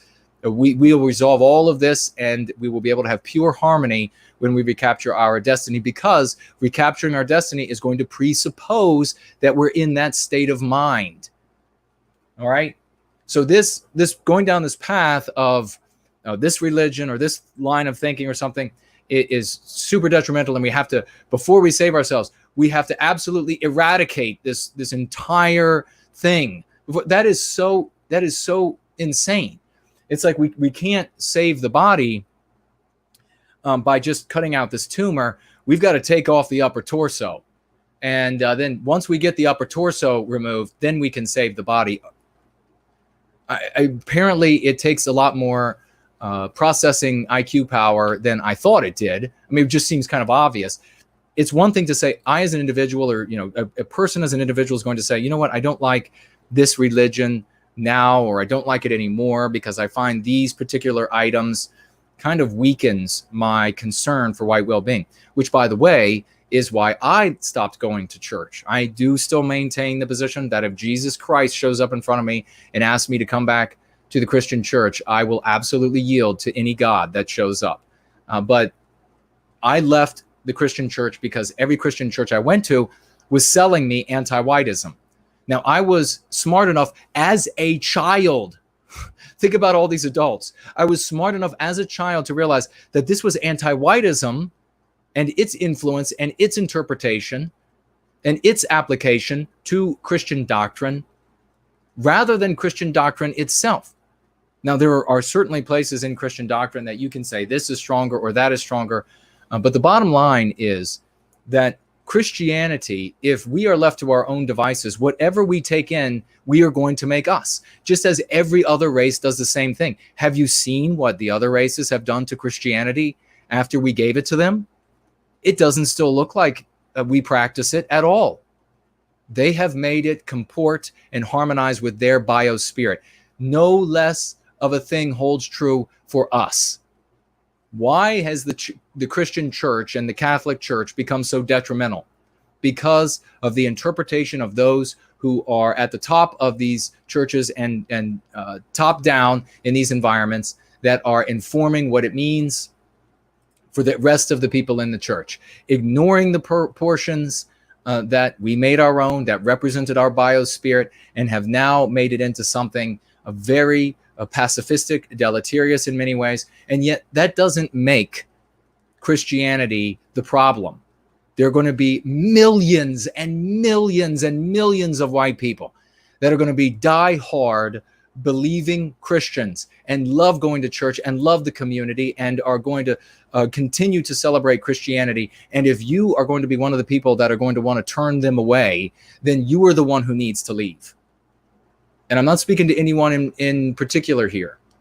I'm just saying in general, we here in Service to White Wellbeing are coming together irrespective of all of these things. Those people who come to White Wellbeing who are proud Christians and have been Christians or Catholics or whatever it is all their lives, or this particular branch of pagan or atheist or whatever, they're going to come here and they're going to say, I am only going to apply my religion or my this or my that or whatever it is and interpret it through the lens of service to white well-being. And I can promise you this, if you interpret the Christian doctrine through the lens, remember we were talking about the Higgs field and all things taking place within the Higgs field that we create, and that matter gaining its mass or not in our field.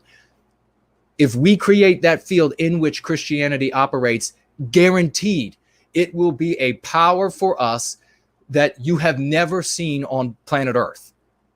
You're not going to be able to achieve that power in Christianity.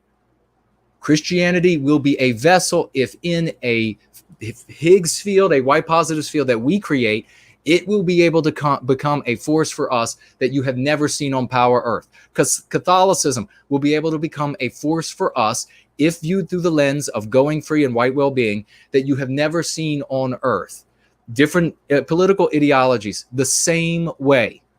The power resides in what informs and who interprets these things, not these inanimate objects. I'm sorry that for those out there who are, average, or what do they call them, midwits, and certainly for those who are midget wits, and you can't get this or whatever, fine. You don't have to understand. I don't know how exactly how a rocket gets into space. I don't know exactly how a musician like so many For Null and the rest, how they make great music and Imminent Rain. I have no idea how that happens, but I know it exists. I don't know how the power, I can't make the power come on, but I can make it rain. A little jab at the anti-whites. I don't know how this happens, and yet I accept that it's the case. If you don't understand exactly how it works, then just accept that it is the case and move forward to victory. The anti-whites know when they can't understand something, and then their hierarchy or their whatever it is that they have there over there in anti-white ideology, we're more of an even keel brotherhood, sisterhood here. But when they have people figure things out, the folks out in the field, they just say, I'm not quite sure I understand how that works, but we'll go ahead and move forward with it, and then they have success. So anybody trying to tear us apart by way of a religion or whatever is a fool for doing so. We can set all these things aside. Now, I just spoke to the other question about how or can Christianity serve us? It absolutely can, in a way that you've never seen Christianity serve our people before, Catholicism, etc. Can paganism serve us in a way that you've never seen it? It absolutely can and will, all of these. in a way that you never saw in history recorded that it served us.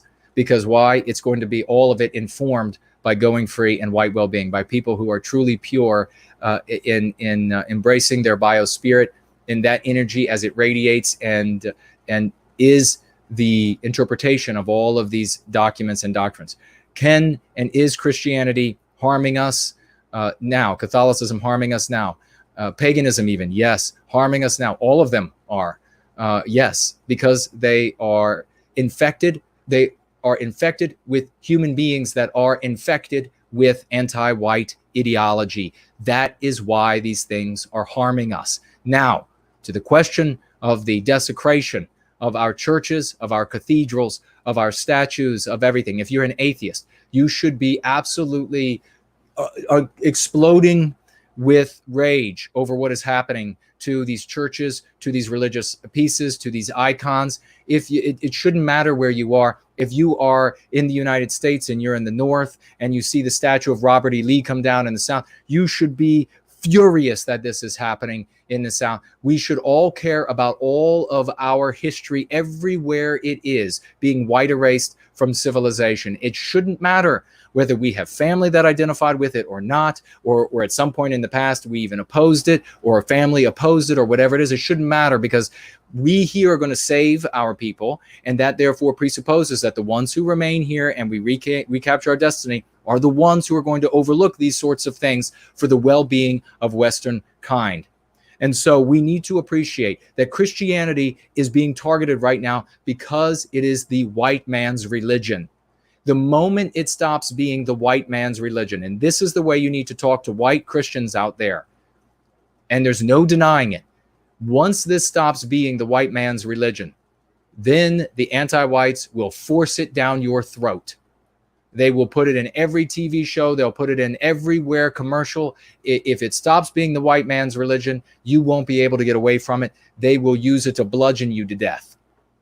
But as for right now, certainly these older cathedrals and the like were built by powerful and proud white men and women, with their hands, with their toil, with their sweat, with their blood, with their lives, with their talents, with their ingenuity and creativity. Look at these massive works. And you know why they sing to you when you look at them? Because it doesn't matter whether they put a crucifix on it and it's Jesus Christ, or it's Odin, or whatever. When we look at these structures that are built to gods, it reflects our biospirit. That's why all of the temples, that's why they all sing with us, all of the churches, when we look at it. That's the common bond for all of us, that biospirit inside of us. Learn to evolve and get beyond these little trivialities to get to what's true and what's real. When you see these things on fire, you should feel your heart on fire. You should feel your soul on fire. You should feel your passion on fire. Tears should come down. Every atheist should be awash with tears at the sight of this sort of thing. This is monstrous. It is absolutely sickening. And it is the depths of foolishness to look into some history book that's written on an interpretation of other historians that say, well, you know what, that particular sect at that period in history at some other time and with different scenarios and different situations, they were quite bad. So I don't know if I'm going to have as much pity for these people. You stop being such an idiot. Stop being such a livid idiot. We don't have time for this sort of stupidity. My God, every white person with every flag from every nation, with every background, should be in front of these places, charging in with fire extinguishers and hoses to save what belongs to our people and our biospirit, and then to be a human wall of flesh, of shields and metaphorical spears to prevent this shit from happening anymore by these anti-whites erasing everything that is ours. I couldn't care less about these petty differences. Because that's all that these things are in the end. That's what's happening to our churches. That's how we need to see it. Thank you for providing that link for that story, brother. I tell you, I'm getting, I can feel the spirit of the West now more than ever in my life. It is here with us, ladies and gentlemen. It's in your homes right now. If you're listening to this, you're at the wheel of that 18-wheeler. You're driving that monster truck down the road. You are milling away in the cubicle, whatever it is you're doing online, handling these different sorts of things, handling calls or whatever it is. The spirit of the West is with you. A new age is dawning on us, and those who truly have the power to feel can feel this. And that is not even what I'm talking about when I'm saying keep your eyes open for God's sake, because things are changing from the things that we're doing, ladies and gentlemen. I'm not even talking about that. Now I'm talking about something much more powerful than that, something coming down, a new age that is giving us new power than we've ever had in our lives. More power, a new power, a fresh hope. I could go 18 hours tonight, no problem. Let's see what we have here. Chuck, the great Chuck Ford, has shown up on Entropy, financially gifting $40. Thank you, my dear brother. I hope for the likes of people like Chuck Ford, and I give so much credit to the people who financially gift, because we are going to build that organizational entity. We have already done things that is far more powerful than has ever been done by the whole of the white positive sphere ever. We have already done more.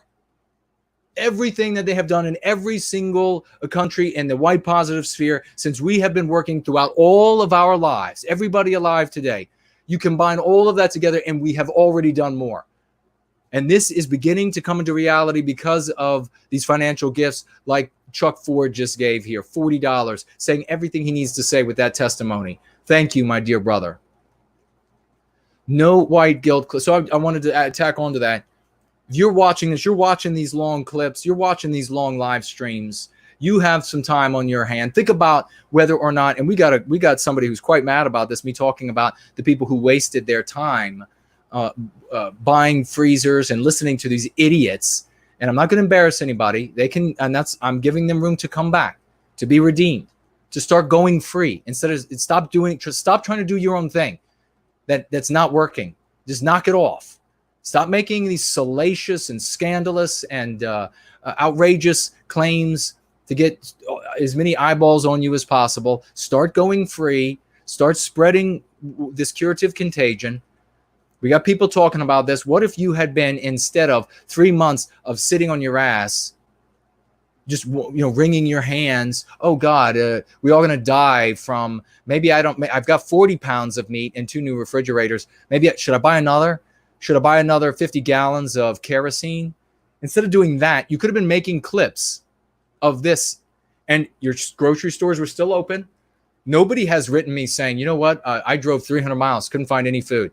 Thank God I had stored up for 5 years worth of food. No, that didn't happen to anybody. Everybody's grocery stores, to one degree or another, continue to function. You could have been making dozens, and amongst all of you, think about this. You could have made thousands of clips of the effort that I exert. And we have so many wonderful people, Budapest Babe and HB 14 and 4 Null, and I think maybe Imminent Rain and others making clips and then making them available. So many heroes doing this. I think Yiz and so many people making clips. Think about if instead of sitting on your ass and buying refrigerators, you had been doing that, how many people would we have going free today? You are not going to change your world. You know how many times I got into the faces of men who were older than me, who said, hey, whippersnapper, I get the whole thing that if the puppy doesn't bite, it can never get up on the porch with the big dogs, but get out of my face. Respond to me that way. But I got into their faces and I said, look, pal, you know how to operate thousands of dollars worth of all of this high-tech radio equipment and all of this high-tech underground basement that you've built up and all of this kind of stuff. You've done a great job with all this. You spent a lot of money and a lot of time. You haven't done anything for your world and the world that I have to live in. You are not going to save yourself in that mausoleum. And you know what? Almost every one of these guys have passed from age, cancer, and other related diseases, and they didn't make a damn bit of difference. And you all have heard the story about the guy who lost his wife and children, all became anti-white while he built himself a wonderful mausoleum full of toilet paper that disintegrated. What if you had been listening to us instead of believing that whole cities were going to be quarantined and you were going to die there? What if you had spent that time and that money? So say you're totally inept. Say you're a Luddite when it comes to making clips. You could have gotten on one of these threads and say, who makes clips? Does anybody know how to make clips? I'll pay you $20 an hour to make clips instead of buying 3 more refrigerators. I mean, you could have been doing these things to change the world we all live in and therefore change the destiny that you're going to have to live with. Chuck Ford, $40. Thank you, brother. No white clips here. No white guilt clips here. Beautiful. $25. I thank you so much. A big salute to you. Magnificent, lovely, and writing here, your immense knowledge of history of anti-whiteism and anti-white and how anti-whites operate is mesmerizing. How did you figure all this out? Also, are you okay with me using No White Guilt Clips as a channel name? Absolutely. Spread No White Guilt. Nathan drew No White Guilt on a shirt. You know who else did that? Me. When I was too young, didn't have any money or time or anything to look into how to get shirts made, and there was all like silk screening back in the day, and others who are in the midst of working for their livelihoods and in the midst of just getting by, and others who are, I know a doctor, I'm not going to tell you what kind or where, I know a health doctor who drew No White Guilt on the breast of his shirt. Didn't have the time, too busy on surgeries, and wanted, when he goes out to these places, these wine festivals, things that he does, I'm not outing anybody here, but when he goes out to these sorts of things, wanted this to be seen. He wanted it to be out there. He just made it happen. I want this to happen. I've got shirts that say No White Guilt, and I just had a bunch of people acquire a bunch over at the NoWhiteGuiltCollectibles.com.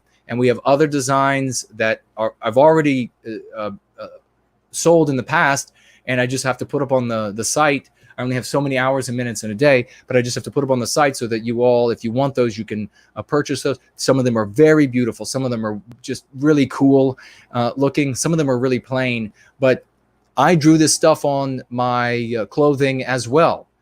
And I even, when I was in junior high school, when I started actually speaking out for our people back all the way back in junior high school, I would write as though it were a tattoo, white positive, like a white positive thing on my arm, on both arms, with marker, and they probably weren't even safe for me. But I was making a statement. I was making a bold statement. So yeah, you use No White Guilt Clips as your channel name. And you make clips, you post clips, you take clips that other people make.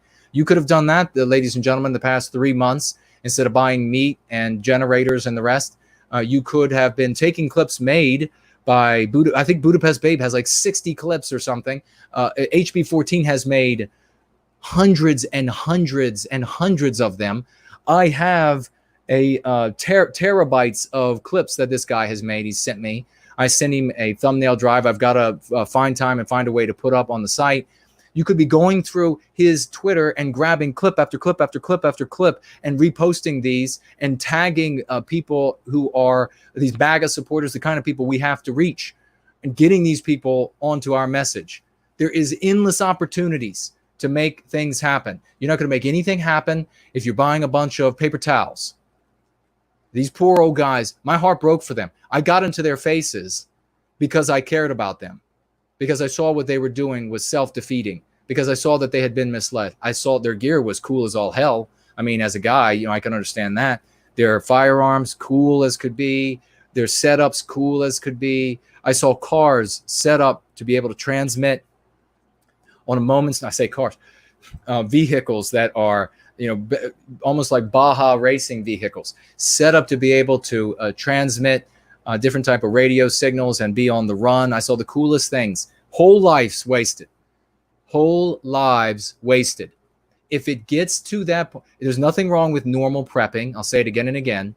You get yourself 3 months worth of ammo, food, water, fuel, whatever it might be. If it goes beyond 3 months, you're dying. They're going to come to your house and you're going to die. So don't Don't think about, I need a 6-month stay. I need a 1-year stay before I can come out to civilization. No, they're going to come and kill you. So there's anything beyond 3 months, you're dead. Once you have all that you need for 3 months, then you shouldn't spend another moment on it. You should be out there changing that environment. There is a group of people out there that a lot of people focus too much on because they're busy living in the orbit of those people's story. And they focus on these people day and night. And many of these guys who prepped till the end of time until they died, till their wives and children left them and became anti-white. They focused on this group of people day and night, wanting to be a character in their story. What did those people never do? What did they never do? They never built individualistic fortresses to hide in.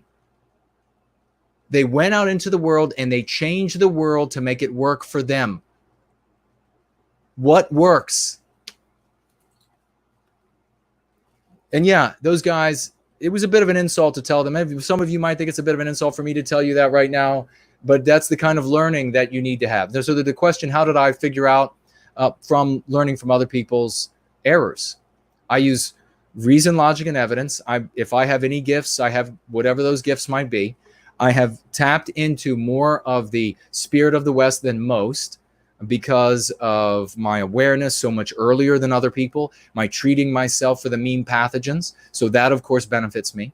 I look out into the white positive sphere as an absolute, unmovable, intractable, bullheaded empiricist. It needs to work. It needs to be real. It needs reason, logic, and evidence. And if it has reason and logic, it makes sense. Then we have recourse to evidence and we apply it in the real world. And does it work? And so I did this in all cases. And then when I would look at this, I would look at their stories and I would say, or what they believed in. And I would say, just the point like I made to you, I made to plenty of these people. And then sometimes these idiots would say things, well, what are you, some kind of a, and then they would fit in some kind of idiotic slur. Oh, yeah, because that's why I'm out there with my real face and name while you're anonymous, bitch. While you hide in your little mausoleum, I'm out distributing thousands of leaflets. I'm out there with my real face and name. I'm out there actually going and speaking with police chiefs in different towns. I could tell you about these sorts of experiences, ladies and gentlemen. I'm out there with interactions, sometimes anti-whites physically attacking me and having to defend myself. That's what makes me, for decades. This is a really deep conspiracy, ladies and gentlemen. It's been going on for decades now. No, well, the reality is that this is what works, and those other things are what not works. So let's what don't work. So thank you very much. No, I get off there on a bit of a tangent, and that sometimes happens. Wayne Scully, a great participant in this community, $5 for going free and white well-being. Writing here, nothing I'd rather listen to while I work during the work week than an 8-hour going free stream and a tap episode. It's better to catch it live, but if time doesn't permit, they still hold their value after the stream is over. Pure gold. God bless you, Wayne. He's a great participant in this community. Always a good word. And that's a great witnessing to the value you get by watching or listening to these streams. Thank you, brother. And that $5. Sound Killer is here with $5 as well. Thank you so very much, dear brother. And writing here, I just got my copy of Go Free in the mail. Thank you for signing my copy. God bless you. God bless you, brother, and make it work for you, man. This is a workbook. You're not going to be able to read this. And look, we've all done it. I did it. I did it as well. You read that book and you get to the end of it, and then you think, well, there was some good points made in there. Now I'm going to put it up on my shelf, and there. Now I've got it up on my, and that makes I've done something. That means that I've done something. I look at all of these, and I've taken the pictures of, I've read all of these books on philosophy, these books on history, these books these books on prepping, and I've read these books, and I take pictures of that. Look at how smart I am. And there's been no result in the real world. Nothing's changed. All right? That's not the way white men operate. You want to know how white men operate? The most recent example is the United States of America. White people came to this continent, and according to according to a great wealth of historical data, but we won't go into it because CNN hasn't reported on it yet. But places like the name just slipped me, the museum in Washington, D.C., they fired their top guy for revealing the evidence, and you can look into that. But white people came back to this continent, and they decided that they were going to build a country here. And they looked at the discoveries that we had made. They looked at the philosophy. They looked at our history. And in some cases, there was even something from a non-white race of people there, or civilization here or there. And they said, those are useful things too. And we're not beyond taking tools created by others as well and incorporating those tools. We're not so, I guess, arrogant. And so we will incorporate those as well. And then once we figured this stuff out, we then applied it to the world. And we built the most powerful country the world has ever seen by far. That is what Westernkind can do. That is what white men do. And that's what we're going to do, Sound Killer. You're going to get into Go Free, and you're going to use it as a workbook. You're going to get out a pen, you're going to get out a pencil, and you're going to write on those pages. Just like I've seen people take pictures where the whole book is written up inside of. And they write down their MPs, and some of them even write the dates. And then it's months later, they find another MP, and you apply these things where it says do the exercises, do the exercises. Go out into the world and do these things. We'll have more exercises in the next iteration that we are working on in the background now as well. And you are going to become one of the heroes as a consequence. God bless you, and thank you for that financial gift. And what we're doing, we came over here for a moment, and I was going to jump onto something. We should probably take a music break in a moment, but let me take a quick look at this. We had here, I wanted to thank Pants Monster, of course, for just doing another minutes. I think it was for the tap. Thank you so very much for that, brother. It's a heroic thing to do. We were just talking about that. There's in the news, we find that there are healthcare institutions across the country are asking physicians to wear their white lab coats, or doctor coats, as you have seen. They wear that less and less, and they're saying wear that to show support for anti-white ideology. That's in the news. We have a comment here that I wanted to share that is on the computer. I could just read it to you all. Oh, I think, what was this comment about? We'll see if it'll pull it up. For some reason, it's had a couple issues, and we'll get back to it if it pulls up. We spoke earlier about the medication that anti-whites are working on to make us even less resilient for our white well-being. And that, of course, is a big threat. We talked about what you can do and some of the ways that it can be done. We did talk about the churches. We have Jan here. We have some questions that I think need to be spoken to. Is this going to come up or not? It seems to be having an issue with it. I'm not going to touch it, though. We'll see. I don't want to lose you all suddenly. But Jan, on one of the threads, writes, what do you say to people who say, quote, it is not anti-white, it is anti-humankind? Have you heard that, ladies and gentlemen? I've heard that a bunch of times. It's usually from people who were aficionados of Alex Jones, which is not to say that everybody who followed Alex Jones is a loony. No, there are a lot of good people who this Jones character provided some, without question, good information, provided a lot of loony information as well, but he provided some good information. And I'm sure the good people who watched Jones realized when they were looking at the loony information, and they realized when they were looking at the good information. And so he was a news source to go to. I don't like Alex Jones at all. If he asks me to appear on his program, I will, to spread white well-being. I don't like him, though, because he has had the ear of many millions of our people, and he could have very easily helped to spread white well-being, and he hasn't done so. And he still does not do so. There is, until he decides he can be redeemed, he can certainly start spreading service to white well-being. But you normally hear this from folks who are acolytes or aficionados of Jones or these other types. They say, oh, it's not about it being anti-white. It's about being anti-humankind. I've had clips sent to me of Alex Jones saying that it's anti-humankind and the elites are anti-human. So which is seriously a bit of a derangement. So this is what I think I was going to post this in the thread if I had time, or I did, or I can't quite recall. Got so many conversations going on at once, but this is what I wanted to say back is what I say to these people is I say stop denying that it's anti-white, because denying that it's anti-white makes you anti-white.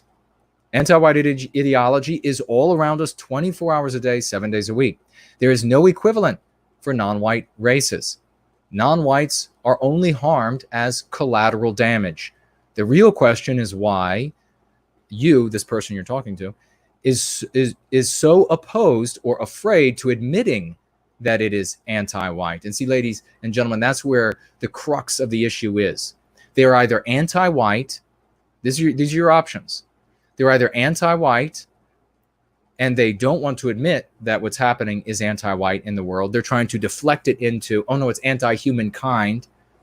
Or they are afraid of admitting that it's anti-white because they know if they admit that it's anti-white, that they could potentially be punished for heresy. So instead, from a place of fear, they're trying to say, oh, no. Not us. It's anti-humankind, and I'm worried about everybody, not the white. I'm absolutely not concerned about white people. I'm worried about humankind, which, by the way, just say mankind. So ridiculous. Humankind has the word man in it, you imbeciles. But they'll say, oh no, it's about mankind. I'm just worried about mankind. What an admission. Isn't that an admission, ladies and gentlemen? What an admission that it is anti-white. That they want to deflect into, oh no, it's not. Please don't think that I'm worried about white people. I'm worried about everyone. It's like saying that other thing for lives matter. They fill in that word all at the beginning. Matter lives all. Remember that? It's the same sort of fear driving this that drives that.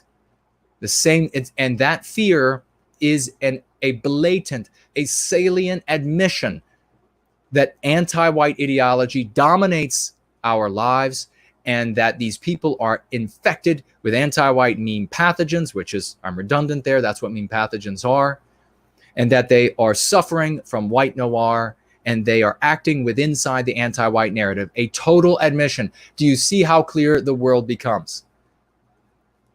So that is how I handle those people, and it works every time. When you talk about it like that, you'll find it comical when they decide that they are not going to continue the conversation.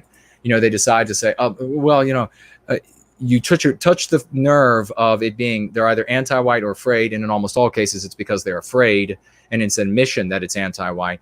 And once you put your finger on that, they suddenly find that they have something else to do aside from conversate with you.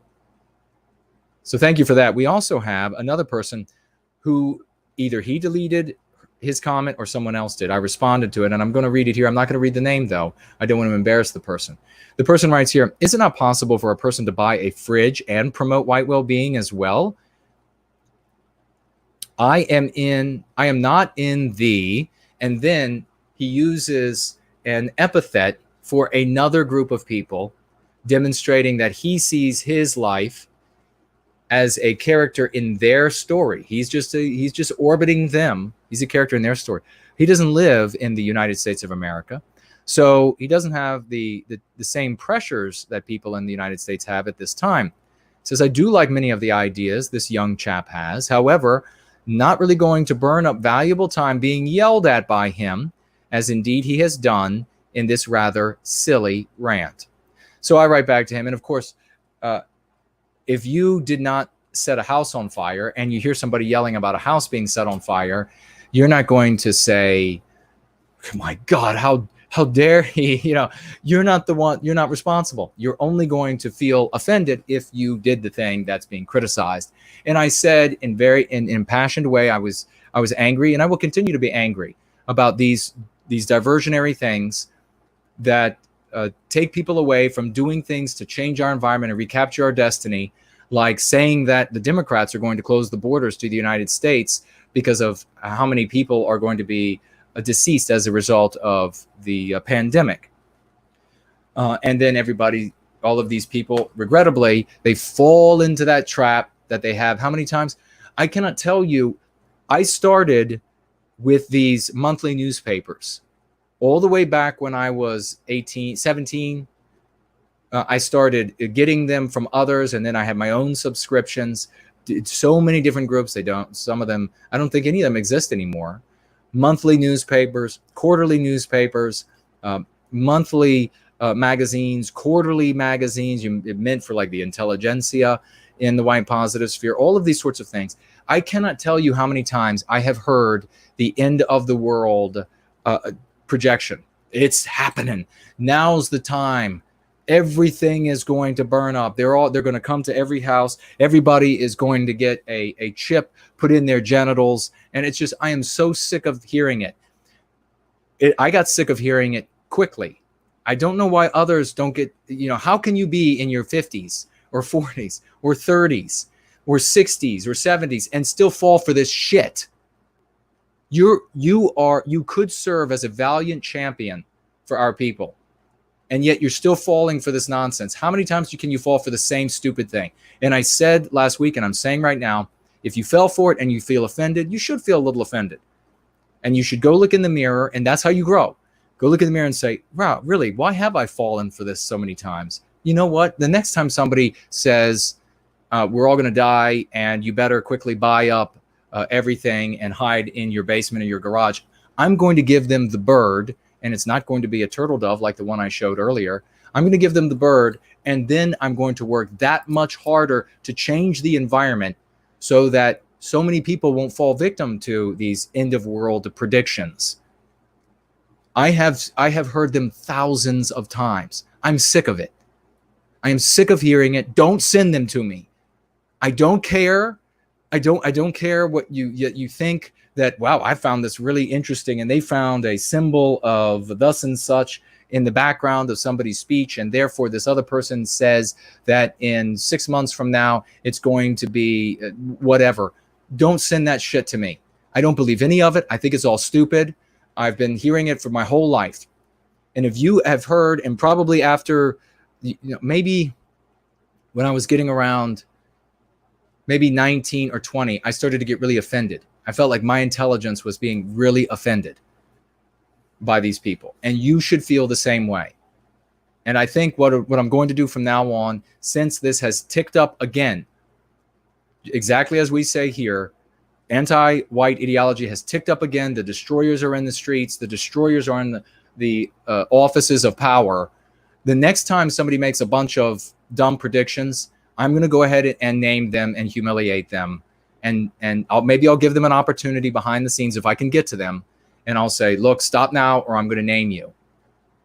And then 2 months from now, 3 months from now, 6 months from now, I'll say, remember I named this jackass. He is a jackass. She is a jackass. Never listen to these people again, because it's wasting too many. All of these people who got a little bit out of shape over me saying you should feel offended if you followed what these people said. And then you know what they said? Exactly what I said in last week's show. They'll move the goalpost. Well, maybe it didn't happen now, but you just wait. No, you idiot. It's not happening.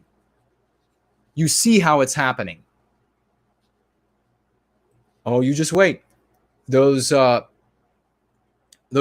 Chinook is going to pull up out back any moment, and they're going to fast rope out of it, and they're going to be wearing all black, carrying syringes. In fact, they're going to look like porcupines. They're just going to give you hugs, and it's going to be like 1,000 syringe shots by every time they give you a hug.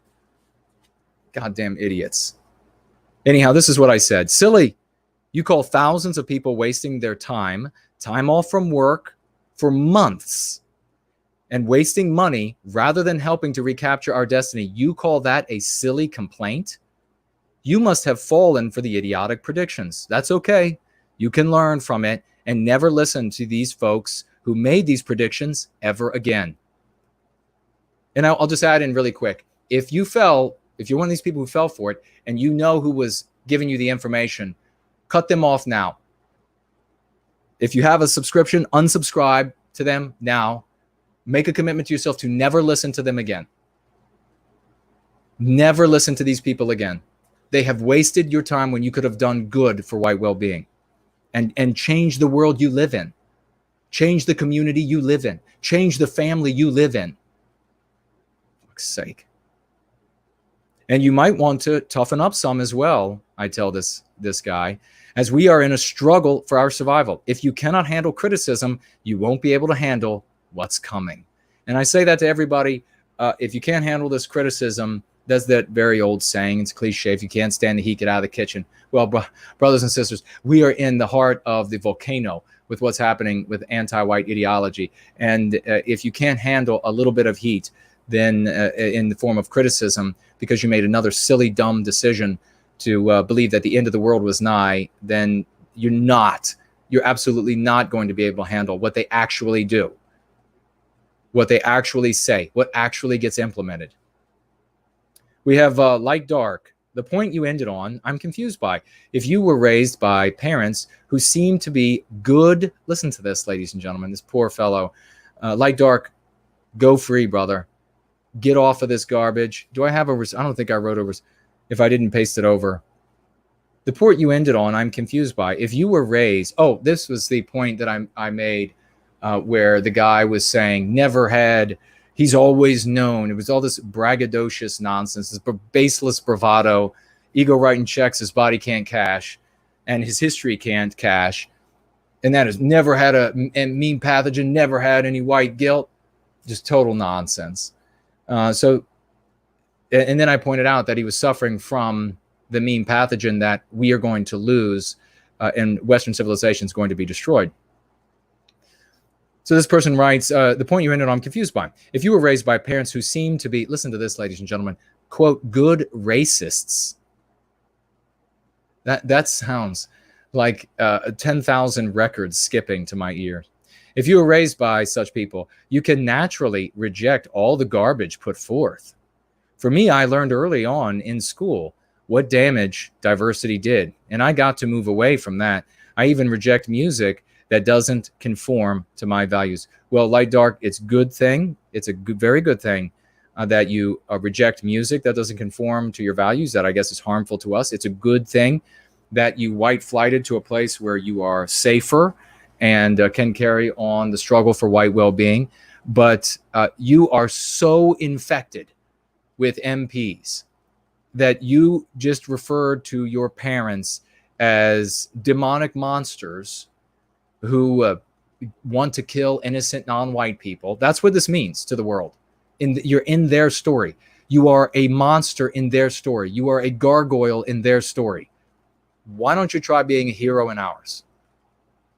So, no, your parents learned from someone. Their parents learned from someone. Their parents learned from someone. These other adults, these other channels, news and entertainment media, no.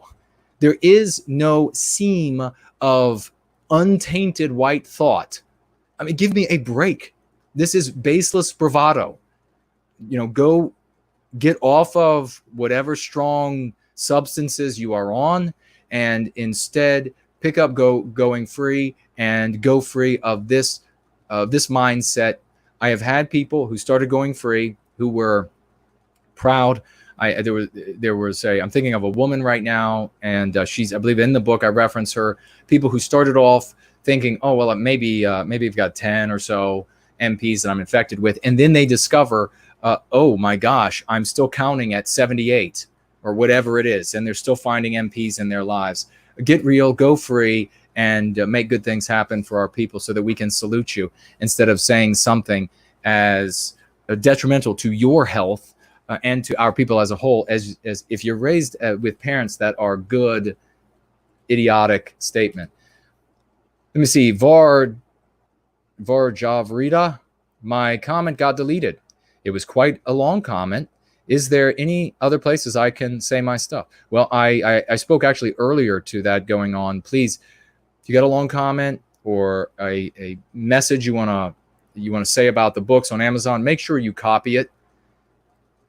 Put it on a Word document so that if they do delete it, I guarantee you, I didn't delete it. None of my people moderating deleted it. I can see the background on the channels, and it disappeared by way of another means. And so that's anti-whites did that to you. Be pissed off that they did that to you, and move forward with that righteous indignation and make more comments in the future. Thank you so much. The great Sam Bradford writing, love you, brother. Truth to be distributed soon. God bless you. See, Sam's going to do something real in the world. He's not going to wait around for the end of the world, that somehow you'll survive as long as you have 1,000 MREs.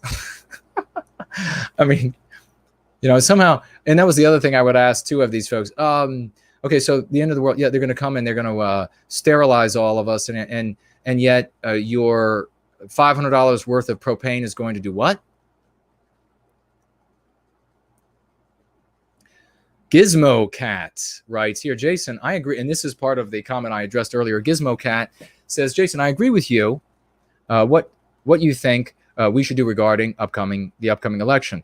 But in the interest of truth, I must point out that the very brave, and this is, he goes into some study. I don't know, somebody has really looked into and has some opinions on events of red elephants, and I haven't looked at it yet, so I'll take a look at it maybe if I get an opportunity, but I won't say it here. I don't know what is going on or not. But then he goes on, if Biden wins, then we might have less time to wake up white people. So yes, hopefully Trump wins, even if he is pro-Israel and stuff. Regarding violence so let me just speak to that briefly. Trump must be voted for what he will not do. Forget about what he will do, what promises he made, what kind of man he is. You need to elect him for what he will not do. I have the Biden plan that a wonderful lady provided to me, and I don't know. I don't know if I should do a clip on it. I don't know if I should try to bring it up on a Going Free stream. But maybe I'll just read quickly from it. It will be the end of all things. Now that's going to happen in 4 years, or it's going to make the context in which we operate totally different. It's almost incomprehensible. We need a minimum of 4 more years. Anyone in the white positive sphere, and I'm just going to openly say this, if anyone in the white positive sphere starts saying to vote Biden for any reason whatsoever, they are absolute poison. They are scum. Do not listen to another word that they have to say. Tell everybody I said this. Or they're too dumb to know their ass from a hole in the ground. Because the Biden plan is out there, and they have the energy, and they have the money to make it happen if they get elected. So you will vote for Trump for what he won't do, which is the Biden plan. Forget about voting for Trump for what he will do, or what he might do, or what he promises, or any of that. You vote for Trump for what he won't do. And he won't do the Biden plan, which Biden will do. The people, if Biden becomes incompetent and can't govern, then the vice president and the rest of the Democrats will implement the Biden plan. And it is a change to these United States like nothing that has ever gone before. And that's saying a lot with the loss of the War for Southern Independence and the usurpation of the United States with the Federal Reserve, the printing of the currency. He goes on here to say, on my BitChute channel, some of my, and of course that didn't happen. Just ask YouTube, Miss Wojcicki. I think she'll probably interview somebody who has interviewed child molesters or something, which also didn't happen. And you can get the truth from them. Over on my BitChute channel, writes Gizmo Cat, some of my subscribers were rather angry with me for my last video, in which I said that we need to live and let live when it comes to, and he's talking about people's sexual preferences, who they're attracted to. We still need to make sure that the nuclear family is protected and maintained as the building block of society, but we need to stop using pejoratives to describe these groups of people. As long as they're not trying to force this sexual preference on our children, then we need to, I guess he's welcome. I think he says, I lost the spot. Yeah, welcome these people into our movement. I get people under my videos leaving violent comments all the time. It hurts our movement because it links us in the anti-white minds with, and then all of these other things in the anti-white narrative. And then he says, love you, Jason. Meow. Meow. Alex Trebek, what is the single word that women are reduced to in Jason's bedroom? So I'll speak to this for a moment. It's an important thing, and we've talked about it a couple times. In service to white well-being, what you do in your bedroom is, as long as it is, you're not harming animals and most importantly of all, children, then consenting adults can do what they want in their bedroom. No, there isn't a lifestyle, a legitimate lifestyle that's not anti-white, that is based on a person's sexual preference. That is purely an anti-white creation. It's used to destroy Western civilization. People's preferences for sex partners, that's their personal thing. And I could not care less. I don't need to, and don't want to, and don't want to see, don't want to hear about it. I don't want it marched in my street. I don't want heterosexual marches in my street. I don't want people with their sexual preferences in the local library, whether it is one sexual preference or another, saying, hey kids, let me tell you about the joy of this kind of sexual. None of that is something that we endorse in service to white well-being, but we also don't give a damn what people do in their private. Adults can do whatever they want. They want to have fun whatever way that they enjoy it. More power to them in those quarters. And I have worked and will work and continue to work. I am sure that I have worked with plenty of people in service to white well-being that had a sexual preference other than mine, and I had no idea because there was no reason for us to talk about it. There's no need. I mean, no need for that conversation to come up. We're focused on white well-being. So I didn't even know. And that's the way it should be. I will share my preferences with those people I experience. I share the things I really want to do with those I experience it with. And that's all. I'm not going to want a parade to force people to, not going to want a parade to damage the underpinning of our civilization. And here's the way that we ultimately look at it when it comes to these sorts of things. We have in the white positive sphere an ideal family, an ideal man, an ideal woman, and an ideal family that make up an ideal community, that make up an ideal country, that make up an ideal global people of Western kind on this earth. Now, we all are going to fall short of that ideal. Obviously, the ideal, in many ways, we're all going to fall short in different ways and in many ways. Obviously, we want, it is preferential for men and women to come together in loving harmony, attracted to each other, and producing children in that harmony that are proud and healthy children, and they want to carry on what we have created here in Western civilization. They want to go even further than we have done. Obviously, that's preferential, because if the opposite was true, it would be a swift end to Westernkind, wouldn't it? So we have an ideal, and at the same time, because we're human beings, we allow for everyone to fall short of what they strive for. So it could be in various ways that any one of us falls short of the ideal, but as long as we strive for the ideal, and in whatever ways that we personally fall short, we don't try to harm the rest of the community with it, then there's nothing wrong with that whatsoever. We embrace everybody, and people are going to have many different types of illnesses, and many different types of likes, and many different types of etc. We're not going to people can't get along. You can think about somebody who you have an ideal white man, for example, and he should be able to get along with people in the community to do great things for his family and his community, etc. Maybe for the country, maybe for the world. But maybe you have a white guy who he's an absolute ass, but he at the same time is some, I don't know, mathematical genius, and he can figure out something that is going to benefit his family, his community, the whole world of our people. He should not harm the rest of us with his failing from falling short of the ideal. And we should not try to push his failing on the rest of the community, on the rest of the world.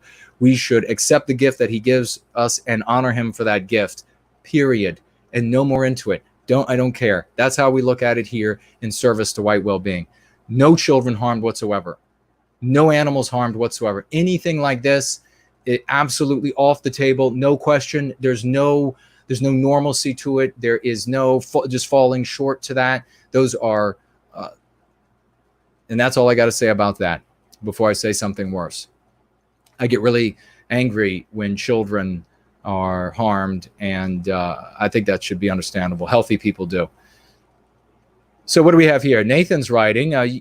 Oh, this is very kind of Nathan. It was the picture of me with the Confederate soldier. Says, you two look like father and son, cut from the same mold, just different attire and different time. Someday, a descendant of the Köhne line will stand next to your statue for some photos, guaranteed. Thank you, Nathan. That's very kind. Well, especially if it's like at some kind of family, maybe we have, I don't know, that would be amazing to have something out in a community courtyard or something. But if there was a family thing, that would be just remembered for doing my best, even whatever that ends up being. So thank you for that. Rock Dad says, here's a PSA for everyone. Do not get rid of any old history books you have or can get hold of. We were talking about it today, Rock Dad. They are rewriting history, and Wikipedia is mostly lies now and false information. History books are really all text, and really all textbooks have become more and more anti-white over the years. And in fact, we have information about the history books across the United States and other Western countries written specifically by anti-white companies owned by people openly known to be anti-white. So from way back in the day. So not new. So you can imagine how bad it is now. David here writes in response to the ending, bro, the reason those other channels get tens of thousands of views more than you is because most of your content is 2 to 7 hours long. If you did more short clips like this one, you'd get more views and subs. There's a reason the channel JRE clips is so popular, because nobody wants to sit through 3 hours of Joe Rogan's small talk. They want to see the high points, the meaningful parts, and skip the rest, because I was talking about this earlier, wasn't I, ladies and gentlemen? There isn't a low point. They're all high points. Every half hour, you're going to find high points. I appreciate the criticism. I have made many. In the beginning, all of the clips were short, and I was quick to the point, made meaningful arguments, things that people could use that were actionable right then and there. And still, nobody gave a damn. I didn't have the views. Maybe it was because the anti-whites saw that it was beneficial rather than just lecturing folks on meaningless things that they can't put to work in their lives. And so maybe the anti-whites played a part in silencing me and my reach. Maybe it's just that I wasn't entertaining enough. Whatever it might be.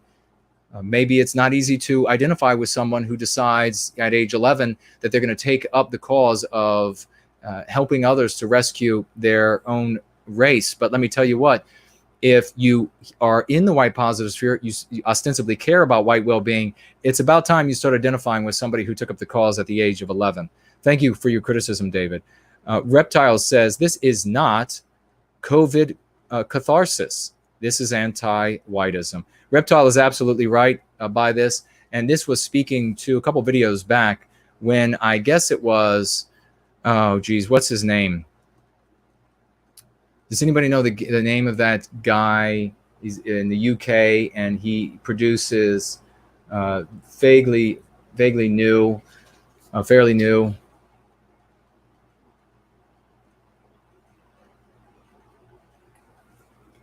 I think Dutton is his name. He was on, we've had him on before, PWR, I can't remember his first name.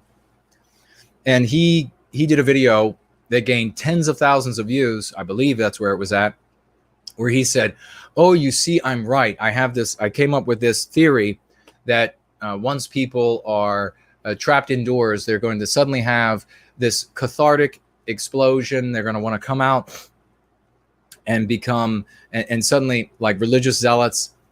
Absolutely not. I gave ground for his argument in saying that, okay, maybe there's something to what he's saying about being trapped indoors, but primarily the people who were out and destroying were not the people who were trapped indoors.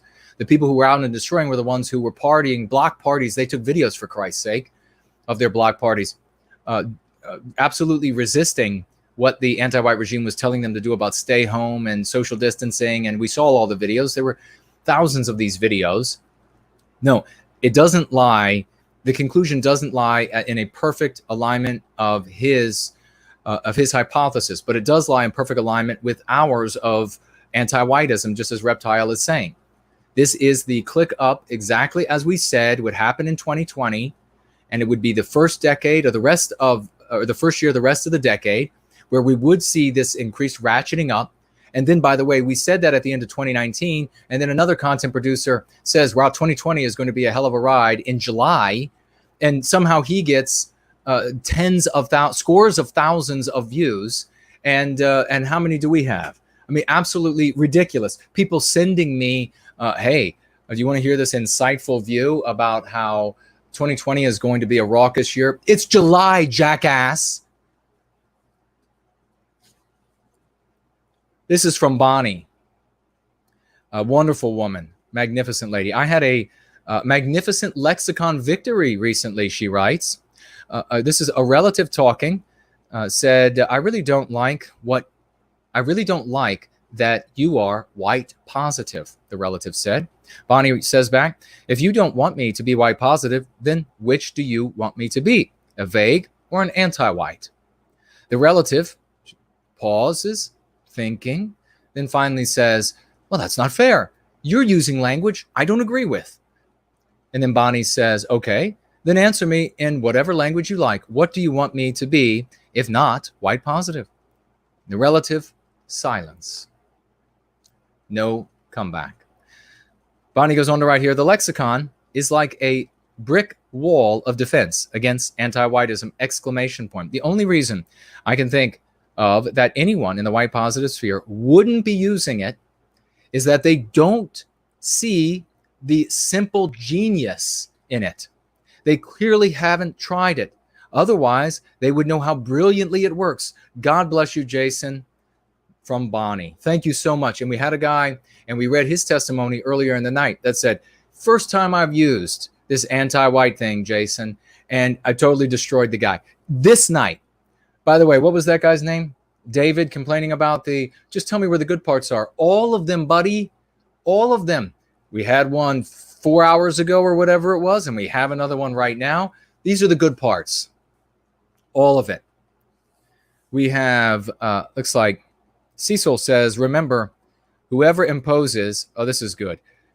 Whoever imposes anti-white terminology imposes anti-white ideology. Precisely. Do not use the anti-white slur and concept, weaponized word, racist. Don't attach it to anti-white. Don't attach it to anti-black. The anti-whites are doing this to reclaim that concept and to make it powerful again. You are not going to be dumb enough to fall for it. Bill says, I like the plan. We can attach Go Free to the Trump campaign with the backdrop of the anti-whites known as Antifa and MLB, and we're not talking about Major League Baseball, marauding at will. It'll be easy. It'll be an easy sell. The anti-whites have free reign because of the anti-white morality. And we are going to break through with our countering morality, which is sane. Theirs is an evil lie. Bill, that is brilliantly written. We have some more of these, but we got news and we got calls and we got your comments. And let me see what you all are saying over here on D Live before things disappear. How many points? Who gave me points over there? Somebody Looks like Ninja Key 75 gave me a Ninja Guinea of points. Thank you very much for that. And let me see, who else gave me more than lemons? It looks like White Rabbit Radio. If that's the same Tim Murdoch, was here or is here. I guess he was hosting the show as well, doing great work over there, Tim Murdoch and his team over at White Rabbit Radio. And it might be from Tim that we first heard this, what Cecil shared with us here, that the imposition of anti-white terminology by our victimizers imposes anti-white ideology. Brilliant thing. Good work being done by those folks over there. A big hello and spotlight. Let's get a round of applause for Tim and the folks over, the team over at White Rabbit Radio and the work they're doing for white well-being. Thank you all for that. And okay, let's see. Now we have So What, number 12, gifting a Ninja Guineas worth of Lino points. And we have, what's that, Celtic Viking, looks like gifting a diamond's worth of Lino points. Thank you very much to the both of you. And Magnus gifting a diamond's worth of Lino points. Thank you for that, Magnus. I don't see any writing. So if there's writing, oh, wait a second. Did the others have any writing? I just saw, it looks like under Magnus, it says God bless. So I'm guessing that was the message he included. So God bless to you as well. Promethean Hails. Thank you for that. And let's drop down. We have John is gifting 1 diamond's worth of Lino points and writing over here, white well-being should be our only focus. God bless you, John, for that. Absolutely. And we have John back again, gifting another diamond's worth of Lino points. We have to start seeing ourselves as one people. Precisely. That's what we are. We are a single people with many countries. God bless you. Great words. Oh, we Spencer the First over there on D Live, gifting a diamond's worth of Lino points and writing over there, good to see you. Reading D Live, Jason. Well, fantastic. Thank you. And a big hello to everyone on D Live. And I usually remember to open the chest. So at the end of the show, which then redistributes all of those points, or much of them, right, to the folks who participated the most in the chat. And I will make the effort to do that again at the end of the show tonight. Let me see. Miss Jameson Wade over on the Discipline channel says 10 to 15 minutes ago, you mentioned a couple channels making hundreds of awesome videos. I've been scrolling back and forth and can't find where you named them. What were they?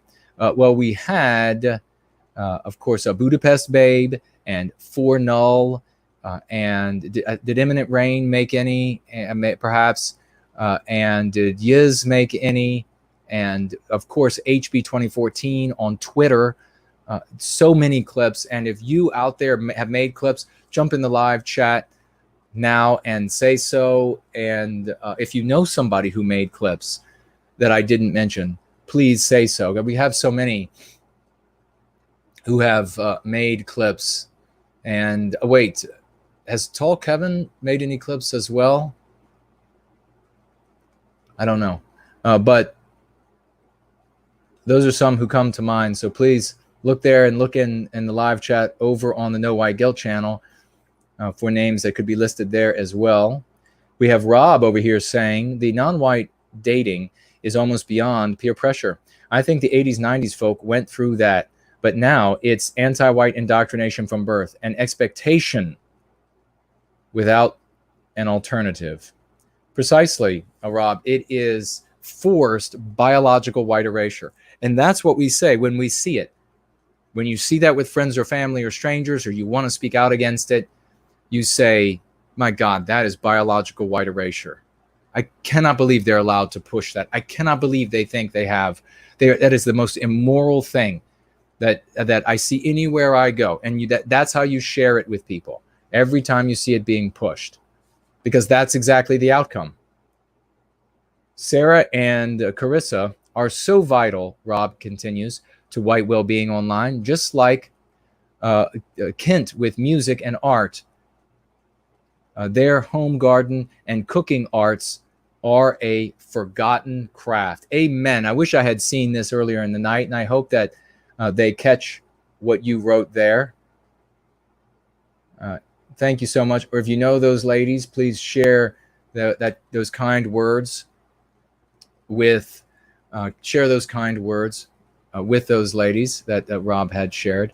And we also have, of course, Raymond Foster has many clips, and he finds musical tracks that are for public use, and then he takes audio and he does a bunch of things. He mixes things and it makes it very entertaining.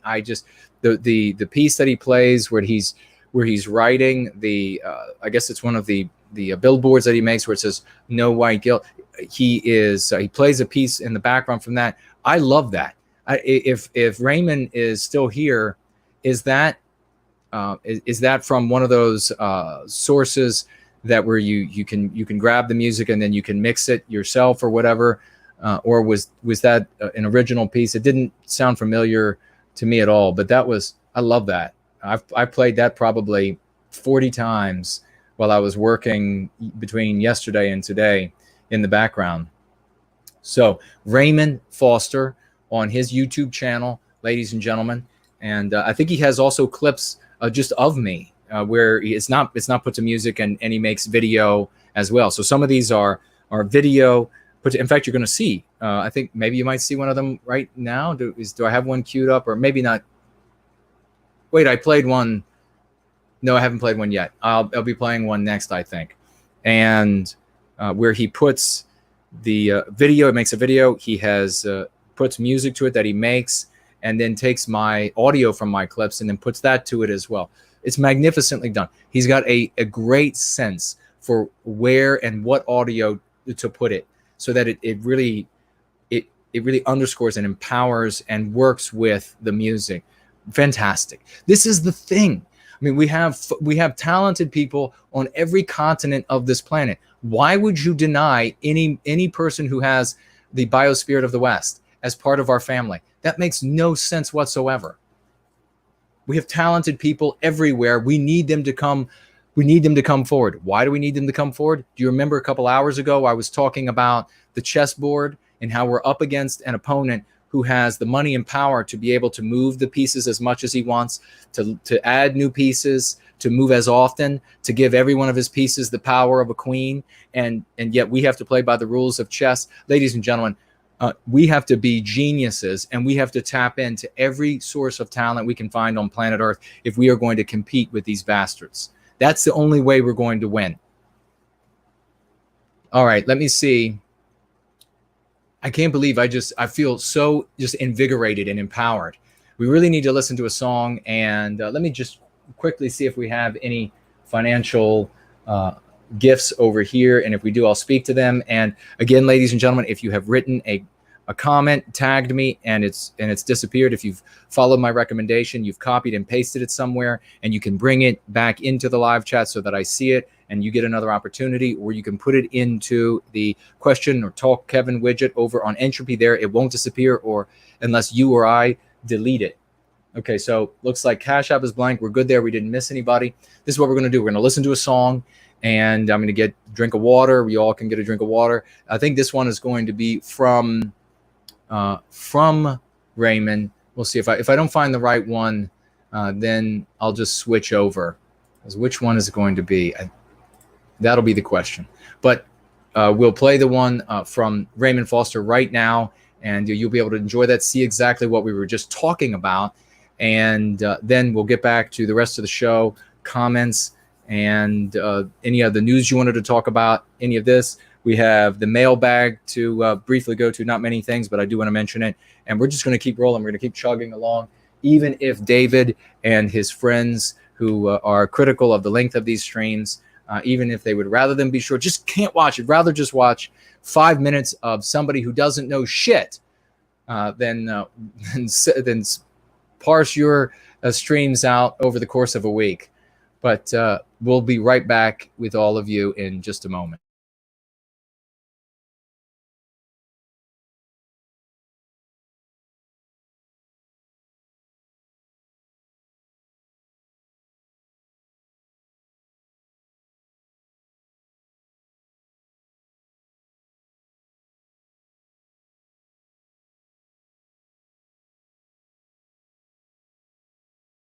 No, you can have your own because the anti-whites haven't said it's legitimate. And I said, boy, you know what? I know you went to Harvard. But I'm thinking pragmatically here. If we're playing by their rules, That Bravo Sierra. That Bravo Sierra.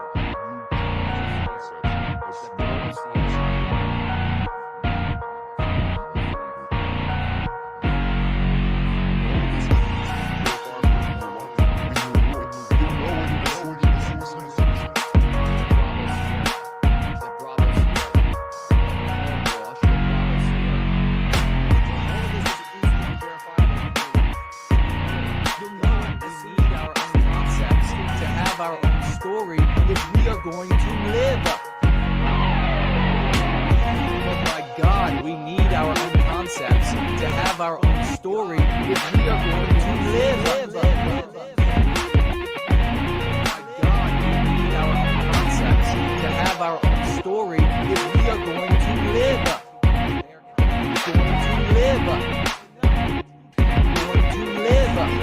I've been thinking a lot about that anti-racist is just a code word for anti-white. It's starting to make sense. They say that they're anti-racist, but what they really are is anti-white. Think about it.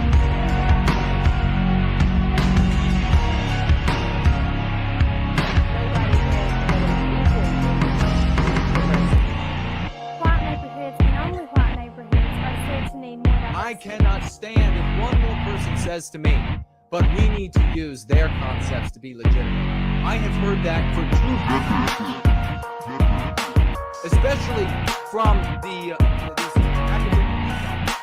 I have heard that for 2 decades. Oh my God, we need our own concepts to have our own story if we are going to live. God, we need our own concepts to have our own story if we are going to live. Going to live. Going to live. Asian pride, seeing the good, healthy living.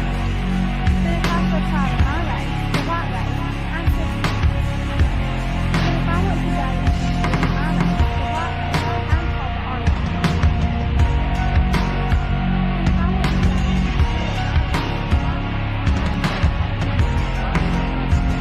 But we need to use their concept.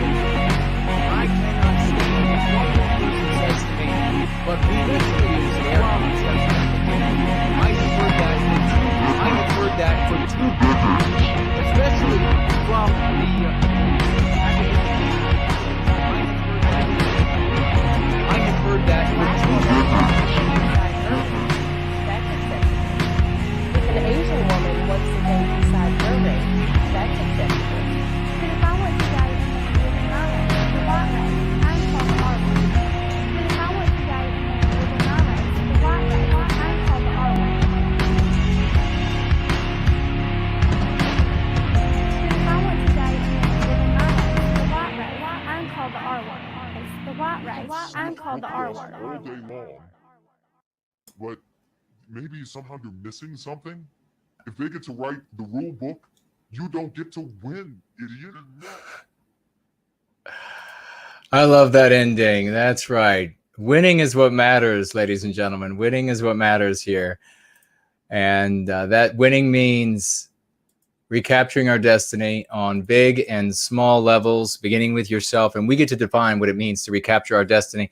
Let me ask you how the sound is. Is the audio working fine as I made the transition back to microphone? Can everybody see me okay? William Runner says he missed most of the song. Well, you'll be able to catch it in the replay. And we're also going to be playing Imminent Rain pretty soon because we are getting pretty late in the night. And we want to make sure we get to that piece before the end of the show. Audio is great, Mike says. Fantastic. Well, I'm feeling magnificent. The temperature has gone down into the 80s here outside. So I'm delighted with that. We did have, let's see here. Oh, this is not what I had up. Let's see. We did have the question that I wanted to make sure I spoke to. Oh, let me, before I touch metal, before I touch that mic. Where did it go? No, that's not it. No. Well, what the heck? Is this it? Okay.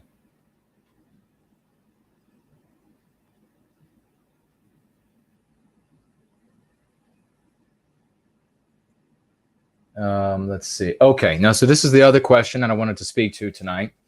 And this is by, I want to make sure I got, this is coming over Facebook. Panzer Faust asks a question over here on Facebook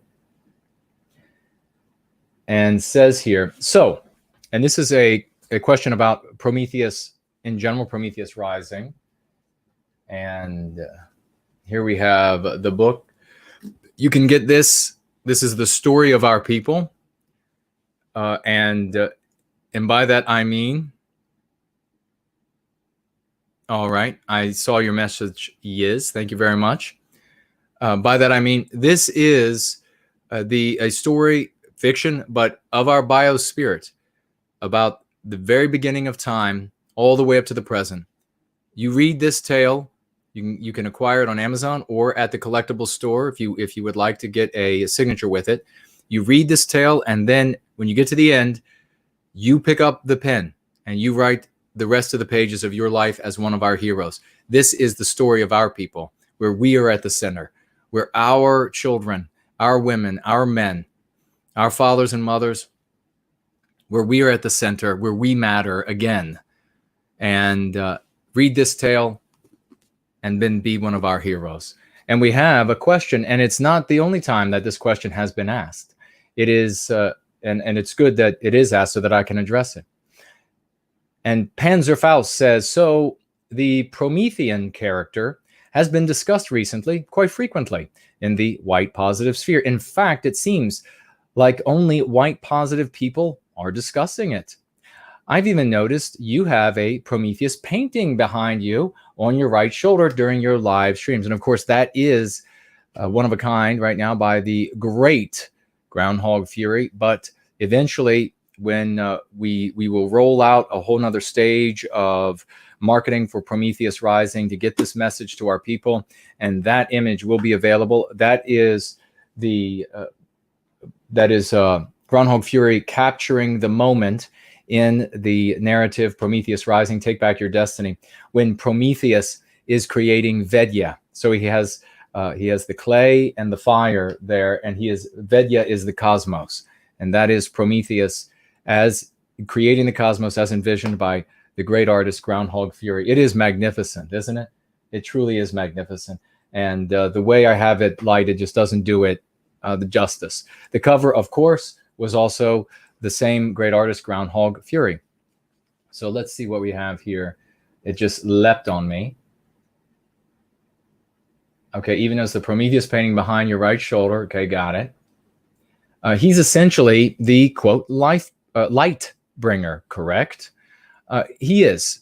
And I'm going to pause right here, also because I know the rest of the question. Unlike some of these, which I don't know, I scan or skim, and then I think, okay, I'll throw that in and I'll just handle it. I actually read this one beforehand. So I will, well, maybe I should just go ahead. So he goes on and says, is there a Luciferian archetype? I understand and have been grappling with the idea that those who hold us down and stifle us have given us a religion. And then he goes into some question, which we spoke to that portion earlier in the show about the different religions. We talked about that when we were looking at these atrocities of our religious icons and buildings being destroyed. Okay, let's see what else he says here. Okay, yes, I spoke to all of that when I was talking earlier. Let me see. Okay. Yep, I think I spoke to all of that portion earlier, brother. And I thank you for the question, because it's another great opportunity to speak to these things folks who have been with us for a while haven't quite gotten, they missed maybe, and certainly folks who are new, they want to know exactly what it means. What's the position on these things? The position is easy. We're going to pragmatically move toward recapturing our destiny, which, as I said a moment ago, we define, not the anti-whites. So we'll take a step back then to the Promethean portion. Now, my Prometheus, the Prometheus of this book, is only connected to these other interpretations of Prometheus in the most widely known ways. Prometheus is a god, and he has something to do with the fire and knowledge and what the fire means, and otherwise empowering us. And only in these sort of broadly recognizable ways does Prometheus from the book resemble the Prometheus from earlier in history. So what you have here is you have numerous definitions or descriptions or interpretations of Prometheus from antiquity. And sometimes, I think in many cases, these things are novelty takes. Somebody says, "Ooh, I've got a new take on Prometheus. That's really neat. It's new." You know, we had the great, lovely Porge talk to us about this, where it's these endless novelty takes. It's great. It's new. You're really going to be interested in this new take on what I mean. You know, Prometheus is actually the unborn babies of, women with only left arms. I mean, it's just something weird that is going to get people's attention. And then because of its bizarre nature, it is perpetuated, or it seems connected to other things. It ends up perpetuated. All of that is immaterial. All of that is totally irrelevant. The Prometheus in Prometheus Rising is Prometheus, the totality of his name is Prometheus Ithelia.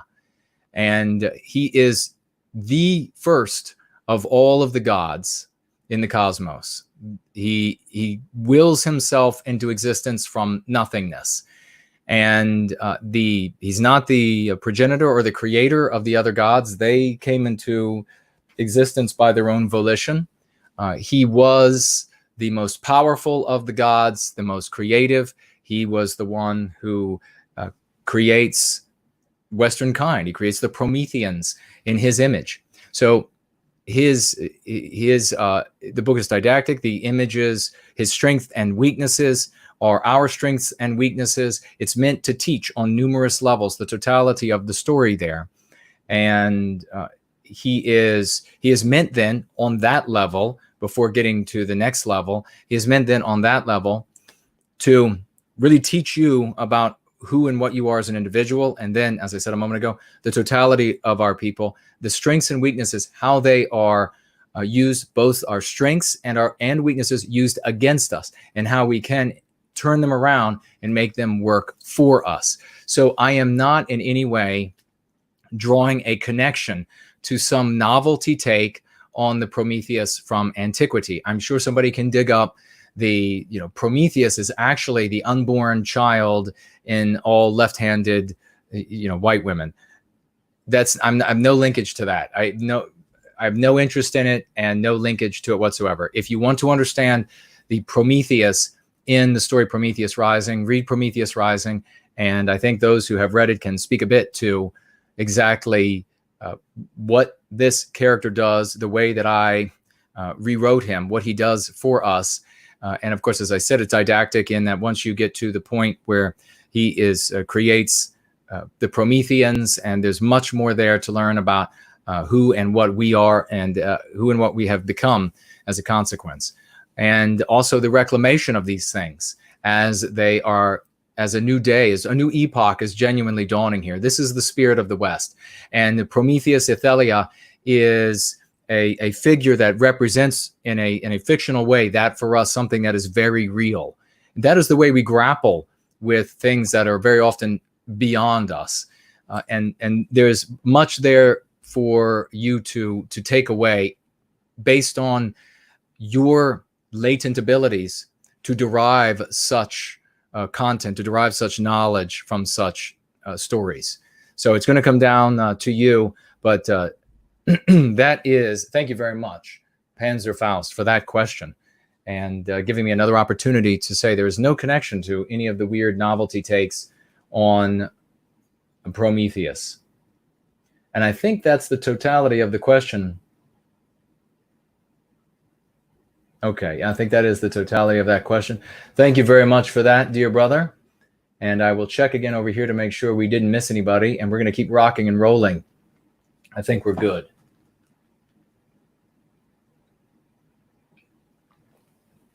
I have an IRL coming up this week, so I will be in the field for some of this week working for White Wellbeing, and I'll be back though for going free. So we'll be here, but I will be in the field for some of this week in service for our people.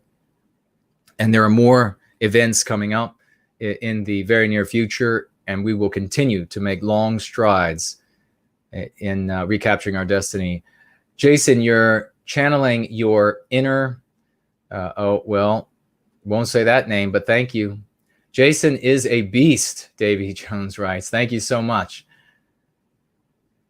Wanting to know about Lamont Riddick. We'll get to him. Well, this is Wild Fang. If you haven't read Crucible, which right now is you can only read inside of Born Guilty, it will be made a standalone, and it is going to be made specifically to help to bridge the gap between MAGA voters and supporters and those in the white positive sphere, the things that we can do for them.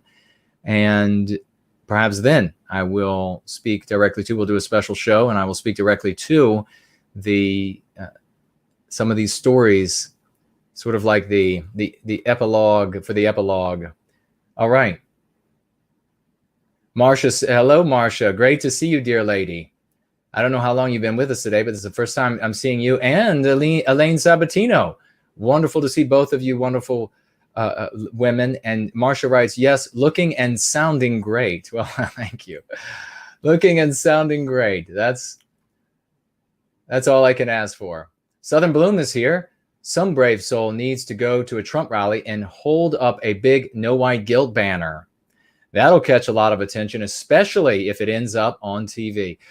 Southern Bloom, that is a brilliant idea. Absolutely brilliant idea. Wouldn't that be amazing? A big no white guilt banner to unfurl across the fans at a Trump rally. It would have to be, you'd have to make some effort to get it in there, because I don't know, they might be looking for things like banners, but maybe there could be a creative way to get one in, and it went into, perhaps maybe one could imagine maybe placards where, you know, it just says Trump on one side, and then the other side is covered up, but on the other side it's a portion of the totality of no white guilt. And then when you all get in there, you uncover the other side and you all turn around, and a number of you are holding up, and then together you can see it say no white guilt. I don't know. Zero Talent says Raymond Foster is making clips on his channel. Yes, he is, Zero Talent. Thank you very much for that.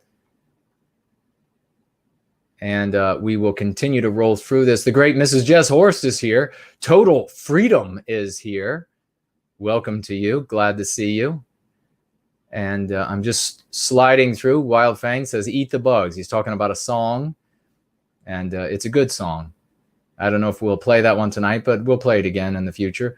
Mestizo says, a young white female from Michigan has gone missing. The suspect is an armed 20-year-old I'm going to say anti-white, non-white male. Pray for her family. Thank you for that information, Mestizo. Thank you very much for that. They used to, I don't know if you all remember, the crimes would be committed in your local area, and the news would come on and they would tell you of like 3 or 4 of these crimes, and they would tell you the suspects, what they looked like and where they fled. And then it was of course was quarantined just to your area, never told anywhere else. But now they've stopped doing that even, unless he's white. If he's not white, then you know it's going to be a man wearing blue jeans or teens. So it's become so tiresome now. I have nothing but contempt for the anti-whites. All right, I think we are.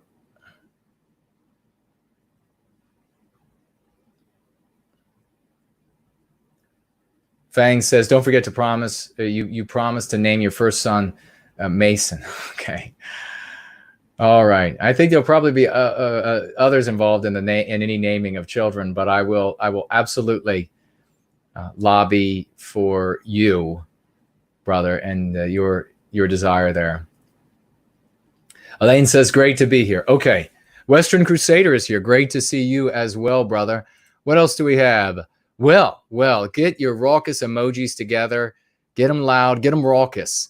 Because we just had the great maestro of all tunes, 4 Null, show up. $50 US financial gift to White Wellbeing. Thank you, my dear brother, over here on Entropy. And he writes with that magnificent witnessing to the service that Going Free does to him and his family and our people. He writes here, the more I go free, the more I see how misguided I was before. I'm constantly challenging myself to be more pristine. That's a great use of the word, that pristine that we use in Going Free, ladies and gentlemen. As I make progress aligning to the Western archetype, the gap grows between my worldview and those who are white positive but not going free. Different topic. Should we avoid using the brainwashing related term deprogramming? Yes, I don't see a need to. I mean, I can think on that, but I haven't seen the need to use it before in the past. I think specifically because it is too close to the kind of thing that is a couple of the allegations that anti-whites make about us. And we don't necessarily want to evoke that sort of imagery in the minds of our vague brothers and sisters out there who we're trying to bring over to Go Free. But I want to read this again. This is a working man. 4 Null is doing amazing things, ladies and gentlemen. Music and etc. Can't even say all of the great things he's doing, but he was in a very different place in the white positive sphere. So the guy's been white positive, and good on him for that. But he has found Going Free. He's discovered the power of it. He's discovered the power it has and the effect it has on him and his family, his ability to communicate. He uses reason, logic, and evidence to see the success it has on our community. And with $50 from a working man, and what did he have to make? 130 or so to be able to get that 50 to give it away? And then how many hours of labor was that? The more I go free, the more I see how misguided I was before. I'm constantly challenging myself to be more pristine. As I make progress aligning to the Western archetype, the gap grows between my worldview and those who are in the white positive sphere, but not going free. Absolutely the case, brother. And thank you so much for that testimony. That's worth $5,000, that testimony you just gave. That is fantastic. You see, when you're going free, Fernald is talking about the big gap between where he was and where he is now. And he's so much more pristine now, so much more powerful now. And he sees that gap between himself and the others who are going free. And this, Fernald and everybody, when you're going free, you'll begin to reach that point, if you haven't already, it sounds like you're getting there, where you begin to look at the other people who are in the white positive sphere. And you almost get to the point where a couple of thoughts come to mind, like, are they Are they capable of coming over? Do they know how much damage they're doing? Are they, it's kind of like watching somebody destroy themselves with an illegal substance or even a legal prescription drug, and they're destroying themselves and they think, no, they got it covered. Everything's working. This is the way it kills my pain or whatever it is.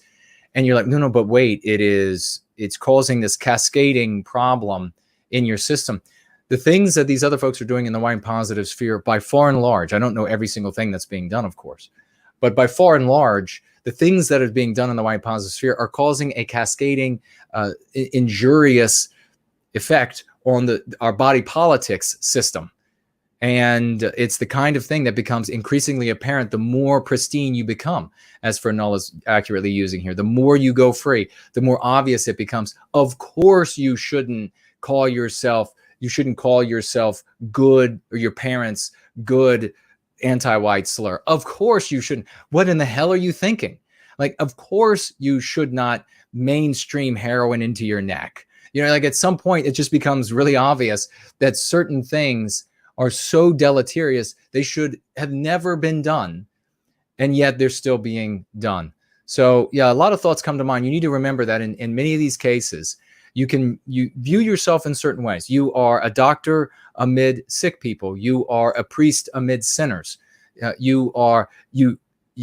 those who will allow you to heal them, those who will allow you to show them the way to a better place, to a pristine place, fantastic. But those others who want to stay sick, they want to stay sinners, they want to stay whatever it is, whatever metaphor you want to use to look at this, then you just move on. And if they get to a point where they're really damaging what we're doing, then we can call them out and denounce them. And we can also be nuanced, like in talking about some of these groups where I was asked about them. What do you think about this group? What do you think about that group? And we can speak positively about the energy getting out, putting up banners, passing out leaflets. And then we can also be critical about these group-wide fight training idiocy. But let's go over to the mailbag quickly. And we have from a great hero in the white positive sphere, John, financially gifting $150. Let's get a big, raucous round of applause for John and the financial gift that came by way of the mailbag to White Wellbeing. Thank you, my dear brother. And we also have a splendid lady who is here tonight, and Bonnie, who financially gifted $10 in the mailbag. Thank you, my dear lady. Beautiful, and it's amazing. I just have to say, folks, absolutely amazing. This is like a postcard, so there's no part of it that I can hold up. But so amazing how the penmanship of some of our women, but even some of our men, truly glorious. You remember, you look at our old documents, and I remember when I was a child looking at the enlistment papers and then the papers for my relative's death in the cavalry fighting for the Confederate States of America. And I don't know, what was it again? I have to look at the documents again. Just maybe, 2 months or so before the end, fought the entirety of the war and then died, left the family behind, wife and children, just a couple months before the end of the war. And I look at the penmanship there, and this is by regular people, and it was absolutely magnificent. We're going to go beyond those days. We're going to do better than as glorious as that was when we recapture our destiny. Slots over here in the Tall Kevin widget writes, elect Biden, acceleration, while in the anti-white narrative is just destruction. Precisely. Relative to the elect Biden, brilliantly said, brother. Relative to the elect Biden chorus of dipsticks, we have the reality that Slots points out here, that acceleration, while in the anti-white narrative, is just destruction. There is no oppositional pole. And so their acceleration is just destruction. It is there. it won't make anything better. It won't open up any avenues. And you can look to all of these people who talk about these sort of things. They like to like cite history. How do they miss all the times in history when acceleration destroyed our people because there wasn't an oppositional pull? And how about the one that's happening right now in Africa, where acceleration is just destroying our people because there wasn't an oppositional pull, and specifically psychological defense for the psychological warfare waged against us. Very astute, Slots, as always. Thank you for that, brother. And okay, we had the Angharad Celtic. We got to the Slots. We're going to leave up the Mestizo link for the other young woman. And we have Fornull over here. Oh, asking about the deprogramming, and we got that there.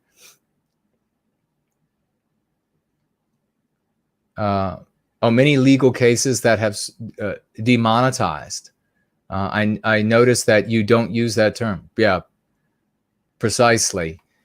You do have, when it comes to YouTube, when it comes to these different social media networks, no, I'm not going to say it. Yes.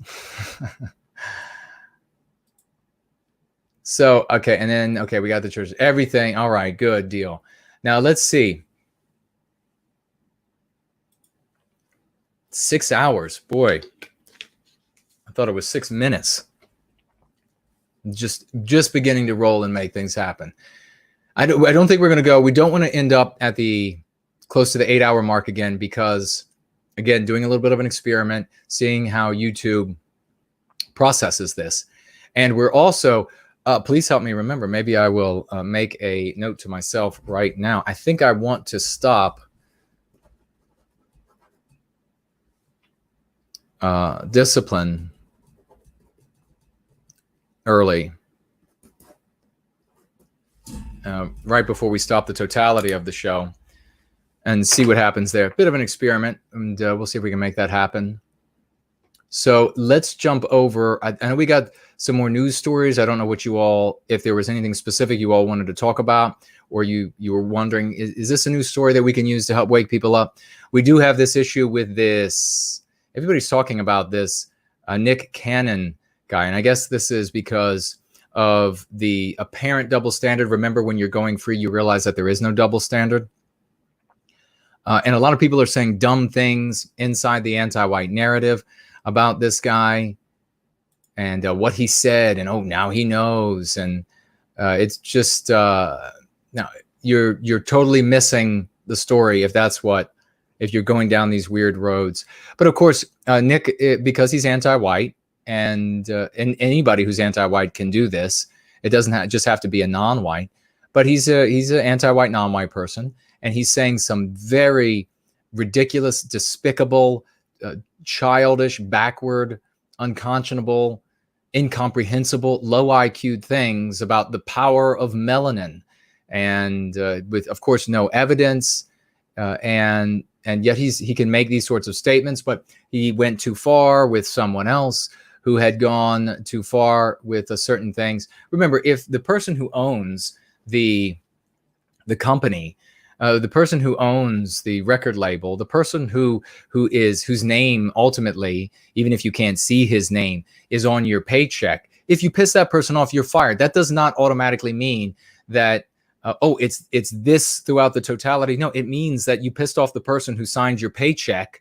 And we live in an anti-white ideology. If you want to go free of it, if you want to recapture your destiny, you are going to have to start seeing it through the lens of our story and stop seeing it through the lens of other people's stories. And that's what I'm seeing so much of relative to this Nick Cannon guy. So many people immediately hopping right back into the anti-white narrative, being an orbiter in somebody else's tail, and then saying, maybe they will, maybe this particular group of non-white people will then suddenly understand, and there'll be some sort of collaboration. You really have to be well under 100 IQ to think that. That is, I really have to wonder if I can even communicate with you. If you're able to think such a things, there were efforts made in the white positive sphere on just ungodly, stupid waste of time and money. Sending out books to countless, I say countless. I mean, it's a bit of an exaggeration, but hundreds of one particular non-white group. I think there were actually two different non-white groups, churches, their organizations, their political groups, their community groups, sent them out all over the United States because they had this totally asinine idea that we have no power and they have no power. So if we get together, we'll suddenly have power. No, that's not how it works, you total idiot. That's not how it works. That was an immense waste of money and time to send out this information to educate these people about some other group of non-white people. Stop being so stupid. You can be redeemed. You can come into to go free, and you can do things that are productive with your life and with your efforts. Stop following this. And if a content producer is suggesting something like this, again, drop that person for the imbecile that he or she is, because they're leading you nowhere good. There have been efforts for decades to make these relationships. Let's build an alliance. Let's build an alliance. You know, it's like the two parakeets in your cage. They're going to ally themselves so that they won't be locked up in the bird cage anymore. Totally asinine. These groups, they already know what you think, that if you just tell them, the world will suddenly change. They already know it. The issue is that they're anti-white too. These people who are in these groups are anti-white. Not the totality of these races. The people who are in these groups are anti-whites. These non-white anti-white groups, the participants are anti-white. I'm sure there are some good ones in there that are not necessarily anti-white, but by far and large, they're anti-white. So their objective is to harm you. They're not going to ally with you. Yeah, they'll take the book that you gifted to them, and some of their wannabe leaders or talking heads who want to get carnal pleasures for themselves, who want to be lauded for being intelligent, who want to aggrandize themselves so others in their community will look at them and think they're smart. They might spout some of the things that you shared to their communities about some other community here or some other community there. But that doesn't mean that you are on the verge of some sort of collaboration. And on top of that, a collaboration of cripples is still cripples. I mean, it's just these people get their power by way of powerful anti-whites. They don't get their power by way of knowing which end is up and which end is down. And somebody preaching a specific thing in a particular group, this particular group of anti-white non-whites or that particular group of anti-non-whites, doesn't mean a damn thing other than that individual is getting laid for it and is getting dollars for it inside that community. God, these people were so stupid in the white positive sphere that did that. There is no alliance. There is no, it's us against those up there. There's no such thing. They're looking at you like the idiots that you are. Trust me. They're not looking at you thinking for a second. They look at you like they have two thoughts that go through their mind. Is this person as stupid as they appear? And then the other thought is, I am going to have my way with their daughters. These people are as dumb as I think they are. They want to make an alliance with me and they hate you. Oh, but Jason, you see, once you explain to them that it'll be for their greater good, oh, you guys, see, that's the point where I think it's like 65 IQ. And at some point there's a gap in IQ points where you just can't communicate ideas, because the person who could think something like that, they can't hold in full or in part or whatever, the necessary components of the thoughts in place in their minds long enough and in a complete form enough to be able to understand the concepts that are being communicated. So you just cut that person off and you say, hit the road. Here's your coloring book, jackass.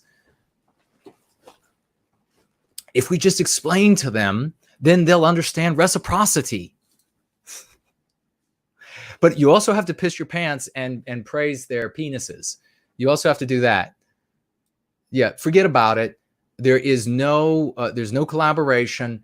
They hate you, and they're always going to hate you, and they're going to think you're an idiot if you go over and you try to talk with them. There were white positive content leaders and organizational leaders who actually went to violent environments where the some of the members who wanted to have them, like the members of the particular groups, they were there trying to get fame for themselves. They wanted somebody to come in and say, see, this particular non-white person, anti-white non-white person is right.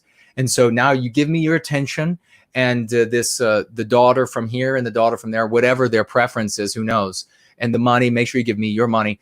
And these speakers actually went to these places, and there's video of some of this happening, and they almost lost their lives because the people who were trying to get clout by bringing them in didn't hold or barely held enough clout to keep them alive or to keep them from being beaten to death by coming into these environments. So don't be so stupid. This has all been done before. This means nothing. This means nothing. In those of you who are thinking about alliance or whatever, just be happy. As Shakespeare said, that you stayed quiet and didn't share those thoughts with anybody. Let's see what else we have. And if anybody has a comment on anything I've said, they want to disagree or whatever, or any other of these other news stories that we touched upon, please mention it and I will speak to it, especially if it is something that can potentially help you in helping your friends and family go free. Here we have another story. I got a bunch of stories about this guy. He'll get hired someplace else making more money. I mean, I was born at night, but not last night. So we know how this works. Okay, this is interesting. I'll share this and then we'll go just directly to, I think we have a couple here to look at. Of course, check this out with CNN and YouTube for verification. Missouri Representative Baker asked for St. Louis attorney's resignation after harassment of couple defending their home. I would say their lives. They're really their lives. Why would you trivialize it? The guy didn't come outside barefoot with an AR-15 because he thought you were just going to mess up the hedge. I mean, God's sake. On Monday, a Missouri House of Representative Ben Baker said, in light of recent actions by St. Louis prosecutor Kim Gardner, I have sent a letter to ask for her resignation, confiscating legally owned firearms from law-abiding citizens for lawfully defending their, well, here he says life. It's live. Is this real? For lawfully defending their live home and family is simply unacceptable. We must not let this behavior continue in the show me state. Yeah. Show me when their weapons, when their tools of self-defense are going to be returned. Show me what happens to this woman for her malfeasance in her position.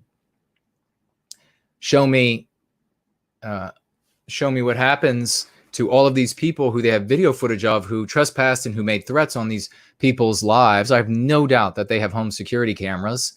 Are these people going to show me what's going to happen to them? Because I know damn well and good that if I walked onto the property, and I never would, not me, let's use a different example.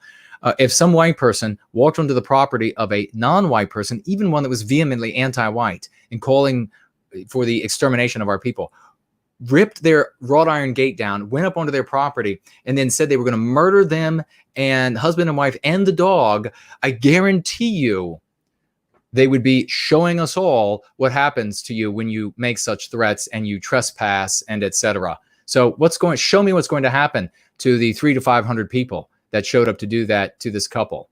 Don't hold your breath. In addition to his legislative duties, Baker is a minister, missionary, former professor, and former dean of students at Ozark Bible Institute. He also owns a small construction business that specializes in artisan trim work, and they've been retained to do work on the Baker house. No, I'm just kidding. On the McCluskey's house, I mean, Baker has. That's not true. Also, that's not true. Don't bother looking to CNN. That's absolutely not true. I just made that up. And then I actually misspoke. So it's totally not true. Now, what else do we have here?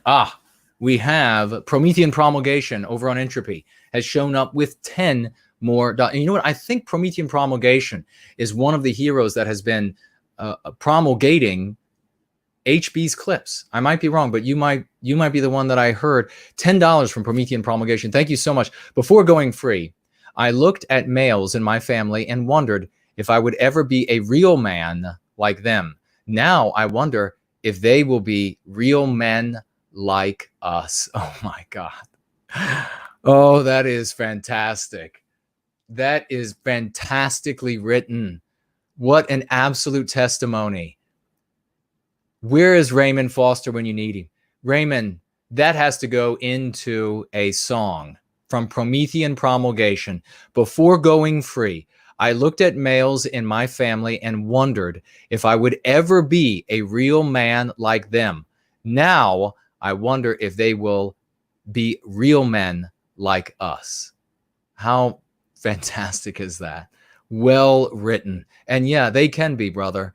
You take going free to them and you show them the way to the light and the victory at the mountain's top. And let's get away from this anti-white narrative and the nursery room of Western civilization and the just call your congressman garbage.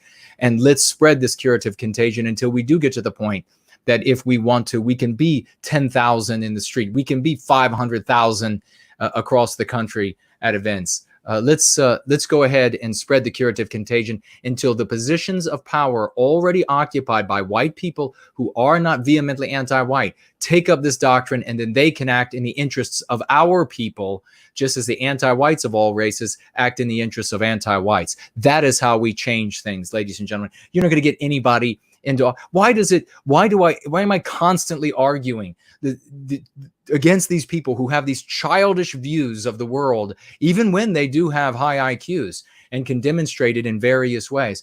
Why do we have to continue to labor these issues, beat these dead horses? You're not going to do anything with violence. You're not going to work up through the institutions. That's a fiction. It's a meme pathogen. You're not going to get a bunch of people elected to office. That's nonsense. You're not going to get a bunch of lawyers together to practice lawfare. They'll all have their licenses taken away, and they'll all disappear as soon as they have finally earned the license, and as soon as they have a wife and kids and a car pay. They got the Cadillac out from payment and they got that mortgage to pay, and they're looking down the street where they finally white flighted away from how bad it was, where the Biden plan has moved these big housing projects where they rezoned so that you can't have single family homes anymore, and they're getting rid of all of that zoning, and it's got to be at least 2 families to each housing unit, and they see that it's become a pure hell, and they finally white flighted away from all of the rape and everything that is quite natural for some communities, and God bless them. Thank God it is natural for them.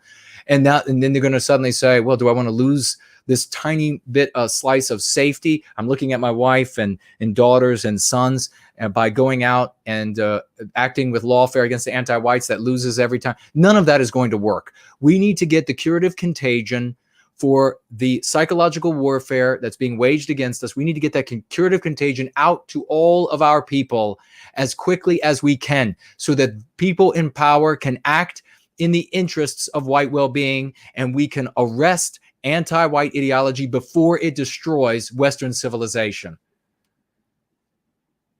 My God. Promethean promulgation. A big salute to you. Thank you. And we have Heidi here. Let's get that round of applause revving up again. Let's fire it up. Put the coal to it, ladies and gentlemen. Raucous emojis. $50 from Heidi Van Buskirk over here. Of course, her husband, Ray, has been moderating all night. A magnificent couple in service to white well-being. Real heroes. Wonderful people. And contributing in so many ways. We love you all so much. $50. Working class folks. Living in a working class area, just getting by, writes here, just got home from work. Hello to everyone, and thank you to everyone who always asks Ray how I'm doing. That's wonderful. Just been working a lot of hours lately. I think and I pray for you all. Stay safe on every level. Best regards, Mrs. Forrest Gump. We read the one that said to tell Raymond to stop calling you that. Thank you for passing along that. Oh, and it says here, thank you for passing along that message from last week, Jason. And she says, well, that's great. Thank you, dear lady. Thank you for being here. Bless you and your husband and your children. They're going to be great people when they grow up. Talk about the kids of these people, folks. Huh? Am I telling you what? They're going to be amazing children when they grow up into adults. They're going to do amazing. They're already amazing, but they're going to do amazing things as adults. Think about this. They're going to be inoculated, and they're going to be thinking. It's going to be lucid thought for them. It's going to be truly a blessing. So thank you all for everything that you're doing. Let me take a quick look over here, and thank you all for all of the applauds and the revved up emojis that we see over there for these heroes. Okay, Cash App is looking good. We didn't miss anybody. And let's keep rolling right along here. We have Bob Matthews writing, I love the fact that Jason got so fired up, he had to turn his air conditioning on. He's like a human Mount Vesuvius. That's why it was on my mind. I knew I read that somewhere. Thank you so much, Bob. I did, and I'll have to turn it back on here. I had to turn it off, but it's been running constant with the 110 heat index today, melting even the lovely doves that were outside. All the birds walking around with their beaks open, you know it's hot. Getting into my bird baths, and you know it's hot outside.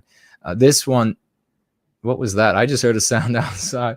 Maybe we're having something happening. Who knows? But we have, let's see, Heil Odensire. Someone should clip Jason's go-off moments. Absolutely electrifying. Thank you so much for that. And we do have some folks doing it, and I think more are going to be coming along and even more sharing these things so that we can take the contribution that I'm making and having my throat clutched. You know, we have Wojcicki's just got both hands and she's choking the shit out of me, and she shut this guy up, for Christ's sake. And some of you are coming along, they're like, snip it right out, and then you share it, and they're trying to race after you and strangle you. And then some of you out there, maybe not as good, you don't have the time to clip it out or certainly set it to music, and you have the ability, though, the time to grab those clips and spread them. Go to the places where the church folks are.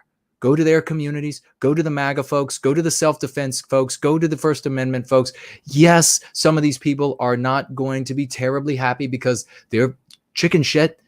They're worried about being heretics. They might say, "Oh, please leave. We don't want to be burned at the stake too." In so many words, that's okay, because there are going to be some there that are going to say, "Wait a second, I'm tired of losing. I'm tired of everything going wrong. I'm tired of all of this explanation of what's going on in the world being so far afield of reality that I can't figure out day from night. I'm going to take a look at this." Those are the people we want anyhow. So get out to these communities and let them know. There are going to be a lot of them. Remember, all of these Tea Party groups, they evolved, devolved, whatever you want to call it. Technically, there's no devolution. There's only evolution to greater or more simpler states. It's amazing, these people that are listened to and considered so bright, and maybe they are, but they'll use these words that actually make no sense or they're non-existent. So there are groups that were Tea Party groups, and they evolved to more complicated or simpler states, and they're under different names now, different rubrics. You can find them in many different places, and you can drop these videos, you can drop these links, you can join up for a week, join up for a day, join up for a year, whatever it is, to their groups, and make a difference while we have the time. You know where these communities are also. If you're going to distribute leaflets, if it's legal to do so, to distribute leaflets in a community, don't choose the community where you know they are a bunch of wild, foaming at the mouth, wetting their pants anti-whites. No, go to the community where you know MAGA voters are. Go to the community where you know there are going to be people that are likely to, or more amenable at least, to see this and say, let me have a look at it. You know, in years past, when we had Bushes in office and Reagan's in office and all of these others, in years past, you would have found people, conservative folks and the like, who would have, to a greater percentage, ignored this type of material. We went to those neighborhoods and we tried. They would ignore it. Well, number one, we also had the wrong arguments, the wrong takes, the wrong vision, the wrong explanation, the horrible marketing, leaflets that looked like they were made up by I don't know, people who should be wearing masks, metal masks in jail. I mean, I don't know what kind of people were making up these leaflets. They were nuts. But nonetheless, you had these people who were just less amenable because the day wasn't quite like the day is today. We didn't see anti-whiteism ratcheted up to this degree. We didn't see as much of a history. And now remember, it's done this even while it's done this. So remember, this is not a simplistic take. This is something that's quite complicated. Understanding this system, but nonetheless, these people didn't have as much lived history as they do now for everything that's happening with anti-whiteism. And now we have a psychological defense. So we can have simple, sharp, effective leaflets, get them out to these communities, and let's make a difference in the world. Thank you very much, Heil Odin Sire. Hitmaster Ninja, in the movie 1917, 20% of the soldiers were non-white, which irks me because the rest of the movie is meticulously faithful to representing the war. My brother said he would never watch a war movie again after we watched it. Brother, that is an excellent opportunity to go to your brother with Going Free and to tell him why that is happening. Tell him the totality of the story that we share here about the anti-white narrative and how this is only going to get worse. If you think 20% of the soldiers represented as non-white in the Great War in service to the Allies is the worst it will get, think again. They are rewriting all of history. Edison, everything that Edison did will be credited away to non-white people, or they'll just turn Edison into a non-white man. The soldiers will become, in these stories, in the movies, the actual literature, the history books, that will follow later. It will lag, but it will change as well, as we can see now. And that's why we have so many with these admonitions. We got to pull this back. We got to take this down, buy all of these history books while we can, before they get burnt and sent to the shredder. I think that's a good thing to do. Save these things to be able to remember where it was, so you can see how far we've come. But the reality is that the fiction that you see on the movie screen is going to be more reality, is more deeply reality for the vast majority of people than those history books, than what somebody at the front of the classroom is going to be saying. So 20% soldiers non-white in the Great War for the Allies. You just wait until you run into white people who tell you, oh no, nearly half of the soldiers in the Great War serving for the Allies were non-white. We really owe a great debt to them for their service. And you are going to be stupefied, but you shouldn't be, because I just told you, you're going to see this coming. And before you are dead, unless you're quite senescent and on in years, before you're dead, you're going to see movies where almost all of those soldiers are non-white. You're going to see complete rewrites of these things in fiction, and people will adopt it as fact. Once they do, they will then, and once enough of them do, they will begin changing the history books and what's written as actual history. So thank you for that. Docs Phil says, that's brilliant that we reach out to the MAGA folks. We definitely need to reach out and not push people away. The Republican voters are natural allies. They just need to go free. Very well said. Thank you for that. And finally, it looks here like, oh, yes, this is the final comment I have here. Art Acrobats, one of our great champions. Here's a little piece I wrote. Art Acrobats writes this, and this is going to speak, I think, to just about every single white guy that hears my voice. A white high school student graduates with a 3.8 GPA. He's been a good citizen his whole life, worked part-time jobs, and never had any legal troubles. He applies to several elite universities, and he knows that he's in the top 5% in his GPA and on his entrance tests. He soon discovers that he's being rejected for universities that he knows he's qualified for.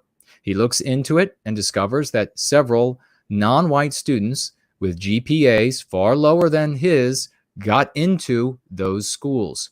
When he complains, everyone tells him, quote, that's just the way it is, close quote. He accepts attending a second-tier university where he rarely feels challenged and is forced to take anti-white social science courses. He graduates with honors in the sciences. He applies to various medical schools with a 3.9 GPA. He is rejected from all of them. He researches and discovers that hundreds of less qualified students were accepted. For the next 20 years, he is institutionally discriminated against in all educational and job settings. This is the typical experience of most white males in America today and all over the West. There is no white privilege. There is, however, massive anti-white male discrimination everywhere. Go free with no white guilt. Amen, Art Acrobats. Thank you for writing that. I wonder how much of that is your own personal story. I'm sure you are one of those who had the high GPA. And I every single white male hearing my voice, I mean, this is the guy that, what do we call him? What's the name we gave to the guy who jumped in the plane and decided to have one final flight because he knew he couldn't get ahead? And they actually said to him on the radio, having the conversation, they said, well, if you can land this, Sky King, I think he was called, something like this. If you can land this, they might hire you as a pilot. And then he said, it was so painful to me. Tears welled up in my eyes. He said, nah, I'm a white guy. That is what we all know. How many white males are committing suicide? And now finally, it is beginning to sting more and more white women because anti-whites need them less now than they used to when it comes to destroying Western civilization. They went out to our women and said, look, we're going to fracture that home, that white home. You can have that higher paid job. You can leave that man. You could do it on your own. You can have a sex with all the different partners, just like some men are lauded for being man whores or whatever it might be. And by the way, disgusting. You're going to catch something, germs everywhere, disease everywhere. But nonetheless, unfortunately, a great many women ended up saying, okay, yes, I want that. I want to have that.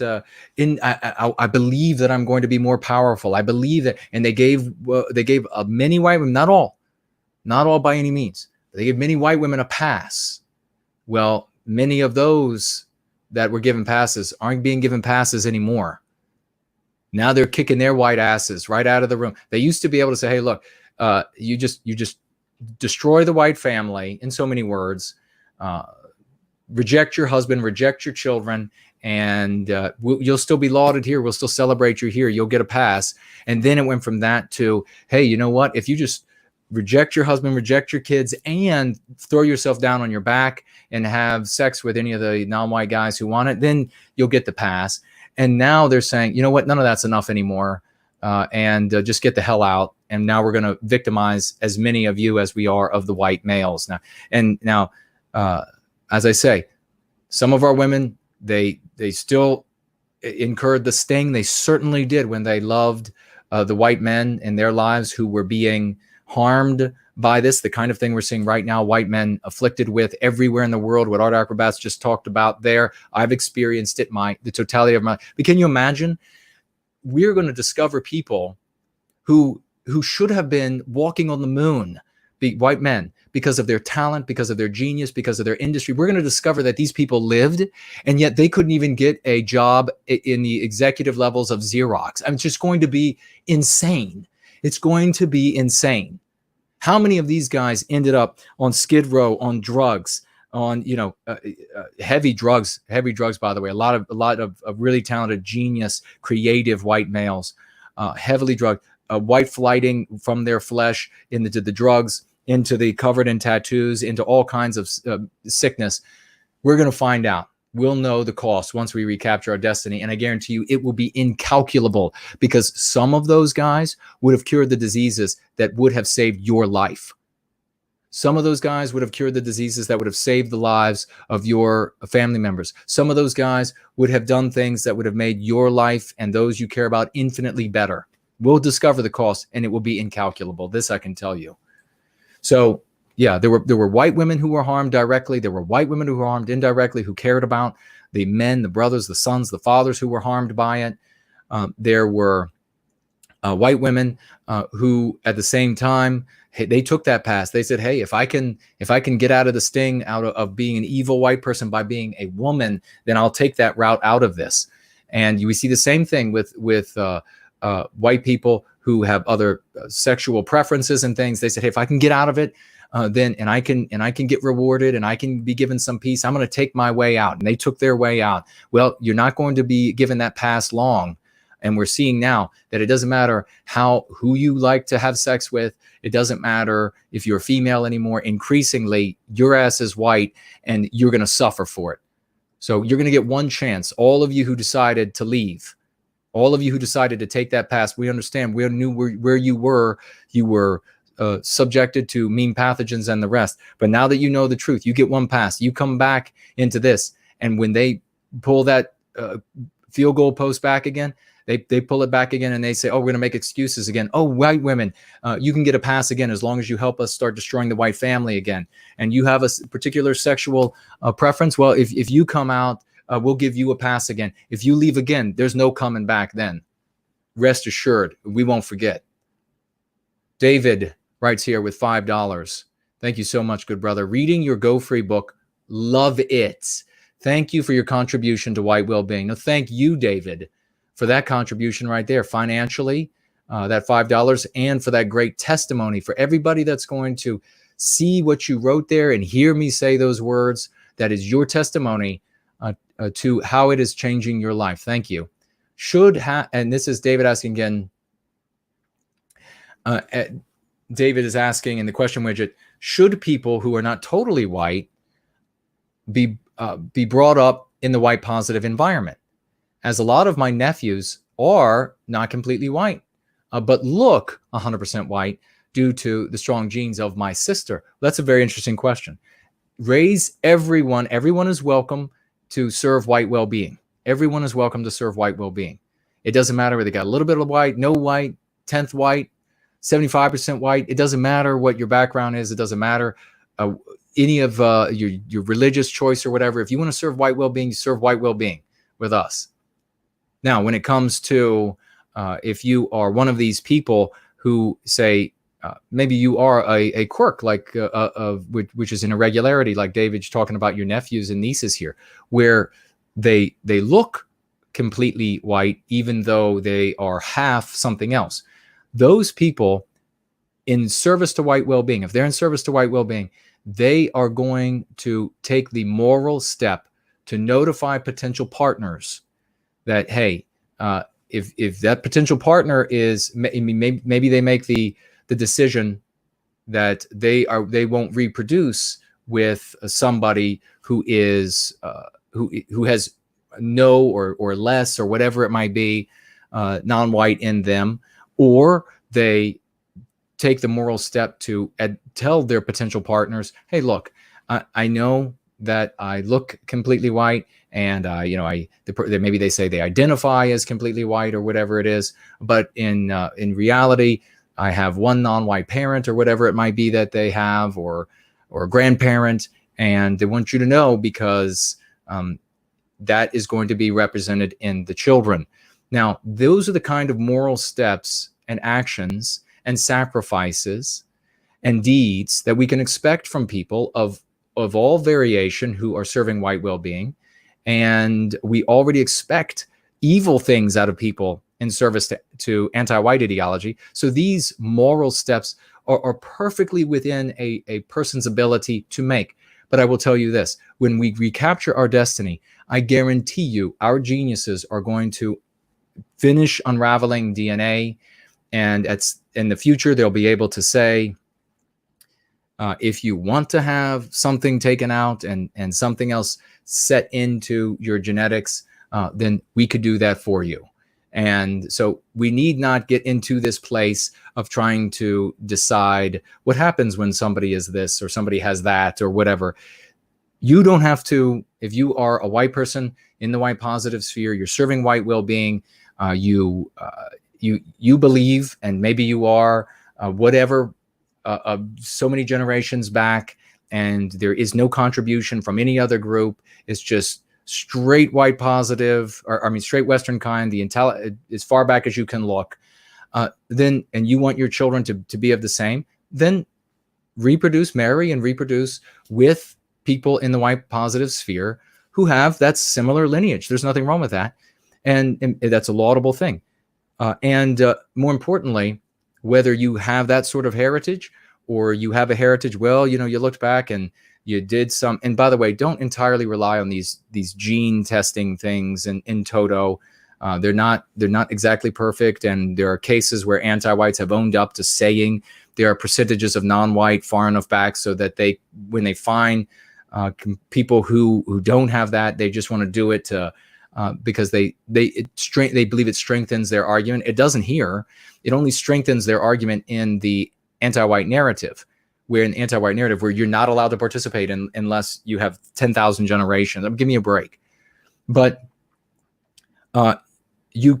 anyone of any makeup can participate, and then you can decide who you're going to reproduce with or not reproduce with. I can even see scenarios where there are couples where you could have a scenario where people are maybe they have a lot of non-white heritage, and they maybe one partner has less or doesn't have any, and then they would even make the moral decision to have maybe a contributor of a sperm or egg or something of this nature. There are a lot of decisions that can be made, but none of those decisions are going to be forced on anybody.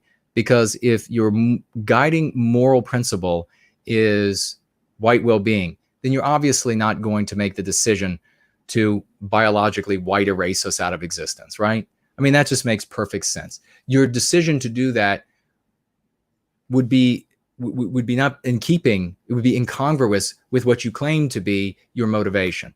And again, there is going to be plenty of opportunity in the future to realize a destiny for our people, where we say now, which will be that now is going to be the past of that glorious future. We say now, whether you have 1,000 generations of nothing else in your genetic heritage, or you've got a grandparent or a parent that was non-white or whatever it is, we can all say in the white positive sphere, or you're totally non-white, we can say in the white positive sphere, we want more redheads. We want more blue eyes. We want more green eyes. We want more hazel eyes. We want more brown eyes. We want more fair skin. We want more black hair. We want more blonde hair. We want more tan skin. We want more, or olive skin, whatever you want to call it. We want more light brown. We want more dark brown. We want more blonde. We want more dirty blonde. We want more platinum blonde. We want more strawberry blonde. We want the entire possibility of what the spirit of the West can give us. And that is exactly the thinking that will carry us to that future, where we have that beautiful compilation, that beautiful palette of the spirit of the West present in our environments. That will be a healthier place. It will be a more intelligent place, because we will guarantee that it will be. We will commit the deeds. No one will be forced to do anything out of our own morality. And people can go their own ways. Out of our own morality, though, we will be making sacrifices when we have to make sacrifices, commit deeds when we have to commit deeds, etc. What might a deed be? It might be that, well, geez, sir, your IQ is 190, and you have this intense natural loyalty to our people, so we definitely want more of you. Will you provide some semen? And that might be a deed that that a gentleman would commit to, so that we could have more of these people. Well, ma'am, you have perfect health. You never get sick. You've never had a day of sickness in your life. Your immune system is remarkable. And you also have that big prerequisite that you also have this innate loyalty to our people. And that's really what we're looking for, first and foremost. Will you contribute eggs to the greater community? And then that might be a deed that you would commit to. And who knows what kind of scenarios that might work. There's no way to speculate. But all we can do is say that people who are guided by a similar moral principle will take the steps to realize that moral principle, and in a way that is safe, welcoming, and accommodating to the participants in that moral structure. And let's see, maybe to that I will just say, let me see. Good heavens. I will just say, does that make sense? I had to find that too. Does that make sense? I think it does. Thank you very much for that question, David. please do raise them white positive. And I will look for them to stand shoulder to shoulder with you and me in service to white well-being. Yiz says, just like with the statues, the burning, destroying churches and holy emblems are the anti-whites effigies for breaking our spirit. Amen. The thing about, is well said, the thing about our projection of our biospirit in our creations, our churches, our whatever it might be, the temples to Athena, whatever it is, our general architecture and the creations of our where we have really infused it with our spirit. So much of things now are being reduced to what's just the most economically easy, or in most cases, it appeals to the biospirit of other races. But where we have done that, we need that harmony. We need that biospiritual harmony. We need that resonance with our environment. And when they destroy those things, they destroy that resonance. They make it they create this disharmony for us, and it makes us unwell. If you were to go to a non-white country, if say one non-white group of people went to another non-white group of people's country and they had power over them, and they went around destroying all of the things that they had created, that they resonated with, they would become a very sick people. And everybody understands that as soon as we put it into the scenario of other people's. It only seems to not make sense when you are infected with anti-whiteism. Okay, let's see. Wow, we're almost at 7 hours. We're going to have to take calls right away. I think Yiz had wanted to talk before she went to sleep, and she's got to get up and work. She's got a small victory to share with us that is kind of clever and funny. So Yiz, if you are ready, I'm going to place a call to you right now.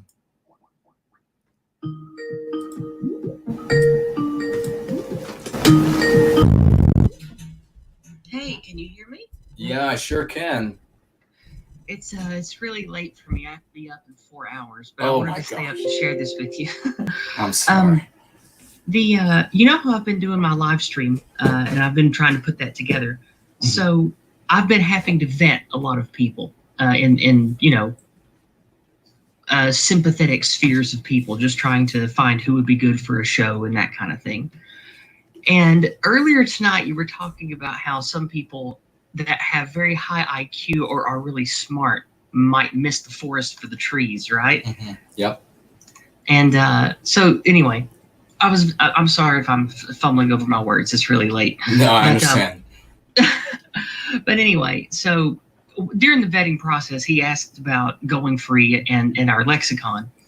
And when I told him about using anti-white and anti-whiteism, he had real trouble with the word anti-whiteism. And I don't know why he got hung up on it, but he started talking about how it sounded too scientific or clinical for normies to get or whatever. So I cut him off and I said, well, they know what anti-Semitism means, dumbass. And he just froze in his tracks for like 2 or 3 seconds and says, oh yeah, I guess I forgot about that one. Okay, maybe you're right. Yeah. That's hilarious. That's hilarious. And how simple it was that he didn't get that, and he was arguing about it. And I was like, well, they know what that one word is that is not the anti-white slur racist or racism. They know what a particular word means about another particular group, don't they, dumbass? And it was just really funny. And I just thought that'd be fun to share with you guys. That is hilarious. That is really funny. And you'll find, I've seen this over the years, that people will make these objections that they haven't really thought about. They feel that they're being persuaded, and people, when they feel like they're being persuaded, they get a little scared. Sometimes they can get angry and hostile. And then they'll make these quick objections to it. They just throw them out like, please, you're persuading me, and if I go that way, I'm a heretic. So they're just throwing anything at you. So he obviously didn't really think about that. He just wanted to make some sort of a trivial objection and hope that it stuck somewhere. And you nailed him on it, and that's fantastic. That is hilarious. Yeah, I got a real kick out of it because, I don't know, it's not that I like trying to get gotcha moments on people, right, but I do like making points about things that I feel confident about, especially when it comes to, I don't know, things that I think are just wisdom or truthful. I like really driving home things that I believe in or think or that I think are perfectly true or reasonable. And so it was a fun little victory that didn't really go anywhere because it was just a private conversation. But I just wanted to share that with you because of what you said earlier about, Captain Piss Pants. That's brilliant. I appreciate you. I appreciate you sharing that story with us. That perfect way as we begin to round out this fantastic stream tonight to celebrate this little victory. From the start, it's been a great night tonight, hasn't it? It really has been. I'm really feeling the spirit of the West, which is Go ahead. I said, me too. Yeah. And anybody who would try to trivialize that, and we'll let you go to sleep and have wonderful dreams of white positive sheep jumping over the hedge there. But anybody who would try to trivialize that, folks, it is the spirit of the West that is in us. That is that energy that is within you, the thing that is the same within all of us in Westernkind. It's not something bizarre that takes you scrying with water or something or whatever, and you got to get high to see. No, this is something that's very real. It's our energy. You've seen it before when our poets write their poetry, when our painters paint their glorious paintings, when our big manufacturers bring this industry out of the earth and where there was nothing. That you're seeing the spirit of the West there. We're really seeing it here tonight, and it is a real energy that is in the body when you tap into it. So good on you. I've been feeling it for weeks. It really drives me. It's great. Oh, thank you so much for sharing. Thank you so much for everything you're doing, Yiz. Well, I'm going to keep doing it. Please do. Don't stop now. Don't stop now. The further you go free and the further you teach it, the more powers you're going to tap into. And we're going to see Yiz become better and better as the years go on. So please have some rest. And I apologize.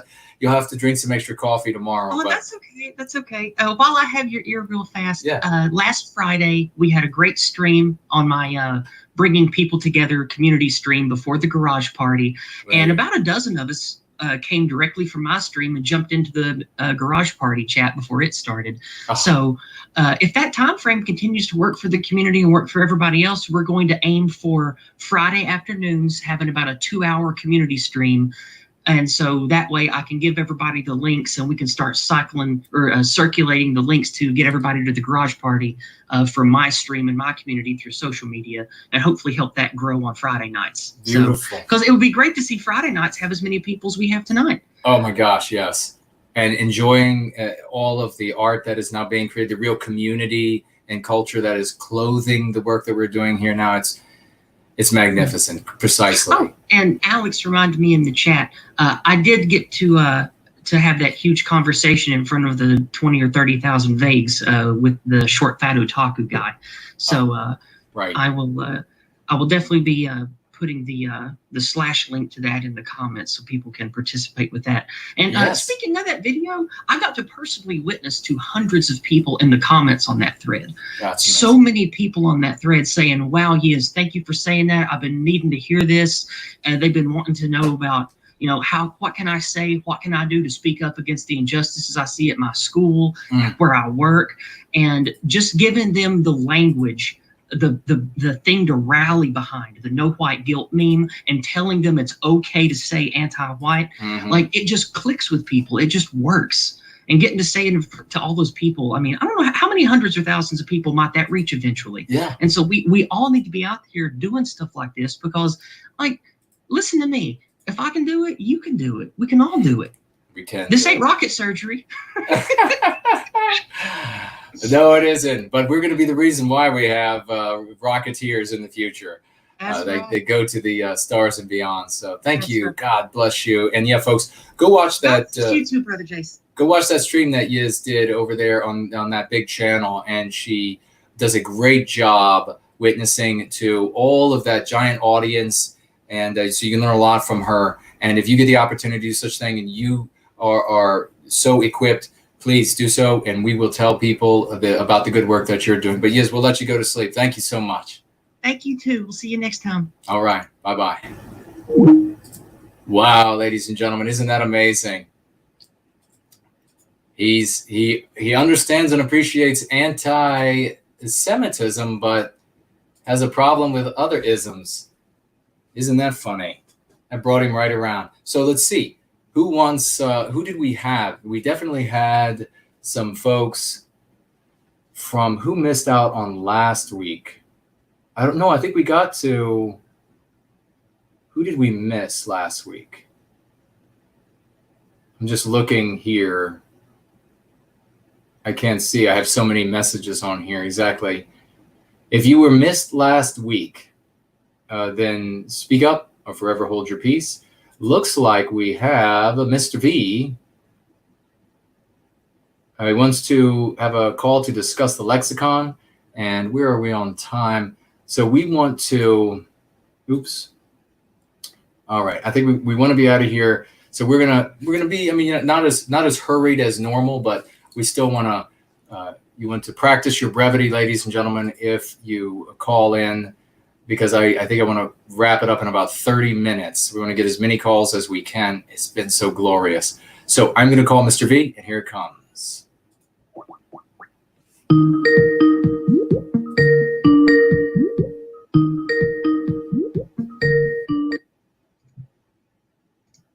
Hello. Hey, Mr. V, how are you doing, brother? I'm well. I was not expecting in my stream. I'm still listening to Yiz. I'm sorry about that. Oh, not an issue at all. Not a problem. Thank you for taking the call. I appreciate it. No worries, brother. No worries. What do you want to talk about tonight? I wanted to address the different approaches that we can take with people in the white positive sphere and with vagues. Before I do, if I don't want this to take too much time because we have definitely more important things to get to, but I wanted to address what you said about religion and how that relates to going free.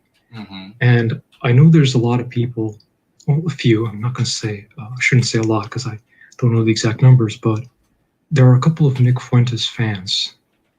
And I'm going to quote something that he said, and this is why I find him to be a clown and a fake and someone who, like many others, are going to be using the lexicon in the future because they know that if they don't, they're going to be left behind. Mm-hmm. So here's what he said in a video, and he starts by mock imitating what others are saying of him.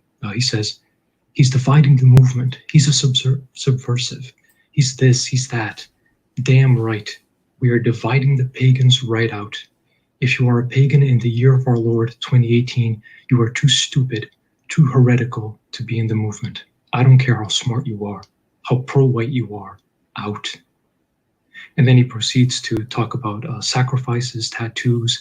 He refers to Native European symbolism as goofy symbology. He says that we need to fight you too, as in the pagans. He calls pagans pedophiles, claims pedophilia is embraced in every pagan culture. Mm. And when he says pagan, you know he's talking about Native European religions. Right. And you can choose your religion. We follow the master principle. But your God better bend the knee to white well-being. I don't care who your God is. He better bend the knee to white well-being. And his... that's why I don't find him to be white positive. I find him to just be in it for his specific religious beliefs, his specific interpretation of his religion. And just wanted to put that out there.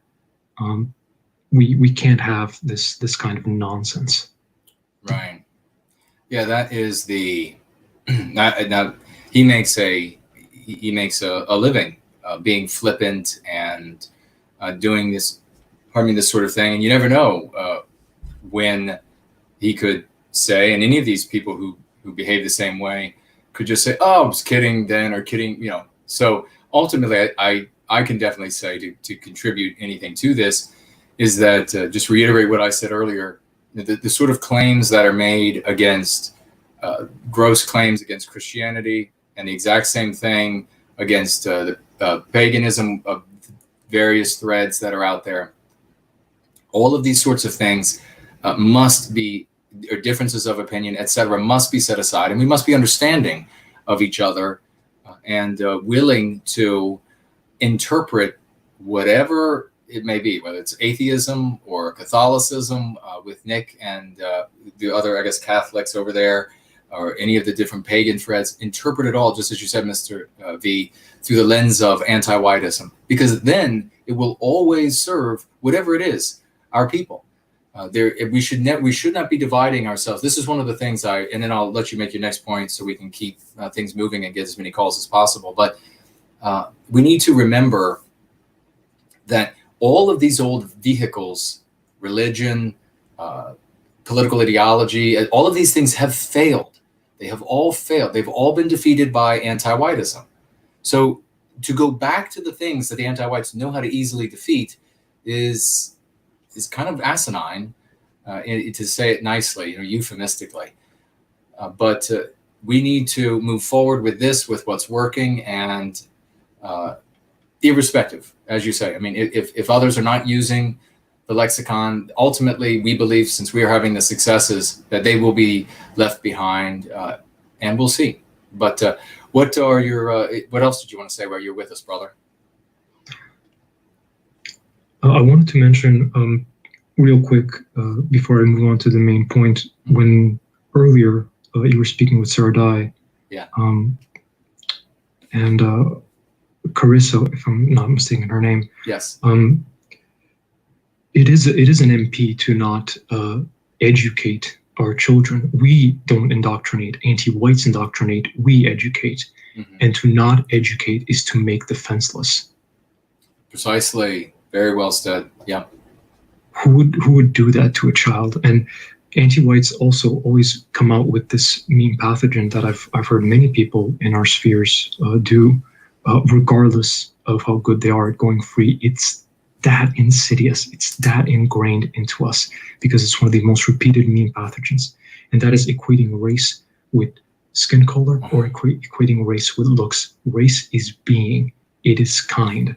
Right. It's not that you have a problem with having children with someone who looks different from you. That is not the case. It's that you have a problem with erasing your own kind. And like any healthy animal, you expect that healthy animal to want to reproduce, as in again, produce as in to make itself again, to continue its own kind. All healthy animals do this. Right.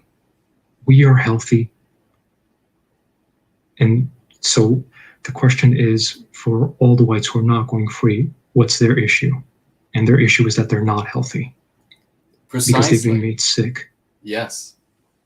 Precisely, they've been made sick. Very well said. I've used so many times in my life. It's a great, and everybody, please use this. I have shared with people who were really being resistant about going free, about adopting, getting out of the anti-white narrative. At some point with many folks, I will end up saying, the Jewish person who is serving Jewish well-being is healthy, right? And it's sort of a rhetorical question, but they're kind of yeah. And in the black person who's serving black well-being, they're healthy, right? Well, I'm serving white well-being, I'm healthy. What's wrong with you?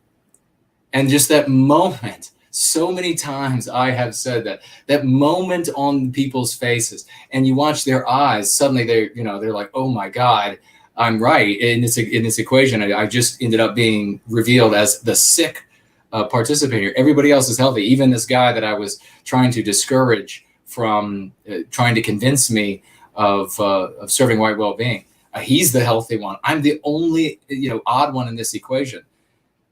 It has a big effect on a lot of people. And if you get an opportunity, folks, and you use it, come back and let us know how well it went.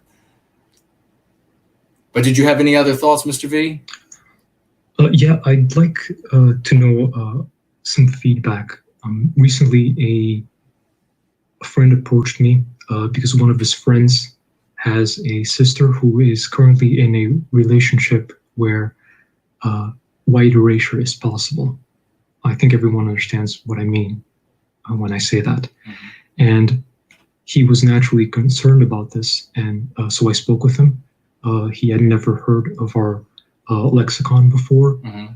He is trapped somewhat in the anti-white narrative because of previous failed strategies. Mm-hmm. his family knows him by the anti-white slur of racist. And so I instructed him that if he wants his sister to go free and he wants to end the possibility of white erasure and make it so that she has healthy, beautiful white babies, that he must change how his family perceives him. So the first thing I told him was he has to change the frame. They have to enter his frame. He has to escape their anti-white immorality and bring them into his white morality. So I told him that you can initiate conversation about white well-being, and as soon as they claim that you hate, you say, no, that's an anti-white lie. Anti-whites always lie, and that is what they claim. I just care about white well-being, and anyone, regardless of race, is welcome to serve white well-being. And I also told him that if someone calls him by that anti-white slur, he immediately stops them. And depending on who it is, and depending on how he wishes to approach them, he can have some righteous anger, some righteous indignation in his voice, as everyone should, because that is an anti-white slur. Yes. He can tell them, do not use that anti-white language with me. But because of his relationship with his sister, previous confrontations, she seemed, according to him, highly sensitive to criticism. So he wasn't keen on using terms like biological white erasure, but everything having to do with no white guilt, white well-being, anti-white, and these kinds of terms, and approaching his sister on a more gentle manner, he seemed to take to. So how could I have gotten him to adopt terms like biological white erasure? Because some people in our sphere still seem to think that it's clunky. Well, I mean, he can. I think you're doing the right thing. First off, in the suggestions you made to this gentleman, they're all sage advice. So this is the way he has to go about it. These are exactly as you said, it's got to be in our narrative. He's got to talk with this new lexicon. He's got to use these dialectics. He refielding all of these issues to get his family to stop viewing him with inside that anti-white narrative and to view themselves as, to whatever degree he's able to successfully recast this conversation as immoral to some degree, to continue to feel this way or call him these sorts of names. That is all perfect. What's also perfect is the way to approach the sister. With everybody that's out there, you're going to find that maybe this particular person, this is a great case, where saying white erasure with her, or and then specifying biological white erasure with her, that she's not ready to hear that, because that's what she's potentially going to end up doing, is participating in biological white erasure, meaning that it's erased, right? So starting where he can with her, what's not going to push her too far, that's the place to start. Don't need to go further than that. When it comes to, generally speaking, the biological white erasure is, you use that, I use that total phrase when I'm in a conversation with someone and I say white erasure, and I'm specifically talking about it being biological, and they seem the least bit confused by it, then I will throw that, this biological white erasure, then they get right away, biologically white people are gone by that. That's how I have successfully followed it up over the years. And then I just work right back into white erasure for the rest of the conversation. You can very easily up front in conversations with people, you can say, look, what's happening in our world is white erasure. White erasure takes several forms. So you only need to have this conversation once with an individual or even a group of people. And that is, you could say white erasure takes several forms. Sometimes it's destroying statues. Sometimes it's rewriting history. Sometimes it's burning the historical records. Sometimes it is biological, when non-white person gets together with a white person and we have our recessive genes, then we see that the children are, without, only in these rare exceptions, they are nowhere remotely close. And in fact, in some of these rare exceptions, I've had 2 cases of this, and I know others who have had, this is just a thought on the side here. where the child of a non-white person and a white person was whiter than certainly than the non-white parent, and then that child reproduces with not a white person, another white person, but then their children end up being more non-white than the non-white contributing parent. That happens. That's normal. But that's just an aside thought. Of course, it's not true. I just made it up for a joke. I hope I got some laughs. Just ask CNN and Ms. Wojcicki. But nonetheless, if you're going to have that conversation, and if you're having trouble using biological white erasure, and trouble using it is going to be two-part thing. It's going to be your ability to express it and your audience's ability to adopt it or to accept it in the conversation. So your ability to express it is going to be something that you can improve over time, and then that becomes the same, and it doesn't, that part of the equation doesn't change for the rest of your life. But your audience's ability to accept it is always going to be changing. And so if you have a situation where you can explain, okay, I'm going to be using this term with this person while I'm talking with them, just up front say, I'm just going to take this moment, here's what white erasure means. And then you go into the conversation and you just use white erasure. It has very powerful effect when you do it that way. But if you have to keep saying biological white erasure, that is going to become really unwieldy and difficult in any explanation. So yeah, the best thing to do is to explain to the interlocutor or audience, whatever it's going to be, this is what white erasure is. It means these things. And by the way, when it comes to this sister, Mr. V, for this guy, when it comes to the sister, it might be a great way to introduce white erasure gently to her. So he begins with these sorts of no white guilt and all of these other things and anti-whites, and this is anti-white ideology and everything. And then he can very easily say, there's all this white erasure going on, right? These destroyers are committing this white erasure. And then, of course, and do this in person with her, so he can at least pretend to read in her the confusion about what that means. And at that moment, then he can say, well, white erasure, oh, you don't know what white erasure, that just means, it could be biologically when the children are not white. It can be taking down statues. It can be changing name signs. It's just all getting rid of us. That's what white erasure means. So he can just kind of toss it in there somewhere in the description of what it is. And that will hit her a lot more gently, I think, than specifically putting his finger on the, oh, do you know you're going to be a participant in white erasing us from our existence by reproducing with this non-white boyfriend of yours.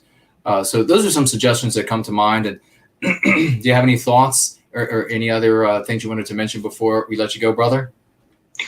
Yeah, I asked specifically because I wasn't going to have him go that deep into the lexicon, but he asked, what do I say if she starts showing signs that she wants to have non-European children? And then I suggested, hey, there is a term for that. Do not use miscegenation.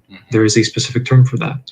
But he is new to the lexicon, so I told him, hey, here's what you say, but not that that's the first thing you go for. I told him the first thing to go for is to escape the frame, escape the anti-white frame that his family has put him in, escape the bad guy role in the anti-white narrative, establish it so that your sister knows that you are for white well-being, that it is about love.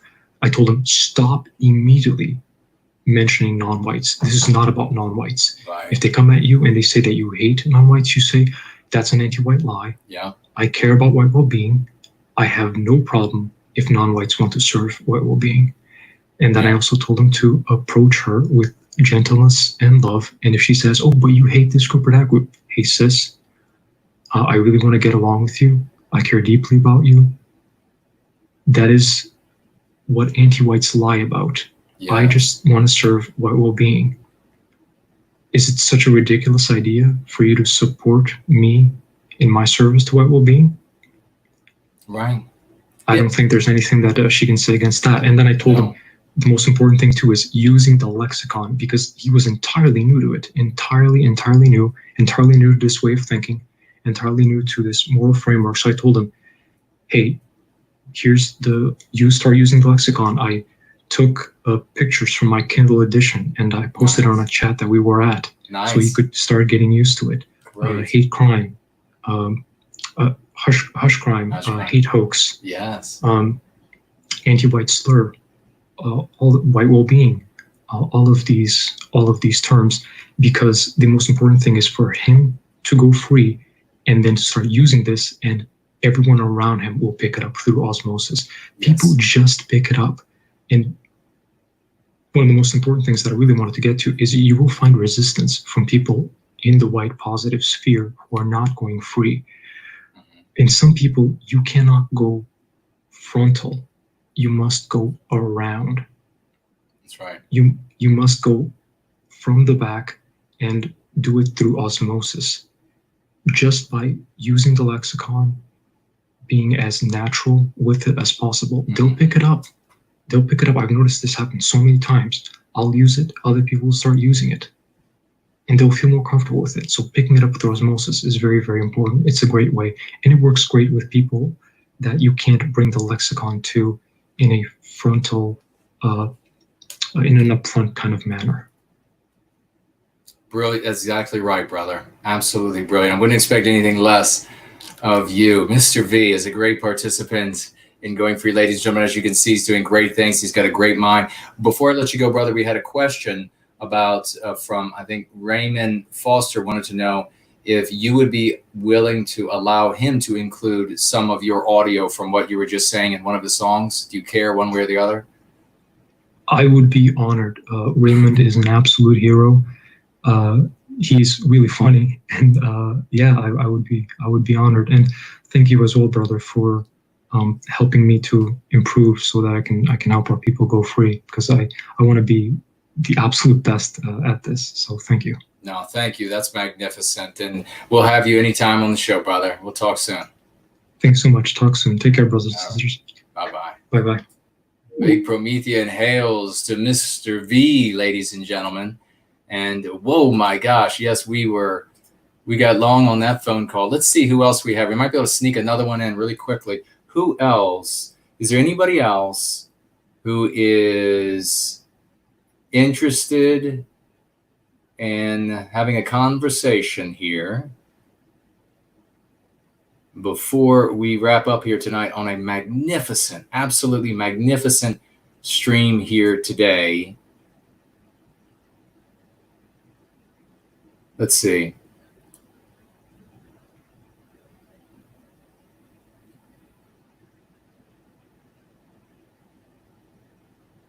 All right, so I will speak with what name does he want to be called by? I guess we'll stick with.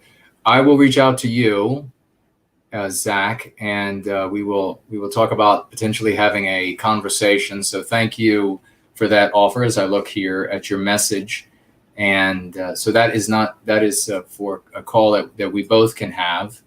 I think away from the show maybe first, and then we will see about potentially being on the show. Let me see if there is. Okay. Now it looks like. Oh wait. Do we have? I see people, like typing. Okay, it looks like Slots is available. We're gonna take a quick call from the great Slots, and I think we are, at least, and then we'll wrap it up tonight. Maybe we will finish with that song from Imminent Rain, since I wanted to play that tonight, and we'll sign off at the end of that. So we're going to go ahead and place the call to Slots and see if he is available. He says he's got a couple of quick statements that he would like to share. Hello, can you hear me? Yes, sir. How are you, good brother? Pretty good. I just have a quick thing Okay. I wanted to correct myself on. All right. Because previously I had been saying that the lexicon is a different way of saying the same things that was in the white positive sphere. Okay. And I heard you say that it's not that, I think, in one of your Going Free streams. So I wanted to correct myself that it was a different way of saying the same intention. Yeah. So it's a different way of saying the love you have for your people. Precisely. Perfectly stated. That's exactly right. Yeah, that is all I wanted to say. I just wanted to correct myself. Oh, well, no, brother. I would have generously interpreted, if I had seen that, I would have generously interpreted what you were saying to mean exactly what you just said. Yeah, we start, and you, Chief, you're doing fantastic work for White Wellbeing. We can't thank you enough. We all start in that place of purest love. And that's why, another reason why going free resonates with so many people. As soon as you sort of dig back through all of those bad decisions that we make initially, right after that moment of purest love where we say, we're going to sacrifice myself for the well-being of my people. We dig back through that, and then we see, wow, this going free business, this White Wellbeing actually harmonizes with that original intent that I felt in my heart. And doesn't it feel good to just get back to where it started, where it was noble, where it was heroic, where you were this hero in this moment, this sort of like a supernovic moment, or supernovan, I guess, moment, where you had made this decision against this entire world of anti-whiteism, that you were going to stand up against it. That is such a glorious thing. And our descendants will remember us in the way that we should be remembered, for the courage that it took, the intelligence that it took to make that decision, to stand up against this day. And it seems like a small thing today, but I guarantee you, when our descendants are able to look back and see how absolutely, Brobdingnagian, how absolutely mammoth the anti-white pressure was to do the exact opposite, they're going to really think highly of every single one of us. And those of us who got back to that original moment of supernovan love for our people in that decision and going free, those will be the people that our descendants will most loudly laud and sing the praises to. So thank you for that, brother, for reaching in to clarify your thoughts there. I appreciate that. So I guess I should correct you on one thing on my donation. Okay. I said every cent is $1,000 in the future, not every dollar. Okay. I missed. That's on you. There is a conspiracy with monitors and printers against me, and everything is getting blurrier all the time. So I'm gonna find. Well, we'll get to the bottom of this. I'm sure Martians are behind it, and I do have a call into Alex Jones to see if he can give me the lowdown on why the Martians are making my monitor screens and my printer cause everything to be blurry. But thank you very much for that, brother. Well said, and thank you for your service to White Wellbeing. Yep, Promethean Hills. Promethean Hills. Good night, brother. All right, ladies and gentlemen, how absolutely exciting has tonight been? What a massive leap we have made in the good we have done for so many people's lives. Let me touch metal before I throw electricity. Just static electricity. I'm not Raiden from that video game. But yeah, what great gains we have made tonight. We've read messages from people whose lives have been changed. They're now using the lexicon that we have here in Service to White Wellbeing, and stunned. Wow, it works. And then we have folks content producers who are taking the material and they're spreading it out. We have individuals like Mr. V who are mentoring proteges and trying to save their families and save their sisters, people that otherwise they would wonder, why would you care about me? Why would you care about my life? And Mr. V is there with the love and the redemption and the lexicon, trying to make a difference. And we have these wonderful women, Karissa and Sarah, who came in earlier, and they're talking about the stuff that they're doing for their families and their communities, and inviting more to come on their program and participate, more ladies. And here we see the wonderful Misty is with us. And she wrote here, you need glasses. No, it couldn't possibly be anything wrong with me, my dear. It must be Martian conspiracy. But this it's great to see you, Misty. Wonderful lady we have there in the community. Jerry says, what a brilliant stream this has been, Jason. Thank you, brother. And you are most welcome. A big thank you to Ray and Zero Talon and everybody who has been modding or who did mod at some point or points over the course of the stream. It said there's Evil Chars, another great champion in service to white well-being. So many folks have been with us practically since the beginning of the show, almost another 8-hour show. We don't want it to go any longer.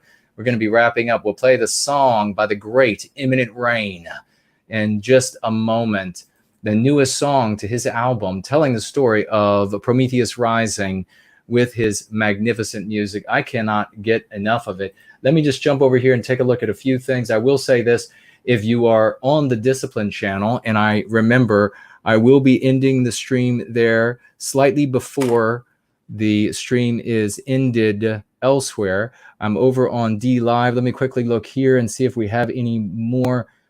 This is, I think, this diamond over here for Celtic Viking, a diamond's worth of Lino points. Thanks for all you do for our people, Jason. That might have been, let me see. Yes, because I think that was one I did not read before. So I will go over to this. Let's see. We will distribute the awards to those who have participated on D Live, and those of you who have stayed to the end. You'll be the ones rewarded with points. I don't know what you'll do with them, but whatever you do with those points, make it serve white well-being. And thank you to everybody who was on Discipline channel over the course of the night. Big salute and hails to you for being with us. And of course, everybody over here on all of these other platforms. No White Guilt, obviously chief among them, but we have been live on a bunch of channels tonight. A lot of people watching across this spectrum. It's going to make it so much more difficult, as has been the case, and as was the plan for anti-whites, to shut down what we do here in service to white well-being, because there are just too many platforms to shut us down on. So it looks like we are clear over here on Cash App as well. Didn't miss anybody.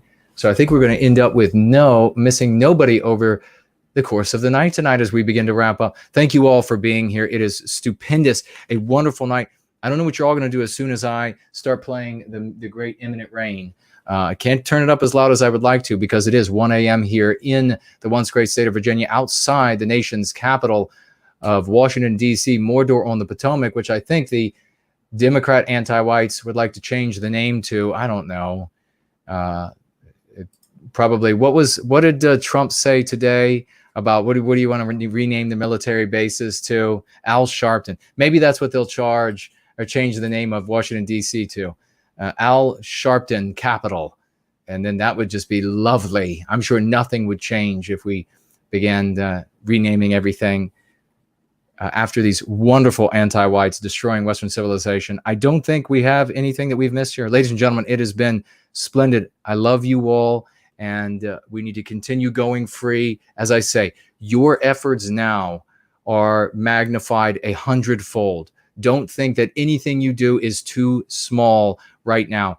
We need to be getting out into the community. We need to be getting to these MAGA voters. We need to be getting to First and Second Amendment people. We need to be getting to people who were serious, legitimate people who were following former large vehicles purportedly for white well-being that crashed and burned. We need to get to those people and tell them, look, your heart doesn't need to be broken anymore. There's something real out here that you can put faith in.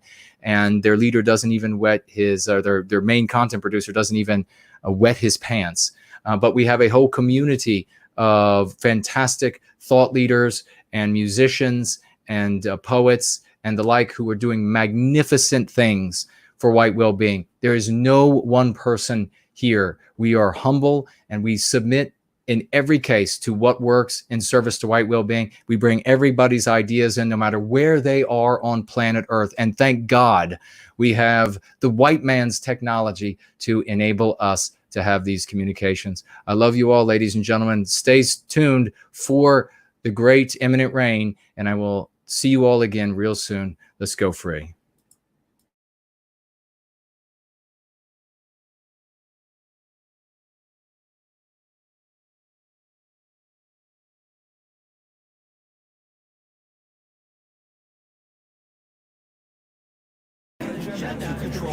Exactly what people think, and this is extremely dangerous to our democracy.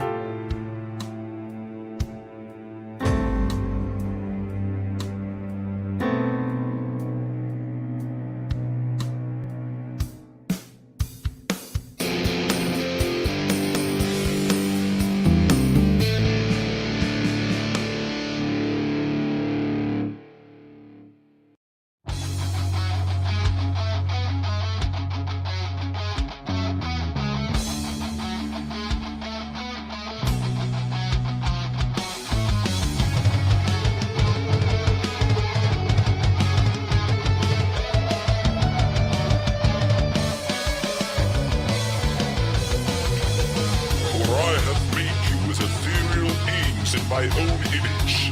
White petals upon a subtle flame that once drowned in the mire cannot be reclaimed. Tarnish the flame, and it may rise again and again, but plunge it into darkness, and no spark can rekindle its fires.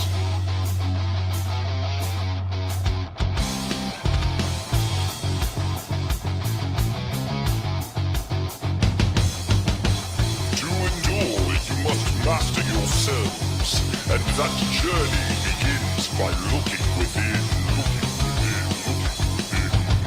My soul brought a host of gods to celebrate and feast. Human flesh defiled by some human riding beasts. The horde began to march to all, grotesque were their desires. But in the other war, to reports of skyborne summoned Morland and called out for the Lord. He mustered the resort and rode out to be the Red Lord hailed his captain as he rode up on the plain.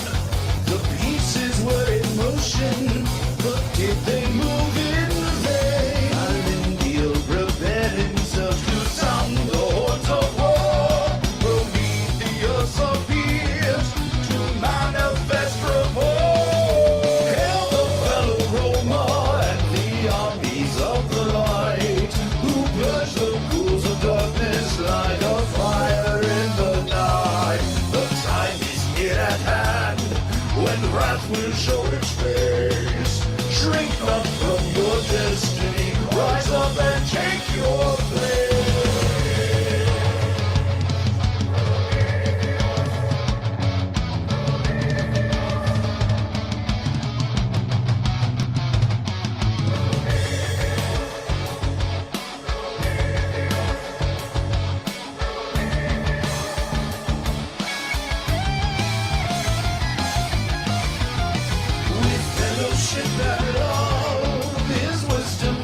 So he sent them into caverns deep to trap their haughty foes. Choking screams and desperate cries of men washed over the pitched fields of Archetype. Throats pierced by spears, veins severed, geysers of black froth, lungs filling with blood round to the tusks of jagged darts, flesh melting under the dragon's inferno, fighters fighting, fighters killed, and the ground streamed blood.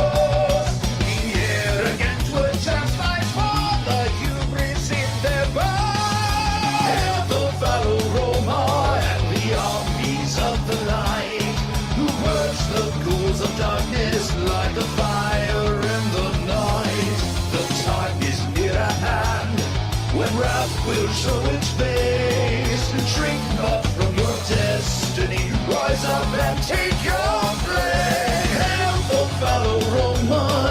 the armies of the light.